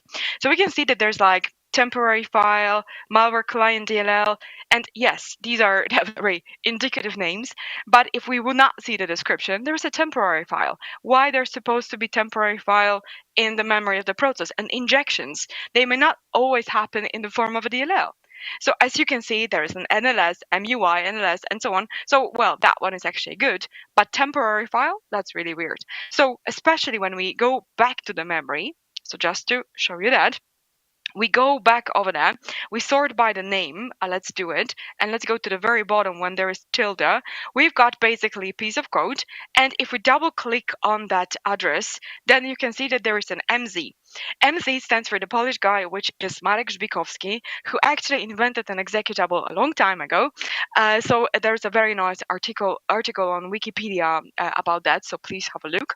And well, we can clearly see it's an executable code, right? So that is already suspicious. That's not supposed to be this way. Therefore, what you would normally do for the analysis, you're going to do save, and then, for example, even drop it to VirusTotal to see what is the common knowledge about that piece of code. Yeah, so that's the case. But what I wanted to show you, and this is what we are getting to, it's strings. And strings is also pretty straightforward, but if you're going to go to that minimum length 25, for example, yeah, it could be less, but for the demo purpose, let's choose this. We can go somewhere in the bottom, but then you can see that, hey, we've got actually querying the certain URL that this solution is actually querying. So we can see that there is actually the query for the 10, 10 to 10 pricing. Normally, this is my internal environment, but normally within malware, you're going to see some trashy domain being queried, and that's what we call a domain generation algorithm that is used by malware writers to generate domains that basically look trashy, that you would not think is really a domain. So it's going to be like blah, blah, blah, blah, whatever, .com, for example. And DGA is a super common technique used for malware, but the communication of the process to the network we can identify in many ways. That's actually one of the ways. Yeah, so we've got it here. We can also look into ETW, so event tracing for Windows, in the Microsoft Windows WinSock provider, and then over there you're going to find of course also information about what's going on. If you want to get this way, then you will use Logman, and Logman is a built-in Windows tool that you can use to directly connect to the ETW, so get information directly from the source. Yeah, so depends which tool you want to use. We've got a lot of possibilities to identify that network communication. So even though we've got a run DLL, yeah, then there was a communication over the network, and that's something that could be prevented by denying really the network communication from on the firewall for the processes that we don't know, and whitelist the rest that we do know. Okay, overly simple passwords and security questions. Woohoo! That's very cool because it means that how many people actually reuse the password. And there are interesting statistics that are produced ironically by LastPass, claiming that over 80% of people's passwords, when they are leaking, they are participating in the attack. And we also learned that over 50% of passwords are actually reused by their owners. So obviously we could be thinking, well, there's a solution for that. That's why there was an MFA introduced. Yep, but I would love to show you how to bypass MFA. So thirdly, what we're going to use for that purpose, it's going to be the evil jinx. And within evil jinx, what we're going to get to, it's going to be simply the generation of the team's URL. So we're going to do lures get URL, and then we're going to do 0, and then you can see that we've got a login teams microsoftonline.com, and then we've got a URL that's generated for the purpose of this attack. Now, what's the deal about that is that normally microsoftonline.com, it's the original domain, but .com.co, it's not. We bought that domain and also certificate, so we can have a look, and that particular certificate, it's valid, so person will not really recognize that it's not a Microsoft website. So someone just logs in. Yeah, so as you can see, we're putting on the username and password, so as simple as this, and then we are approving the sign-in request in the Microsoft Authenticator app. So once that happens, once that works, user is redirected to the original login microsoftonline.com, because we obviously could not authenticate the user. But in the background, we could see that not only we managed to get the username and the password, but also we got all authorization tokens intercepted. So if you're going to do sessions, then we're going to do sessions and then 49. You can see that we've got for that an authorization cookie, and that's something that we're going to be grabbing. And that particular cookie we're going to use, of course, here to drop in it in order to log into the portal office.com. So let's try to do it. So we're going to take our cookie. from now on. And that particular cookie is the one that we're going to submit and try to log in. So this is also one of two really major attacks on MFA, because another one, it's called MFA fatigue, where we get into the user's credentials for simply just enforcing the logon a couple of times. And we've got that one, so that's submitted, and the only thing we can do is to refresh it, and then this is how we manage to actually get access to the Abyss portal, just because we managed to get access to his cookie. So what's the conclusion coming out of that? Well, when you are responsible for managing who is logging on and where, one of the most important things out there to implement is the conditional access. So anything that will put some more logic on the top of the logins from users. You could also use the FIDO2. You can use also additional tokens for that. But FIDO2, of course, and conditional access are the main mitigators of that. Yeah, so just for the reference, MFA, of course, can be bypassed. That's the way how we do it.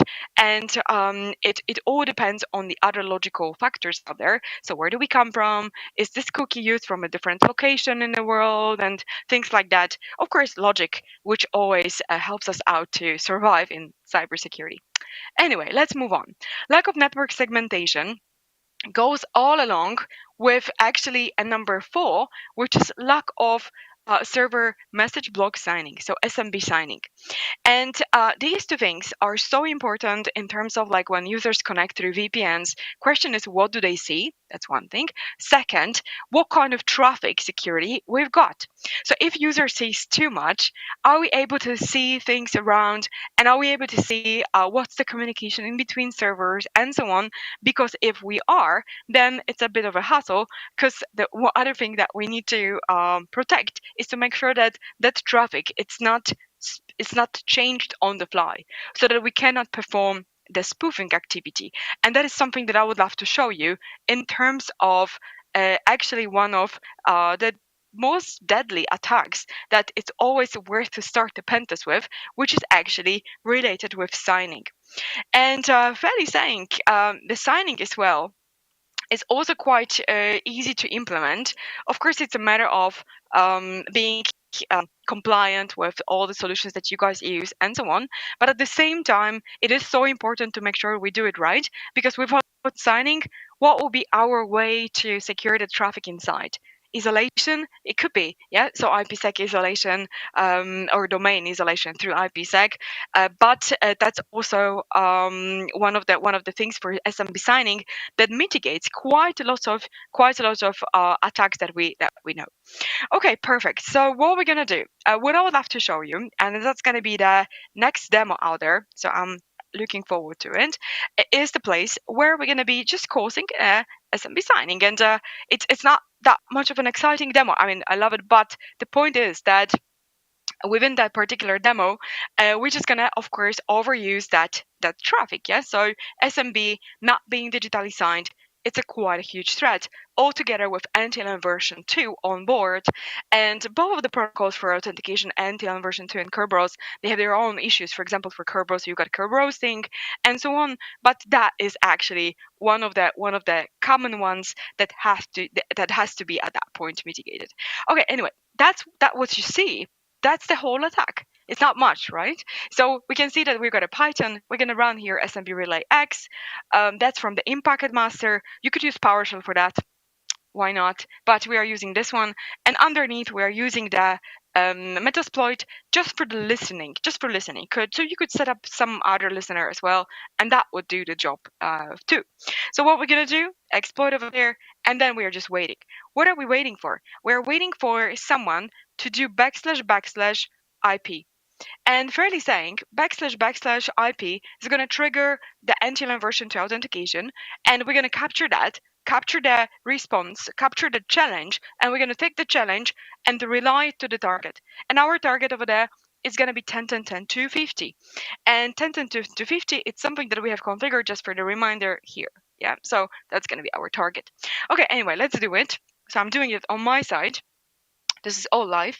So we can list processes that are happening on that, that are launched on that host. Yeah, so we got it over there. So let me find something. 664. We can do migrate. 664, just for the reference. We are migrating from 2708. Now have a look. 2708, what is it? MF something W. I'm selecting that one in white right now. So this is an unknown executable, yet again, communicating over the network. Why this is even allowed? In a Windows firewall, by default, this is allowed. So if that would not be allowed, we would not be able to get in. As simple as this. So we are migrating into 664. Right now, it's a bit of a hassle because we are in Windows over there in the SVC host. And what's the problem over there is that it's hard to find out issues in the operating system processes until we like dig in. Of course, we could use the EDR, XDR solution, and so on that might prevent, might recognize the patterns like this. But any additional layer that's very lightweight, like that network traffic that I was mentioning, is definitely the case. Plus, of course, whitelisting. So when we have a look into the 664, what do we see over there? Have a look. I'm in the process already, so you know the drill. In the memory, private, RWX, bring it on. If I double click on it, here we don't have the MZ, but that is because that code is actually spread across multiple addresses. But that is exactly what we are talking about. That is actually our piece of code over there that we can use. Yeah, so that's something that we can identify. Again, if we are thinking about looking into the details of what happened over there, then the question is, what kind of processes do we track? Do we have any process tracking? And this, I think, and within our team, we got the same opinion, is one of the most important things to monitor nowadays in order to build a full picture of the attack, to monitor identity, to monitor processes, so what executes, and also have the possibility to learn what kind of files were on the disk. And that is what you can do by leveraging, of course, the USN journal. Yeah, so that's something that we're going to be digging into. Let me show you at that point what kind of options we got in terms of analysis.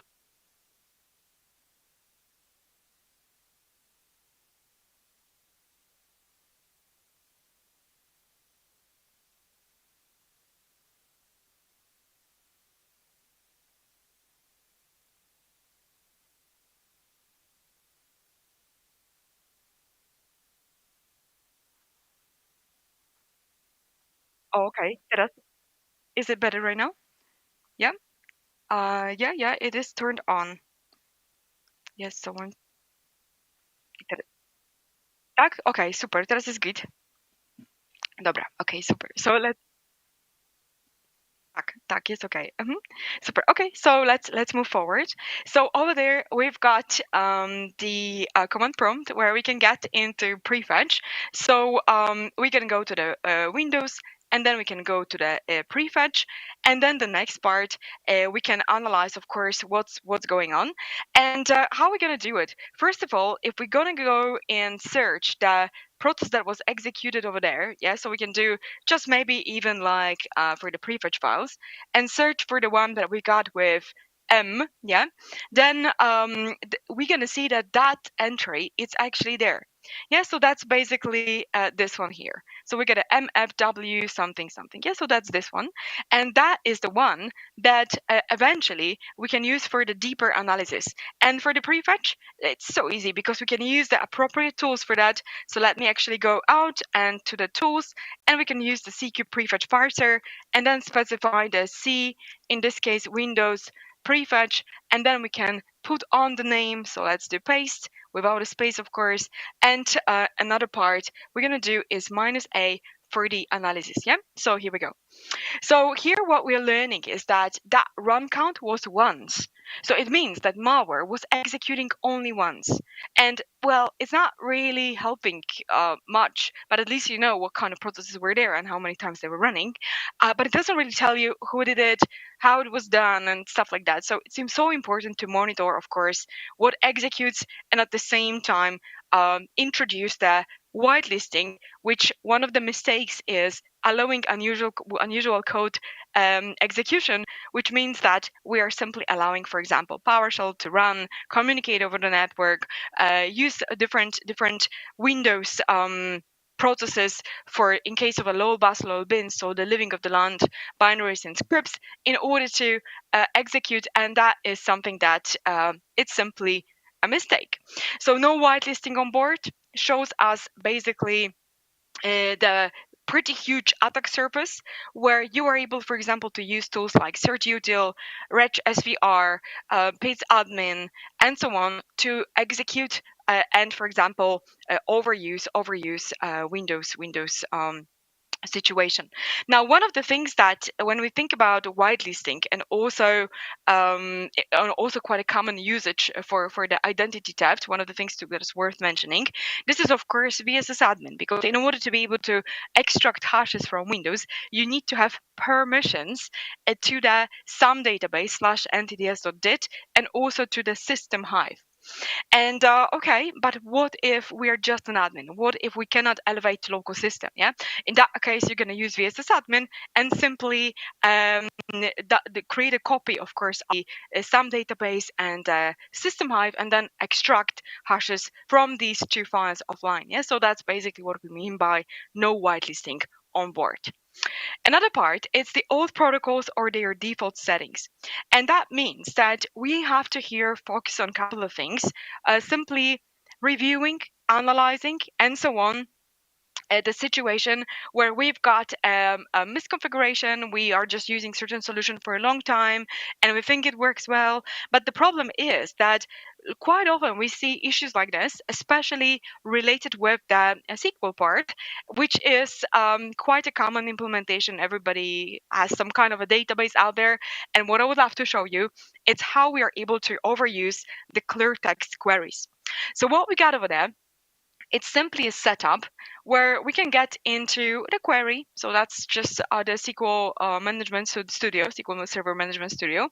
And we've got a query which we can run. So that's going to be select customer ID, company name, contact name, address, city from customers. Yep, so that's the one.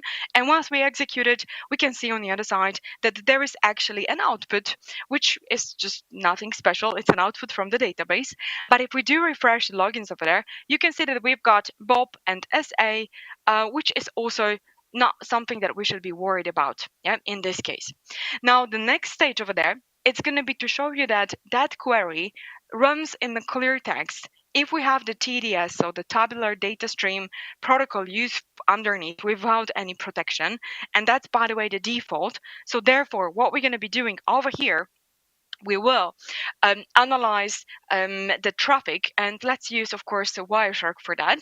So while running Wireshark, our goal is going to be to really sniff when that query is issued, and our job is going to be to simply check whether it can be sniffed and spoofed at the same time. So let's see what we got. So here there is a TDS filter that I've already established. And the only thing really, we're going to be sniffing on all of the interfaces. So we're going to do capture start. And here, the next stage is going to be to capture that particular communication. If we're going to execute the query, you can see that that query actually comes out nicely in the clear text. So that's basically just a sign of it. But if we go a little bit down out there, we would be able to see, and that's the query that, yeah, it's there.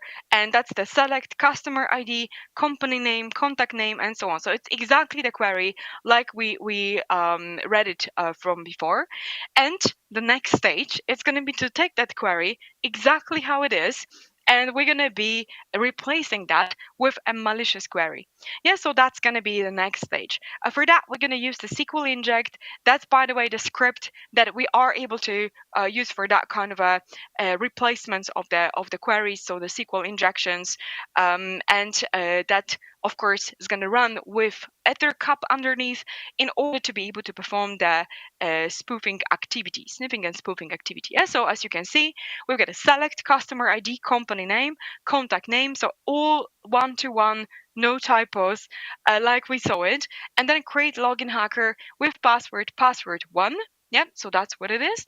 And then the next stage, it's going to be to get into the execution of the query. And then I'm going to prove you that eventually, once we're going to execute this, then the query itself is going to be actually running over there in the clear text, but then it's replaced by the command that we want. Yeah, so here we are, we have the commands completed successfully, and then we can check what was on the right side. We can see that we have found our string and replaced it. Yeah, so that's the setup. And on the left side over there, within the logins pane, we can refresh whether it worked or not. And as you can guess, that is actually something that would work over there. So once we refresh it, then we can see the login hacker. Yeah, that is thanks to the TDS, so the tabular data stream, which by default runs as a clear text. What's the security for that? How do we secure that situation? Well, you go to the SQL Server configuration, to the network settings, you go to the properties over there, and there's a place to encrypt the traffic. So you submit a certificate over there, and this is how you tunnel the traffic. You encrypt the traffic by using that certificate. Yeah, by default, that's not done, and we rarely see that one is actually done anywhere. So just for the reference. Okay, so the next stage, trusting solutions without knowing how to break them. Yep, so more information we've got about our solutions, the better, and more we are able to understand what are the related risks with these solutions. And I would love to combine that with giving contractors too much access and in general leveraging the privileged access over there. And let me show you what are the cases with identity theft in the organization, how we are able to overuse certain solutions, and especially when we are privileged in the infrastructure. So when you do your administrative tasks, then you are under a huge risk out there because of something that I would love to show you. So that's something, it's called Data Protection API. And Data Protection API is in general something, so the API that you can use for performing the cryptographic operations in Windows. It's everywhere. It's not bad, don't get me wrong, but it's just everywhere. And fairly, I do not see an option while being in cybersecurity without really knowing that. Yeah, so here we go. So what we're gonna do, our team, and it's not a show off at all, but I think I should say that our team did 2 years research, and we did the reverse engineering of the data protection API. And there's so many tools that were created after that.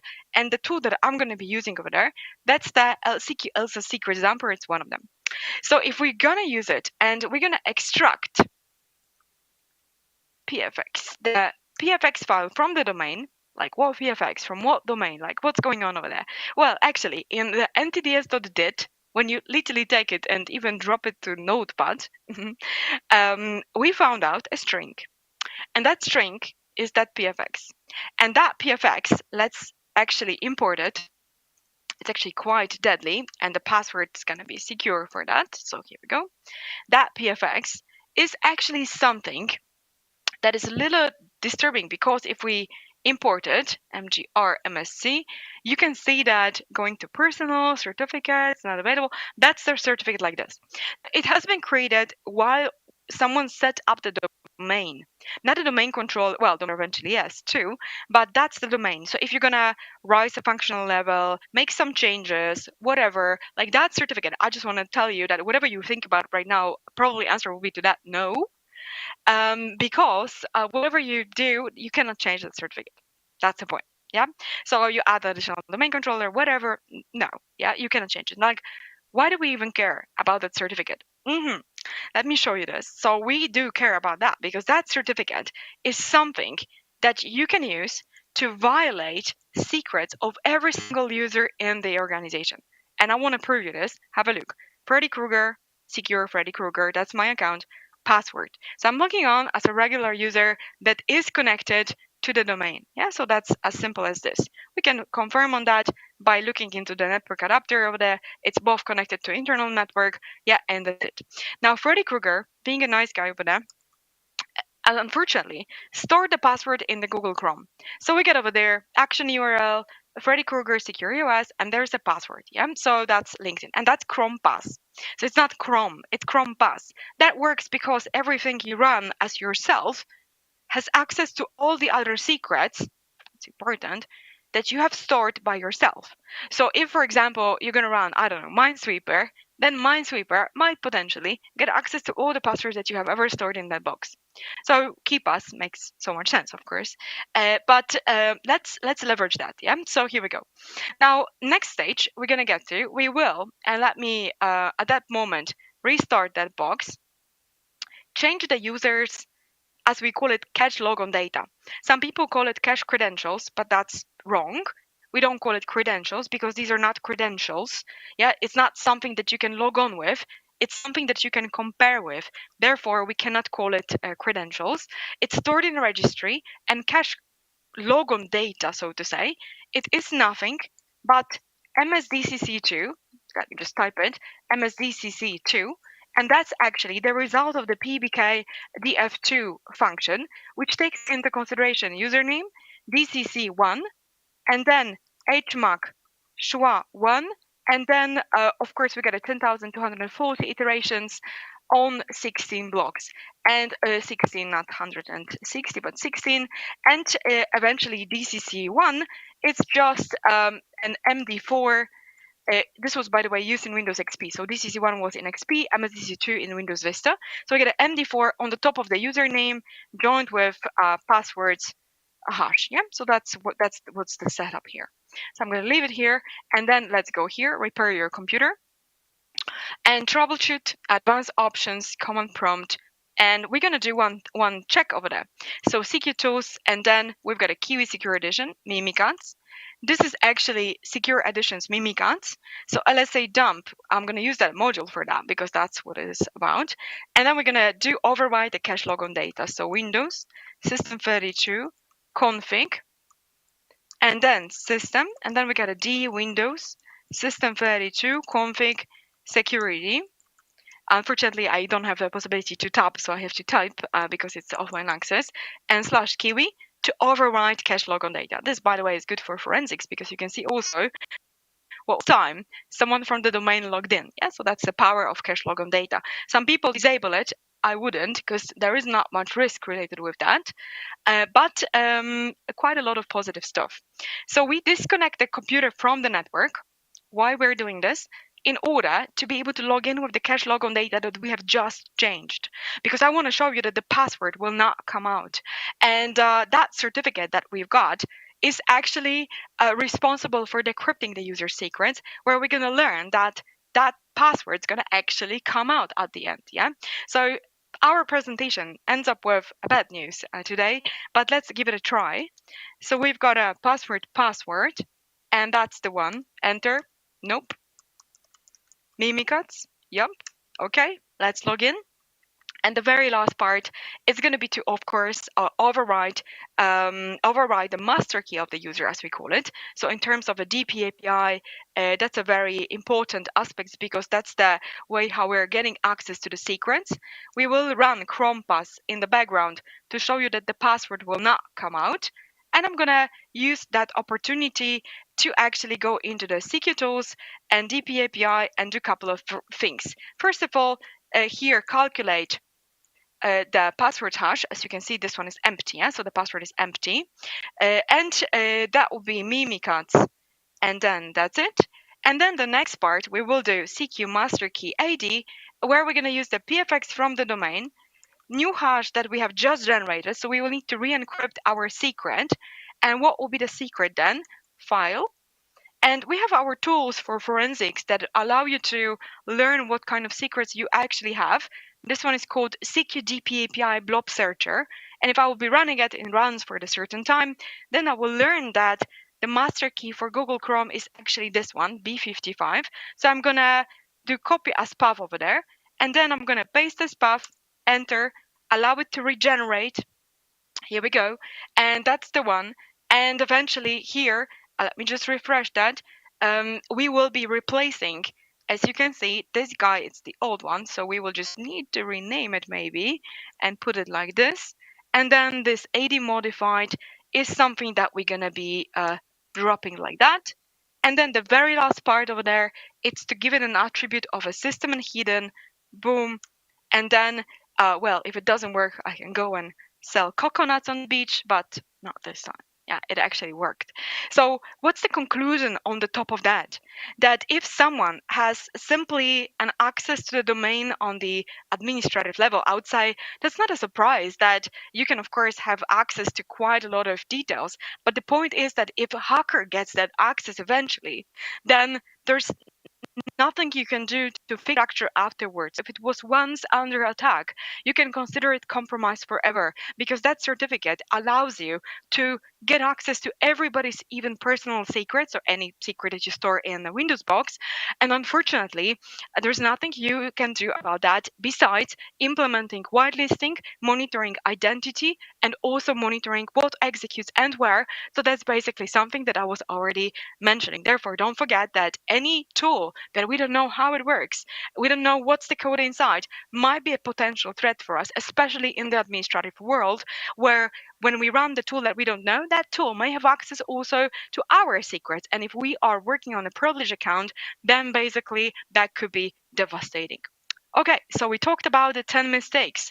We talked about the network misconfiguration, no whitelisting, no network segmentation altogether with SMB signing. We talked about the cases with the old protocols, default settings. We also talked about the identity violation and the need to monitor processes that are running within the infrastructure for the sake of not only prevention, but also giving a full picture when the, hopefully not, attack happens. So as always, please download the tools. That's resources, secureacademy.com/tools. There's a username and a password for that. So it's all the same, so you can get it also from the QR code I was presenting before. Please make sure that you're going to visit our blog, where there's a lot of information about how we can violate infrastructure in even more ways. And this is the QR code, once again, for your comfort in order to download that presentation. Thank you so much for listening, for coming, for your time. For me, it's always a pleasure. And yeah, hopefully see you again somewhere live. And if you have any questions, my email is paula@secure.us or paula@secure.pl, whatever you prefer. And thank you so much for coming to the conference as well. Thank you so much, Paula. I need to tell you that it was like the fastest and the most informative knowledge exchange in the history of AdminDays Global. So I think the bar is set really high right now for the speakers coming tomorrow. It was a great pleasure. I know that our community contributes greatly, from your delivery today. I hope that you will stay with us, in Discord channel and just contribute. And I wish you good luck, because I know that you have today some other engagements. So we are keeping our fingers crossed for you. And thank you. Thank you. Thank you so much. Thank you for being so kind. And absolutely, I'll be at Discord, and let me know if you guys have any questions. Thanks a lot. Yeah, we will stay in touch. All right, so I think that's it for today. So as you can see, we are hosting 4 fantastic speakers today, and there are some more coming up tomorrow. So let's have a close look what actually we can anticipate on the second day of AdminDays Global. So tomorrow will be all about cybersecurity. We prepared for you 4 fantastic sessions, including 3 technical workshops with fantastic leading speakers. And also we'll be connecting with representative of EXO, who will be just updating us of the latest updates or cybersecurity law. Well, and just before actually we say goodbye, I also would like to share very good news with you. All recordings from today's sessions are available, so we are not going to take it down. So if you didn't manage to watch us live today, please do the catching up in the evenings. And of course, join our Discord channel, because our experts, they are all the time active and they will eagerly answer your questions. And what? So that's it for today. We are seeing tomorrow at 10 Central European Time, and I hope that you will have a wonderful evening. Thank you for today.